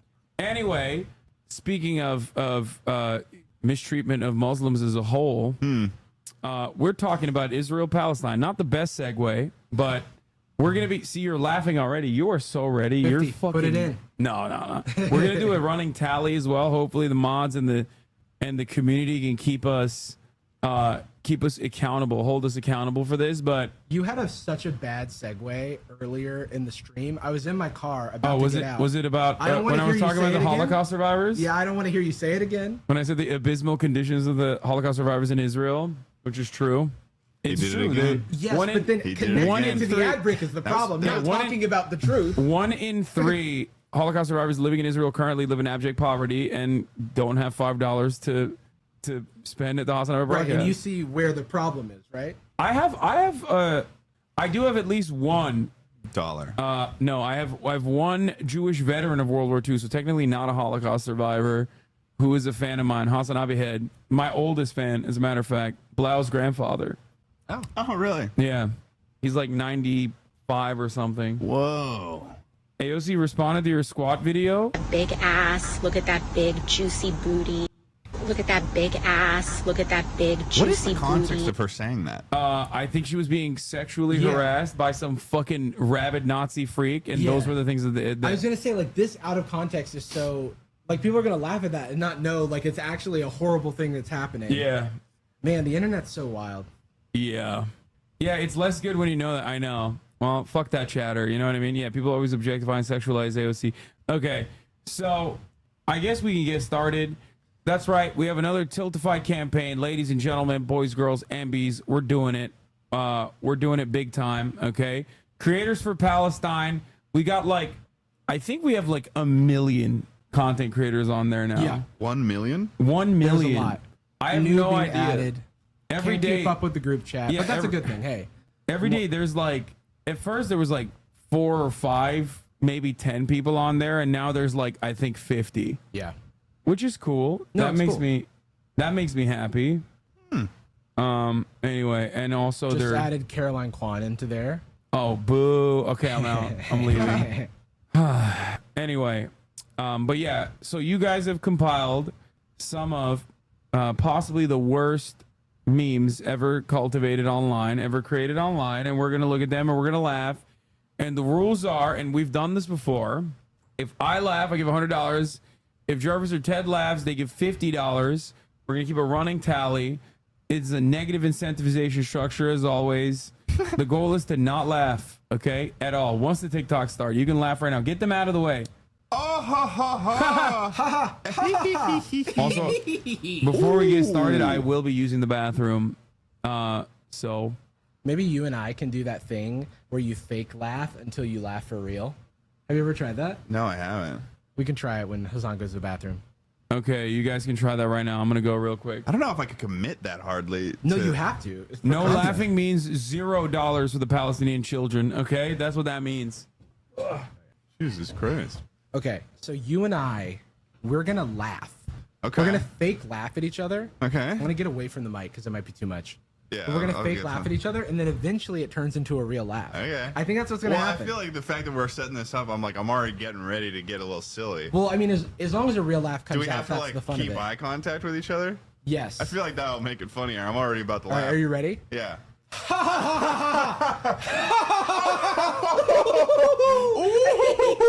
It's not working. I thought this was gonna work. It was supposed to work. It's not working. I guess we'll have to watch some funny TikTok. I was starting to become physically painful. Yeah, to no, laugh. it was kind of. I hated that. I was getting out of breath. That was bad. But that used to work. Maybe I just don't have whimsy in my heart anymore. You got whimsy in your heart, man. Don't say that. I've been looking for whimsy. Anybody in the chat like wake You're like up the some days definition without of whimsy. and you're like, what am I supposed to do with this day? It's called depression, is I think what it is, and I've suffered but they from say people that are really smart get depression. Yeah. Which means big brain, that you're but it's smart. also sad.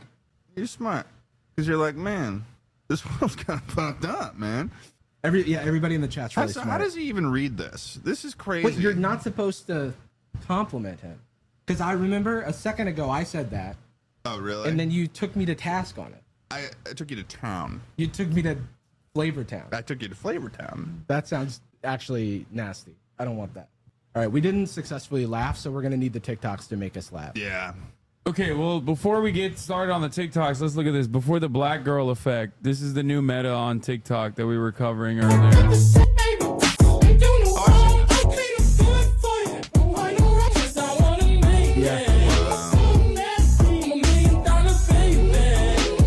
Damn, he's fucking swagged out. There's one photo in here where he looks just like Pharrell. Wait, go back to him in a red jacket.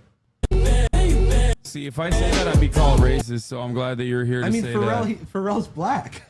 Well, that's what I'm saying. Like, you're saying an I just Asian think his man. cheekbones, like the high cheekbones. He grew all those tattoos when they started looks dating.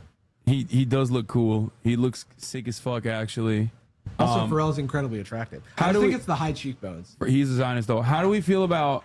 He's saying happy to the IDF. How do we feel about this trend? What do you guys think? And do you want something to drink, by the way? I left my water in the kitchen, but I'll grab another one down here. There's one down We were there. digging through your pantry. Hell yeah, I got hella stuff in Because I there, think dude. Jarvis and I both showed up, and we were like just so thirsty for some reason. So we Yeah. were just start digging through your kitchen and You stuff. know what I just started fucking with that you have in your pantry is those Quest peanut butter cups. Oh yeah. Those are gas. Have you ever had them? They're only like 11 grams of protein, which is not like the best, but still pretty good. Oh, is Pharrell a Zionist? That's a bummer. I really like the Trader Joe's ones, but I don't know if those are as healthy. Also, you guys can continuously donate while we're doing this, while we're in the process as well. But yeah, this trend is fine. It just weirds me out a little bit. I think if it's black women are involved in the posting of it, I have no problem. If it's the like, if people are taking it away from black women and then memeing on it, that's when I start to have a problem. Yeah. Dr. Umar would not approve of this, which is why I don't approve of it, because he is my icon. He is my idol. He is my North Star, if you will. Yes. You don't know what that means. You don't know anything about Dr. Umar. Nope. Wait. Oh my God. Oh yeah. Dr. Umar, the GOAT, the legend. He is correcting Dr. Yaakov's mistake every day. Pull him up. No. What? Let's actually watch the TikToks. Let's not. I don't want to engage in Dr. Umar discourse on this fine. What day is it? Of the week? Friday? On this fine Friday. Yeah. Is he the guy that has that like talk show? In a sense. See, Romy Rome is a black chatter and a boomer. He says, I agree with Jarvis, but I feel you about Dr. Umar. What did you say about Dr. Umar? He's your North Star. He is my GOAT, and he is always right. And he is correcting Dr. Yaakov's mistake. Every day I wake up and say, why, Dr. Yaakov? Why did you invent white people? That, I don't know that reference. Don't worry. I am not going to do this again. I'm the I am opposite not of going the to have Captain yet America meme. another black guest on this podcast where I educate them on the topic of Nation of Islam lore. I see. All right, how about you laugh, you lose? Okay. Where if you laugh, you donate $100 to the Tiltify, and if we laugh, we donate $50. Just like a unique idea I just had just now. You did not see that in the chat at all. No, I just kind of made it up off the top of the dome. That's so sick. Off the top of the dome Fuck with a that popular chatter. poem. Forget a team. I could stop you alone. Dude, you're awesome. That's that's from 8 Mile or something. I don't know. I thought you made Damn. it up. Nah. If your guests don't laugh, you get $5, but that's not gonna work. Dude, It's not gonna. Well, Jarvis is like a genius. Yeah. Hell yeah, It's he that is. big brain. That's why I have no whimsy in my heart. That's why he's depressed. We might need to turn it up because I have the fan right in my ear. Well, here. bitch, I need it. Ted, I'm just gonna lean into your leg. Oh yeah, no, I'm I gonna thought we were man getting spread into cozy. you. Yeah. Okay. Donate $5,000 if you laugh. To me, I think that I can would be a also- fun twist. I can also ship this way if Oh, you're looking great. for some Don't more. even worry about it. No, we're good. If you wanted to man spread more. All right, where the fuck are the TikToks on my Discord I server? love God damn it! man spread room. Let me find my Discord. Where are they? Chat, I don't see them. Jarvis, Oh, if you see TikToks. this chat, tell Ted I said hi, but it's our editor, Austin. So the Sad Boys editor, Austin, says hi, Ted. Oh. Hi. Damn, you know his his Twitch account? Yeah, man. Great. We're a family. That's not how it works. I don't- Oh, God. yeah. No, but there's not that many of us. We have a small team. All right, ladies and gentlemen, we are ready. Okay. The rules are: it must be an upload of a TikTok, no links, no TikToks longer than a minute. Use upvote, downvote to vote for best TikToks. Posting anything to you as a 1-month ban. Star means it was so bad, I'm keeping it. Yes, IG Reels and YouTube Shorts are allowed, but make sure they're funny. All right, without further ado, let's go. This one has 51 upvotes. All right, I'm leaning in.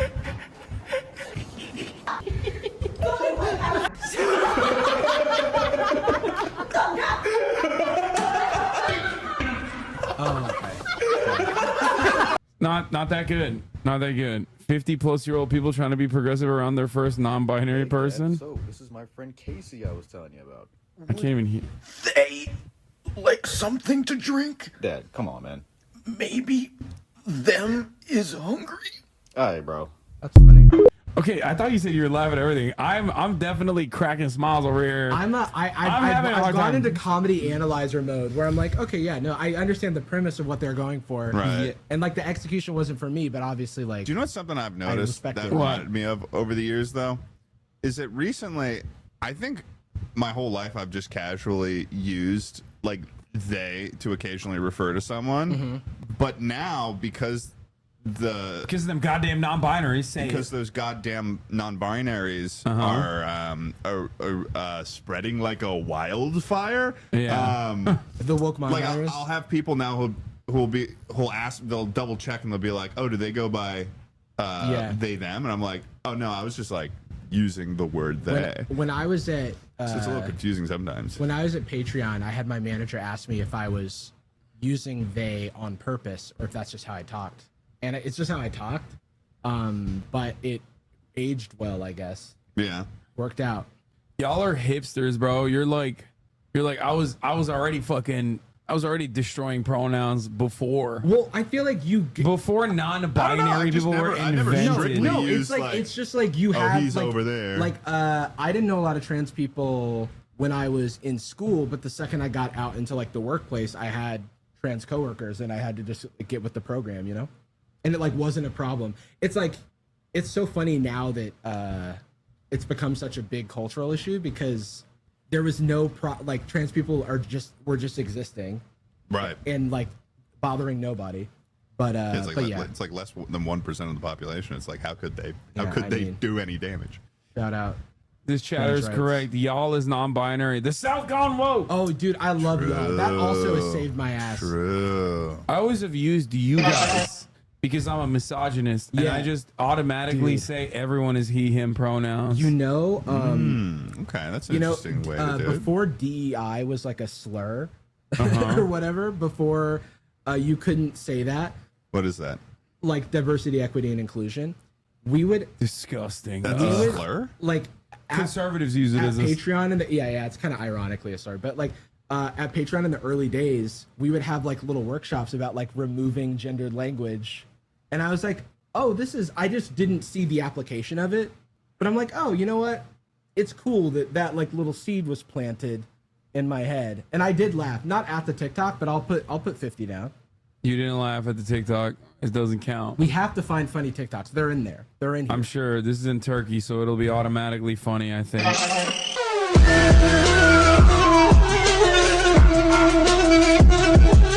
This is like very like XD random.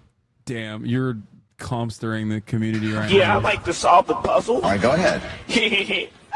That's it, yeah. That's funny. Like that's a good Jay-Z impression. I kind of knew where it was going because he was wearing the hat down. It's a classic move with a Jay-Z impersonator. That was pretty good. The more I think about it, the more I'm getting a little giggly. Can you play it again? No. Well, only one off. Only one. Got a lot of dislikes. That's a classic. Didn't hear the first one. Said, do you serve crackers? Oh, as in, like, that's awesome. That's funny. Hey, do y'all serve crackers? I got banned for that. What made you wear glasses? Nigga, my vision. What the fuck you think made me wear glasses, nigga? Nigga said, what made you wear glasses? Nigga, obviously my eyes, dickhead. Yo, niggas really be dumb as shit. Is your brain located? I need more content like this to remind me of what $100. Okay. experience is like on the other side of the keyboard. I love this because like I do think about my chat a lot, and I know there's so many instances where I yell at them and they just didn't deserve it at all. 100%. Like where they were just chilling. Or I will get mad and I'll just completely misread the tone on something, and I feel bad about it in retrospect. Okay, here it is. It's on Jarvis Ted. I put one in there. All right. Are you going Roman numerals? No. I'm just gonna jot it. Oh, you put an I down, so it definitely looks like you're going Roman numerals. Okay, I don't know why I did that. I don't know. I don't know why I did that, but wait, did those laughs count? I'll count it, man. I'm trying to put some money down. Yeah, and it don't look like this community is gonna make y'all laugh at all because this shit is not funny. Literally, one time you read my comment, I had a typo. My comment made no sense. Lamau, yeah, I'm sorry for all the It's probably chatters. because you're stupid. I'm making it happen to him again. Got him. You know what's funny? I always think about you, and this is I can talk to your chat about this. I don't really stream, but sometimes I'll stream when I'm recording a video or something, and I've gotten like passive aggressive with people, like not raising my voice, but just like being annoyed. And I had someone write a like parasocial essay on my subreddit called like about his personality, and they were talking about how I was being aggressive and stuff like that. And I'm like, man, Hassan could really just say, I fucked your mother to one of his chatters, and everybody's just like, you know, like cool beans. That's normal. Yeah. To be fair, you conditioned them well. Yeah, he's conditioned them. I do also have a lot of haters for that reason, though, because fair. Really? Oh, yeah, you couldn't tell. I have entire online communities that are like rapidly dedicated to fucking hating everything I do. Yeah. And portraying it in the worst possible light they can. Well, I But think that- you're a sweet boy, son. That's the reason. Oh, Ted, you wanna do the podcast after this, by the way, or do you have to dip? What you got going on after this, Ted? I got nothing going on. Okay, you can be a part of it if you want. Okay. All right. He fucks all of our moms every day. It's because he fucked our moms. Yeah, I feel like somebody's got to do like, I mean, this probably already exists, but just like a word mash of like, I fucked your mom on the top of the hour ad break, and then just every Hassan meme. Like you got to hit them all, like a triple word score. Someone actually brought up a good point. They said, don't invite him. He's not going to invite you to his podcast, Madge. I've said, okay, let me just point out, every time that I have seen Hassan in the last perhaps 6 months, he has brought up the fact that he has not been invited back on the podcast. Chuckle Sandwich is a remote podcast primarily. We only do... As in, I could do it. If I could do it from anywhere around the world. Understand, the fact that we haven't had you on is an indication I want you on the in-person Chuckle Week, right? Because I value you. Just not enough to have me on the Chuckle Week last time. Dude, Yeah, man. that was fucked up. You had me on the Chuckle Week. Well, last it was time. it was either, you know, it was one of those things where it was either you or Q Cinderella, and we were like, let's make space for women. No, let's make space for women. How about that? That's Hassan? insult to injury. Finally, some space. Okay, let's continue. Get the rat! What are you doing? No, what? Worthless Oh, okay, cat. they're doing that. What is the game plan with that broom? Like, why are they trying to? I don't. What are you? You're not gonna smash. That's the a rat with the worthless broom. ass cat, bro. That's the whole point of cats is that they like kill fucking Yeah. rats and shit. It was very convincing too. It looked almost human. All right, doctor, can you do cover up? It's just one of those days where you don't want to wake up. Everybody sucks. You don't really know why, but you want to justify. If someone's head off, no human contact. And if you interact, your life is on contract. Your best bet is to stay away, motherfucker. Okay, I'm beginning to realize that my sense of humor and my community's sense of humor is much get worse it. than everyone else's because I'm trying not to laugh at this, and you guys are not even in it at all. That's good for. I would have laughed at that normally if I wasn't trying hard not to. How did y'all meet? Moose match?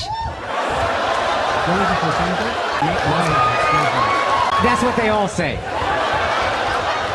You sneaky bitch. Yeah. If you're not white, what are you? Pakistani. Pakistan? Get the fuck out of here! Stand up! Stand up! for the people. Stand up. Stand up. Daywalker. Wow. 9/11 was comfy for you. Is crazy. She was probably with the white people like, get him! That's crazy. You're Pakistani. What's your name? Is it Faiza? Pakistani as fuck? Hey, man. Respect. You know what I mean? Because you clearly wanted a white girl, but you didn't want to disappoint your parents. So you just did the next best thing. You know what I mean? Respect, y'all. Respect. Okay, that's 2. Put it in. Put it in the. Damn, y'all are not laughing at all. Holy shit. Okay, you're worse than me. Maybe it's my problem. I feel like sometimes I can just turn it off. I can't. So I think it's really just like, but my sense of humor is weird. I'm a different version dark, of twisted too sense online. of humor. Yeah, kind of like Family Guy. Like that would make me like laugh. Family Guy or American Dad. Yeah. That doesn't count. I'm laughing at you. I'm not laughing at the TikTok. Fine, but I'm pissed. Okay. Yo, I find some new fuckery about my city every motherfucking day, bro. Who is delivering in this shit right here? That's really I really hope that's not real, bro. Cause let me find out a horse is delivering my pizza, bro. I'm snapping. See, there's a world in which I could see that being a thing. Yeah, Amish people. Yeah, Amish people. Bu döner uçuyor. Holy shit, that's impressive. It's like doner kebab, like in a fucking hot air balloon. I'm gonna be honest with you, Hassan. I read that first 2 words as deboner. No, he said this doner is flying. That's awesome. This is probably cold as hell, though. Yeah. You see the guy that, the YouTuber that was flying something like this, he crashed and he broke his back and his arm and stuff. Oh my god! Not the guy who jumped out of the plane. No, he was flying a little Leonardo da Vinci contraption. Someone said donair, like an airline. Yeah. That's funny. I like that. Good job, Chatter. You know, Is that how you appreciate? You're a comedy appreciator, like a I am wine a comedy connoisseur. Well, the thing is, like, I like, sit down and try to write jokes. So I'm always like intellectualizing what makes something funny, and it's a bad thing about me and a bad thing about my brain. But don't worry, I can laugh. You literally said you laugh at everything. You haven't laughed at anything yet. I laugh at people a lot. You laugh like this. Yeah. Quite intellectual. Yes. Great. Delectable. Funny joke. I see. We're not even that far in. I see how to derive humor from this. Yes, Maybe a exactly. haha is in order. Oh, yes. Very nice. I'm only come around like tourists on the beach with a few club sodas. I was watching a TikToker talk about I don't know why my For You page always feeds me like black TikTokers talking about white people shit and like how insane it is. Like one example is like there's a black dude and a white dude and they're like, I'm making my black friend do white people shit and then I'm making my white friend do black people shit, and then the white guy makes him go to a haunted house and is like, I mean, I Is get that a white person thing? 100%. And I'm white as well, Really? but as a Turkish person, I don't fuck with that at all. I do not fuck with Really? those. Since when? Since forever. Really? I will never understand. I will never understand the all of the like thrill-seeking behavior that people engage in, Americans specifically engage in, where I'm like, I don't get it. Why would you do that? Well, it's because we're American. We can never die. like skydiving. I don't know about it. I don't get it either. So that was the other thing I was gonna say. It was a black dude like talking about how like some dudes do this thing called like kite surfing, where they will like strap themselves to like a kite and fly. And then there was this one dude who took flight and was basically like you couldn't see the people down there. Like he had a GoPro strapped to his fucking chest, and you literally could not see the people on the ground. Like one bad wind situation, or you like let go of your grip and you're dead. Like you're 100% dead. Someone in the chat, let me know. In the Power Rangers movie, the one that was released in theaters, the first one, it starts with them jumping out of a plane. Do they kite surf or do they just skydive? Maybe they Anybody wing know? glide. Are you talking about paragliding? Maybe. Huh? I can't remember what they did. Skyboarded? Skydiving? They You know skydove. those wingsuits where you like open up, it's like flying squirrel? Skydive with a snowboard? But Tommy had a board. Tommy did have a board. Okay. Whoa. But Tommy, yes, thank you. Wow. Thanks, chat. I saw Travis Pastrana, who like doesn't, I think he does stuff on a bike, on a motor bike. He jumped out of a plane without a parachute. But then he was like doing it with people who had a parachute, so then they had to like grab onto him. I think and I've then seen the same That's video. that's just like unacceptable Yeah, behavior. it's ridiculous. It's unreasonable. NS from the YouTube It's channel. Do you guys unreasonable know who behavior. NS is? He has a YouTube channel. He's like does all the like fancy real estate stuff. Oh, okay. Also, my neighbor. No relation to Enes Kanter, the former NBA player. No. Fuck that guy. I hate that guy. No, NS is he's a real estate channel guy, and he is actually an Olympic level world competitor in windsurfing. This is actually true. Yeah. And also, my former neighbor, and the reason why I was able to even get housing in Los Angeles without credit score. Whoa. Fun facts about NS. Yeah. Oh yeah. Okay. Shingun Goat. That's a cool ass baby. Yeah, it's a sweet cool baby. I wish babies were that cool, but they're not. They're no kind. What the fuck? It's gonna go into the barrel, isn't it?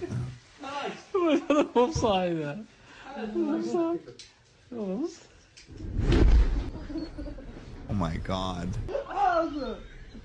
Bro, he almost caught on fire. Yeah. What chemicals? So the reason why the person who submitted this could tell it was funny was because of the amount of laughing. I know that emojis. does ruin it for me. Okay, wait. I feel good about this one. I might laugh. When your reflex is kicking at the wrong time. Yeah. That probably wasn't That believable. came out of nowhere. That probably wasn't believable, but that was satisfying. That was satisfying to me. Oh, I thought you really did laugh. I did. Then why did you say that probably wasn't believable? Oh, Because I people see. probably didn't think that was for real. I see. But I liked it. No, I believed it. I don't even know what just happened. What? Poetry in motion. You act like you're hard to make laugh, but all chat needs to do is post 9/11 memes and dudes farting on dogs in your cook. That's true. Farting You on laugh- dogs probably No, make me dudes farting on dogs is my weakness, like forever. Really? My girl, I'm Yeah, I sleeping always on. laugh at dude. It's just so fun. Have you ever seen a dude fart on a dog? Is it the fact that they farted on the dog, or is it the dog's reaction? Because if it's like, No, it's the lack of reaction from the dog that I think makes it Yeah, so the funny. dog doesn't give a shit. The dog doesn't even understand, but their owners are in like a state of panic because some random dude just came up and farted on your Oh. dog. Oh, it's not an owner farting on. It's like dog well, I fart want to see assault. some of these. I'll show you An guys aerial after. assault. I want to see some of these. I'll show you guys after. Telling my girl I'm sleeping on the couch to get her I'm reaction. gonna sleep on the couch tonight. Just kind of feeling like sleeping by myself. No, why? I don't know. I'm just kind of feeling like sleeping by myself. What'd I do? Are you mad at me? No, I'm not I mad at think you. I've seen this. I don't know if there's like a. No, you have to sleep with me. Oh. Love me. You have to. Tell it. That's just sad, man. Yeah. It's funny, but it's sad. Yeah. 10 kids in 10 years, the scariest thing. 10 kids in These 10 videos are so wild. Sometimes they randomly have me in those memes. I don't know why. What's the scariest thing you can think of? Steven. Women. There's something inside you. It's hard to explain. Ryan Gosling, fake him? Who's that? They're talking about you. But you're still the same. Okay. What the fuck? Do you want it? Do you want me to pull it all the way here? Cutie and Will are here. We're gonna shoot a podcast after this. If we raise a total of $150, I'm gonna lose my mind. I know. We gotta laugh. We guys. have to laugh What are we more. doing? Everybody needs to pull Well, their weight usually there's a lot of them. and freaking laugh. Okay, guys. 10 kids in 10 years. What's the scariest thing you can think of? Is it gonna repeat? Steven. Women. Again is funny. Okay, I just laughed Again, at it's that, funny, so yeah. you can add me to it.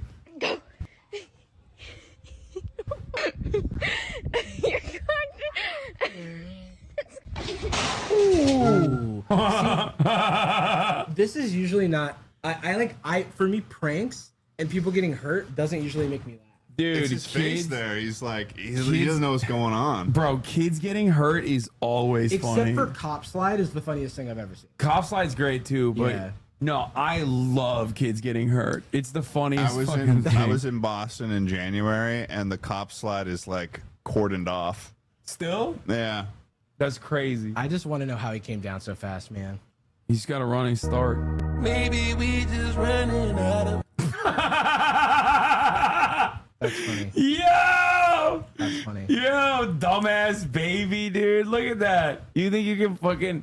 Dude, also, Look how much. I do feel like you're like reverting to like there's a childlike wonder in your eyes. You're like, Yeah. dumb baby. Yeah, I love watching kids get owned. It's so awesome. It's funny. But this is the meta. It's easier to make you laugh than to make both of us laugh, and your chat knows you better. So it Yeah. should be hard targeting you. They are hard targeting me, and it's working. But also, it's like Hassan brings his friends to watch him laugh at his chat's memes. Okay.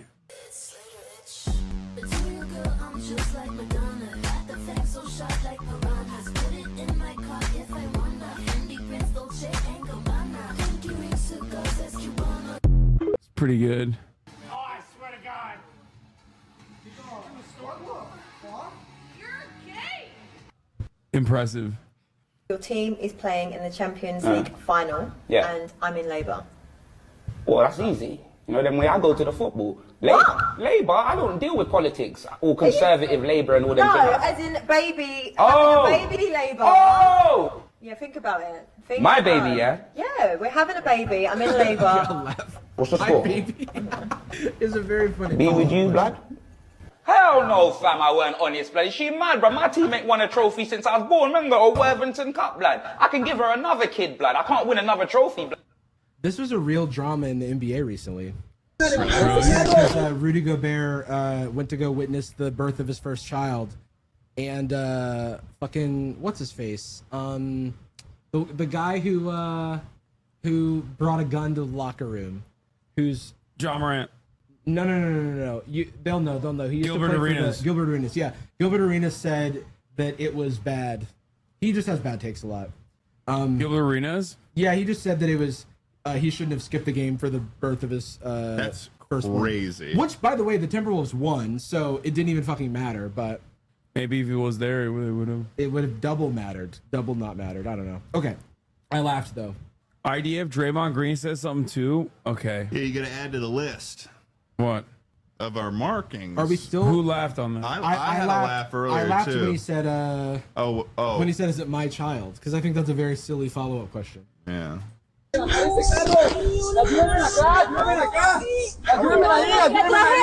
Tragedia es que te pierdas las mejores salchipapas de Villavicencio, aquí en Papalquilo, barrio La Coralina. I like the Cerveza Cristal ads. Those are really good. Hey Ken, how many girls are you gonna talk to tonight? At least 1 million! That's funny. Have you guys seen the controversy surrounding SoCal Asians versus like Asian people living in other parts of the country? Oh. A lot of people are shitting on the SoCal Asians. What does that mean? They're saying that like SoCal Asians are like a different breed. Like California Asians are a different breed of where they're all like they got like their own genre of memes and stuff like that, and they like kind of like shit on Asians in other places. Damn. Interesting. Like we don't like ABGs from SoCal. They're elitist is what they're saying. Thing is, they're saying SoCal Asians are elitist because they're if they live in like predominantly Asian neighborhoods and stuff and they go to school amongst other Asian people, instead of like being the only, one of the 10 Asian kids at school, like if you were in the Midwest and get bullied for being Asian, they have like an entirely different development. Interesting. That is interesting. Though I can't say I can weigh in on it as I don't have that lived experience. Yeah. Boom. I love talking about other people's lived experiences. Yeah, it said they also said they only like whites and are racist. That's why. Damn. Damn. Hell no. Come on, wait to the no. Come on. Ah, that was good. Okay, I'll give one to myself. Ted finds no humor in our armed forces. I did think it was funny. Ted finds no humor in our armed forces being harmed like that. That was good. Because I'm like, wait, it probably broke her proud. fall, right? So she's probably fine. I don't know what was in Even there. if she was hurt, that's funny still. It's even funnier. That's such an evil thing to say. I probably would have laughed. I don't know if she got hurt. No hunting of rat during Ramadan. Did you know that cats are Muslim canonically? Like all cats are. هلا إذا الله راد جاينا شهر رمضان بدكم تخفف يعني العالم أكل بقايا أكل ما عاد I should donate every time I explain. هلا نلاقيكم آكل العالم عم لحمة دجاج مع الجبل على بيوتها ما الله يرضى عليكم كنتم صاروا نباتيات تاكلوا حشيش البرغل بتاكلوه but I just find them cute. ما بدي Yeah, this wasn't very funny. This wasn't very funny at all. Introduce you to the you right now. Oh my God, that be baby. Well, alright. That's a fuck boy, dog. Yeah. That's not a bad boy or a good boy. It's a fuck boy. Good impulse control on that dog. Keep her away from white women. Applebee's. Italian Applebee's. Don't worry about it. I just made it. Don't worry about it. I won't. What happened? Applebee's. Italian Applebee's. Mexican Applebee's. Chinese Applebee's. Under the sea Applebee's. Yeehaw Applebee's. Jim. Mods! Stop fucking typing! Stop uploading new videos on the fucking server. Every time you do, it kicks me off a full screen. That's kind of crazy. That's Discord's fault. Yeah, but they know. Some water?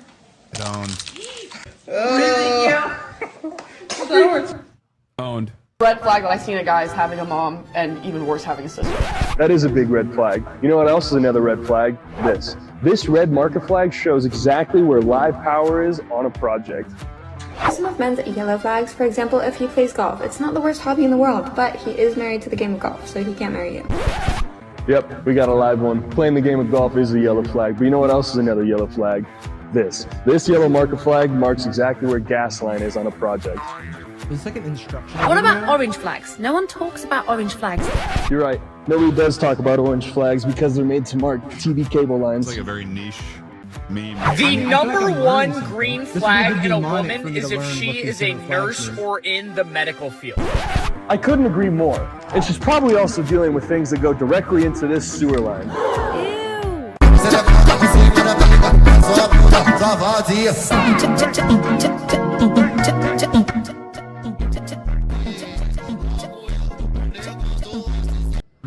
Okay.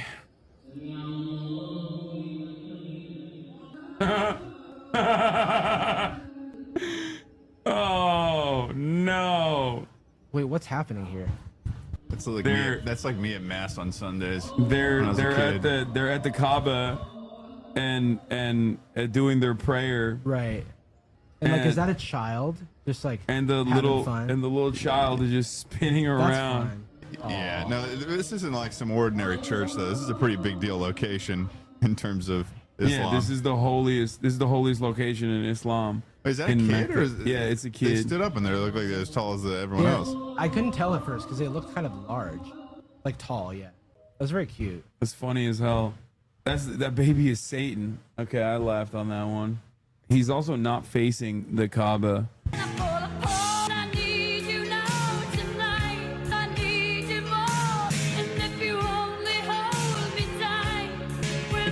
To see that this type of humor is like making a resurgence, because I feel like I developed an immunity to this in like middle school. Yeah, this seems like something that like that looks like something my mom would send to me. Which is like not even me. It's more just like crazy. I feel bad. It's because like a lot of the people in my community are fucking 30 plus. That's why.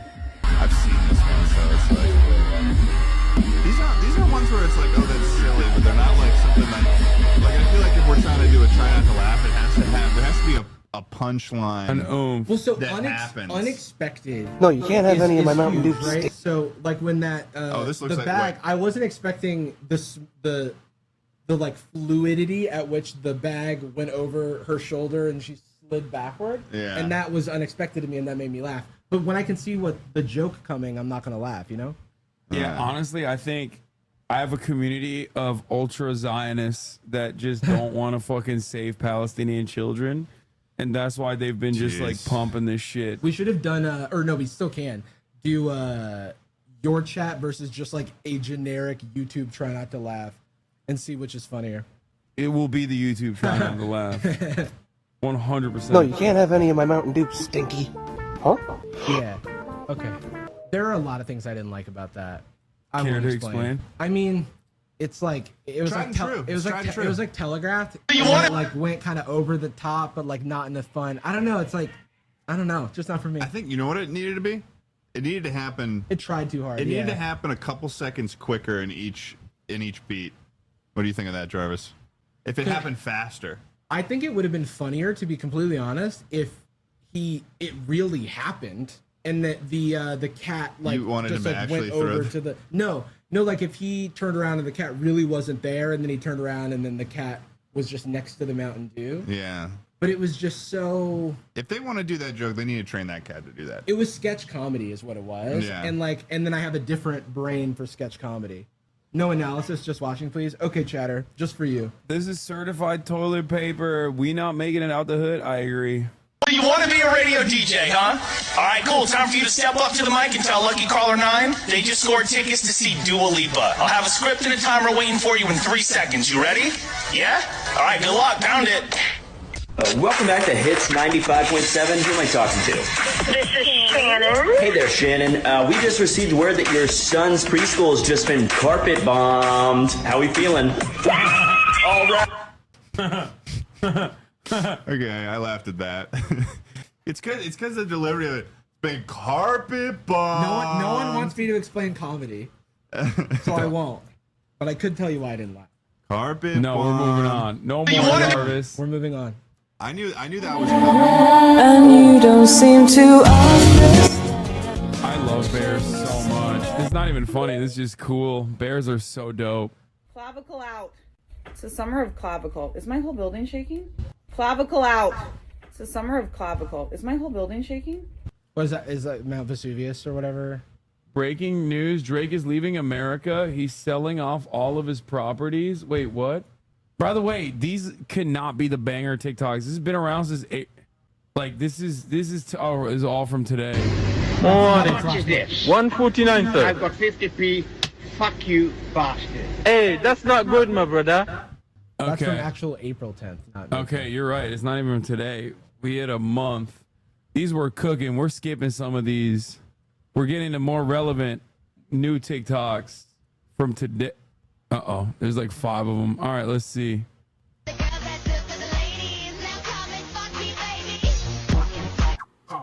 Okay. That's a tubber. Yes. I laughed at that. I've seen that one. Dude, Shout out We Rate Dogs. Head's beating you. Dude, Ted has 4 laughs. Jarvis, you have 3. I have... Dude, he started orbiting. He started orbiting around the Earth. 1, 2, 3, 4, 5, 6, 7, 8. I have 8 laughs. It's probably easier to just write it out now. Dude, that's awesome. Can we watch that again? Yeah, we can watch it again. Dude, that's Great. awesome. What an idiot. Oh my god.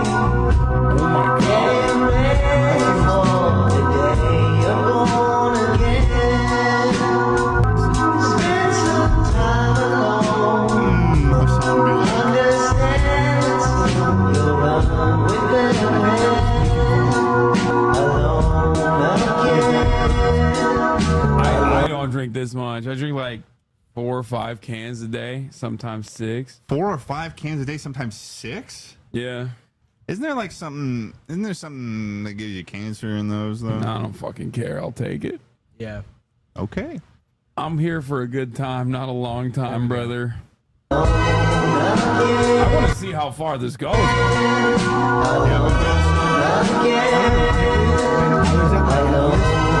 motivated me to stop losing weight was that I found a video of myself on my dorm, like in my dorm room, and there was a desk full of Coke cans. Not Diet Coke cans, just regular Coke cans. And I was like, I have to stop. Dude, that's so much liquid. He hasn't even gotten up to pee. 0-calorie sodas are not as bad as normal sodas. My whole thing is that I just don't drink soda otherwise. You know? There's something real special about, having a full sugar Pepsi or Coke with some ice. I don't like. I genuinely prefer the taste of Diet. Aspartame is so. That's because I you're wanna rotten to train your my brain core. to be like that, but I don't like it as much, and so then I get addicted to the sugar stuff. So I just have to go cold turkey. I'm like back cold turkey off the off the juice. I even picked up a Diet Coke when we came in, and I said, "No, I'll drink the water." Yeah, no, you had a moment of strength. Yeah, I saw that. I grew up in a diabetic household. I was so impressed by that too. I internally was like, nice. I grew up in a diabetic household, so I grew up with only diet sodas. Yeah, that's why. Yeah, no, No, you have a Hassan, you have the Coke that I would drink when I was hella addicted, which is the what I call the dad Coke, caffeine free. Oh, caffeine free? That's for nighttime consumption. Exactly. People don't get it. People are like, why do you have this? And I'm like, well, I want this beverage. I want this taste, but I don't want to drink caffeine. Yeah, I used to shit on it, and then I tried it once and I was like, not bad. It's great. I can't have it because it becomes a gateway Honestly, drug. I think I probably forgot that caffeine existed in sodas for like 7 years until right now. Well, you have ADHD. Rude. Why are you bringing that up? No, I'm just saying because it just like No, because it doesn't affect me. I'm the same way. No. It just is different. That's We both have ADHD. I was going from the angle that like it was totally unrelated. Like Yeah, you're then I'm trying just to like insult fucking me. roasting your ass. Caffeine free is the absolute go for ice cream floats. George R.R. Martin, you've done it again. Anytime I fight a dragon, that's George. Anytime I fight a 104-pound female with bare Jarvis feet, stinks. I'm What'd like I do? Miyazaki he had all hands on for that meeting. Normally, that's funny. The bald man, but this time, not so much.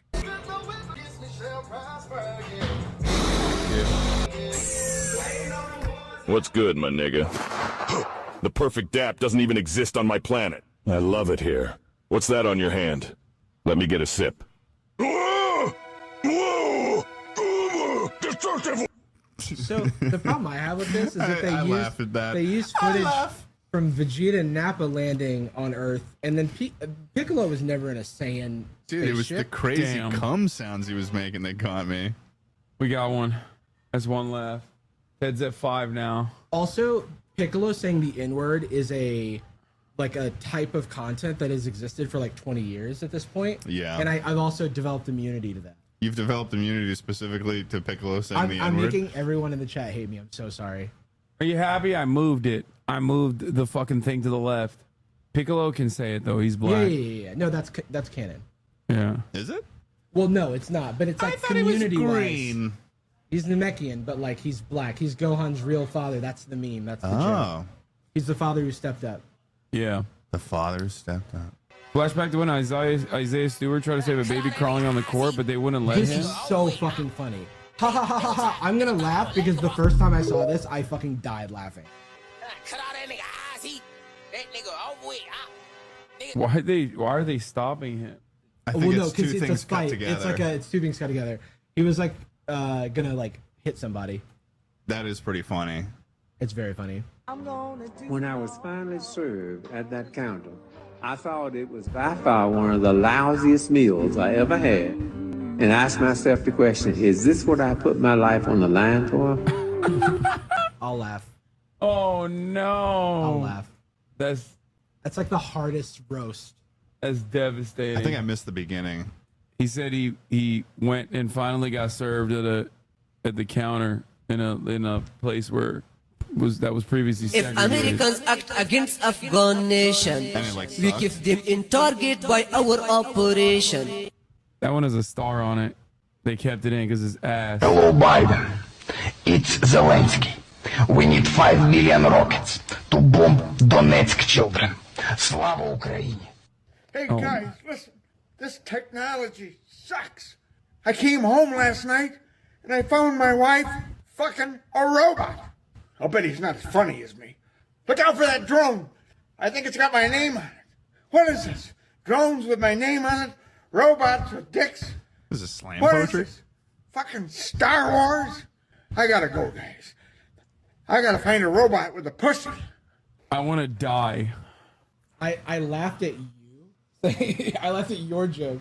It's just what is this slam Yeah, it was poetry? like boomer Bro, slam this poetry. used to be funny. With this, like the Discord pics used to be funny. It would actually make me laugh. Right now, when they have to lock in, right, for like a dono driver or whatever, they literally This sounds fucking like you being fail. embarrassed about your French. You're like, No, dude, no, no, guys, no, I no, swear no, they're no. It's so been so freaking funny normally. No. Trust me, I've I ripped feel into bad. them a I lot. feel like I'm not showing up as the laugher. I want to be the laughy guy. You give us 26 minutes to prepare. What the fuck do you want from us? That is a very short period of No, time. half of these are from the old. Half of the fucking jokes that we looked at were from 2 months ago. Ooh. Fuck you, me. But maybe the stuff that we're gonna get to is gonna be the good stuff because is that guy they at lock Texas in. Roadhouse? They locked in on And the he's last doubled minute. up at the last on minute. rolls. Oh man, I haven't eaten anything today. I could go for some Texas Roadhouse. Motherfuckers running a you laugh, you lose with three guys who will explain every joke to you. First of all, not me. I stopped. Oh man, I can't stop thinking about the Texas Roadhouse rolls. Everyone's either aborted or transgender. I don't like the fact that that guy.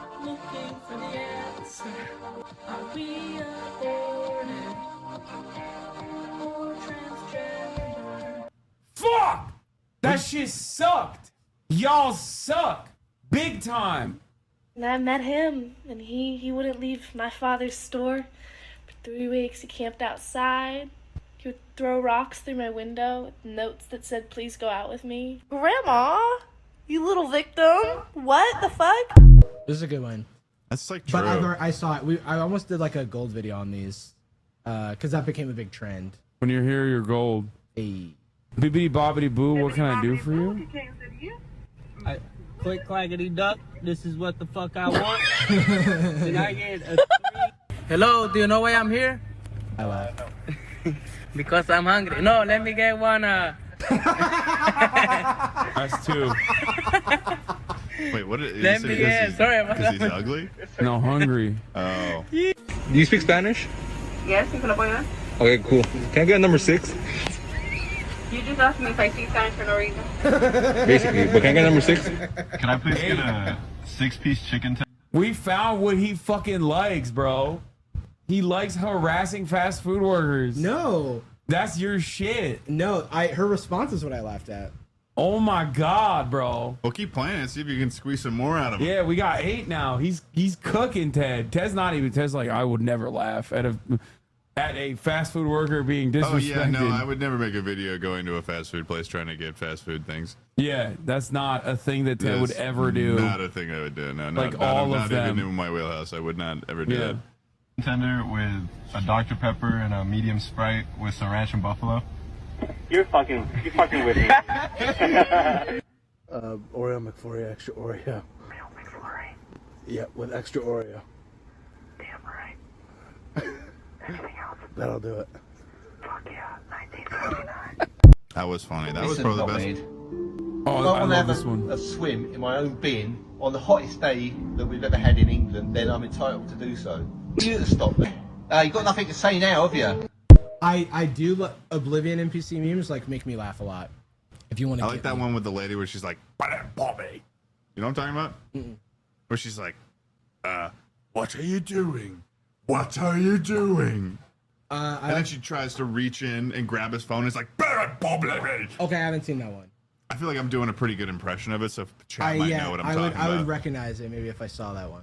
Please go to May. All right, I'm skipping it. Well, that's May, dude. Wow. We got 2 memes today. Oh, that's what. Okay. We got 2 memes. Has from China May. created brain rot to dominate U.S. citizens? No, Senator. Have you ever practiced edging streaks in China? Senator, I served my nation in Singapore. No, I did not. So you only did edging streaks in Singapore? Yes, and I served my military for 2.5 years in Singapore. Do you have any other brain rot social media we don't know? No, sir. So you're the Singaporean Quandale Dingle King of brain rot? That's correct. Do you intend to be the new king of Ohio? I'm skipping that. Romans after conquering Britannia, realizing ain't shit there. Like, what do we gain from this shit? Like, word, yo, like, bro, what? Yo! Bro, what the fuck did we gain from this, bro? Excuse me, sir. Yeah? What song are you listening to? Oh, snap. Is this one of them little TikTok videos where you ask me what song I'm listening to and then I tell you? Nah, I'm just a nosy guy who likes walking around with a random microphone and putting him into strangers' faces. I got a cousin like that. Yeah, it's a TikTok video, dog. Oh, okay. I got you. Tell me the song you're listening to. Oh, yeah, Fake Love by Drake. Fake Love? Mm-hmm. By Drake? Yup. Drizzy Drake. Yo, what's that over there? What's what? Kendrick for life, little nigga. Stay up. BBO Drizzy! 911, what's your emergency? Yeah, somebody shot me. I'm shot. Alright, we'll be there right away, sir. Would you please mind telling us what happened? I don't know. I told him I was listening to Drake. Drake? I mean Kendrick. Kendrick. Nah, you good, bro. You good. You be alright. Niggas get shot every day. You need help, go ahead and call Drizzy Drake the pedophile. Matter of fact, I got a song that'll make you feel better. What the fuck? Kaya doesn't like PBL Drizzy. Kaya, what the fuck? She said, Metro, shut your hoe ass up and make some drums. That's crazy. That was actually scary. I'm actually getting sad. Hoscore was supposed to be better than this. in one of the first of your you laugh you lose uploads on YouTube, a commentator talked about taking an edible before watching so they could have a chill night, and said they got a panic attack from how unfunny chat was during it. I will always think about that. Yeah, the statistics are pretty likely there's at least a couple people watching this a little bit too high on an edible right now. Yeah, just a little bit over the edge. And I'm going to speak directly to that person right now who's high on that edible. You're never going to sober up. This is going to continue. You will fall further down. Okay, you fucking broke 'em. Let's watch a YouTube one. Well, we got to do the podcast. Oh shit. So we have to, unfortunately, we will come back to these fundraising efforts. Trust me, one more time. But for today, we started off the charity at 200,000 or like 190,000, I think, and so far we've raised 245,000 total. We're trying to get to 1 million. The final tally is, for those of you who want to know, I laughed 9 times. That's $900. Jarvis laughed 8 times, and Ted 5. Jarvis and Ted are giving $50 a pop. I'm giving $100 a pop. We will continue doing fundraising, obviously. I'm just gonna give more than $900 though, but yeah, I'm gonna bump mine up as well. You don't have to do that, Ted. It's all good. You give whatever you want to give. Hold on, let me see. And son, just don't real show quick, on how you. do I find the donate link? Exclamation mark, donate, exclamation, what do you guys say? Exclamation point? Exclamation point. Yo, am I crazy? How do I change the donation? You just hit other? You hit other. Well, no. I'm like here, and I'm like, why did it already select? I don't know. Huh. But yeah, like it's auto selecting $10 for me. Weird. Damn, only giving $10? That's crazy. Yeah, it like literally just well, it was $10 for me as well, but I went and selected other. No, but I don't have an other. Here, let me go to let me do exclamation point donate in the chat. It's funny as fuck how you can change it unfunny. when selecting payment type. Thank you. Yeah. That's what the fuck. not is intuitive, but hey. I don't know why it's like that. It used to be. It didn't used to be like that. Yeah. What if we made that, $1,000, and we were just locking in people to $1,000 donos? BBL Drizzy. There we BBL. I got Apple Pay. That's great. Yeah, I'm about to hit that Apple Pay. Boom. I'm just Done. doubling mine, so I'm doing 500. Yeah, I'm doing 500. All right, ladies and gentlemen, we did it. Boom. Donating for every lack of laugh. Yeah, that's why. That's Nice why. try, bank. My bank tried to decline that, but I will tell my bank, yes, I did intend on doing that. Your bank's like, Ted, this ain't like you. Are you sure? Are you sure you want to donate to a charity? My bank called me when I bought textbooks for the first time. They were like, "Are you sure? You're a dumbass." Do a try not to cringe challenge next time. We would fucking. I'll be honest with you. We'd be giving Palestine fucking its own Iron Dome at that point. I was gonna say like, I am a bad cringer. I don't trust you anymore because I you said know. you laugh I at had a feeling you were everything. gonna say, oh, I do, but I don't want to insult your community, so I'll take the L on this one. Anyway, ladies and gentlemen, that was wonderful. Thank you so much for coming. Ted Nivison, Jarvis Johnson, where can people find you? Oh, you can find me on the Sad Boys podcast. Just type in Sad Boys Hassan, and then you can watch the episode we did with Hassan. True. You can find me on the podcast Chuckle Sandwich with Jay Schlatt and Tucker Keene. Go check out Tucker Keene on Twitch, twitch.tv/Tucker Keene. And Hassan won't be there, and he's never coming back. I'm never going on the pod, so you will never find the episode that I was on. No, he's coming on. He's coming on. Nope. No, he's not coming even on, a little and bit. then he's coming on it. Are we gonna fuck? Like, what does that mean? Yeah, what am I missing? No, I'm just saying you're coming on twice. This person's very talented. I've heard Yeah. this song before. I'm like, damn. All right, well, love you guys. I will not see you tomorrow because I'm gonna be doing family stuff tomorrow, but I will see you on Sunday in New York City. Thanks for having us, chat. We're gonna do the Fear End episode now. Love you all. Patreon.com/FearEnd for the paywalled episode, and the regular episode is on YouTube and everywhere you can get your podcasts. Peace and free Palestine. Uncle Uger's face, sad in discord at chip prop. Great names take on break. Tiny Bernie Sanders, LGBTQ Air Force. The whole left at your fingertips, Ane at your door. H3 crowded debate, the Young Turks online show. 3 full fucking years of this, plenty more to go. 90-day fiance talks of champagne bourgeoisie. A Trump rally live reaction, a mass riot at DC. There he is again, her son is streaming, her son is streaming. There he is again, her son is streaming, her son is streaming. Reading a live stream, fair comments, Austin show chat advice, and all the ways the right-wing pipeline can suck you in online. JCS react, Lord frame gets broken, cover blown. A full-blown mass pandemic, monster streaming at your home. So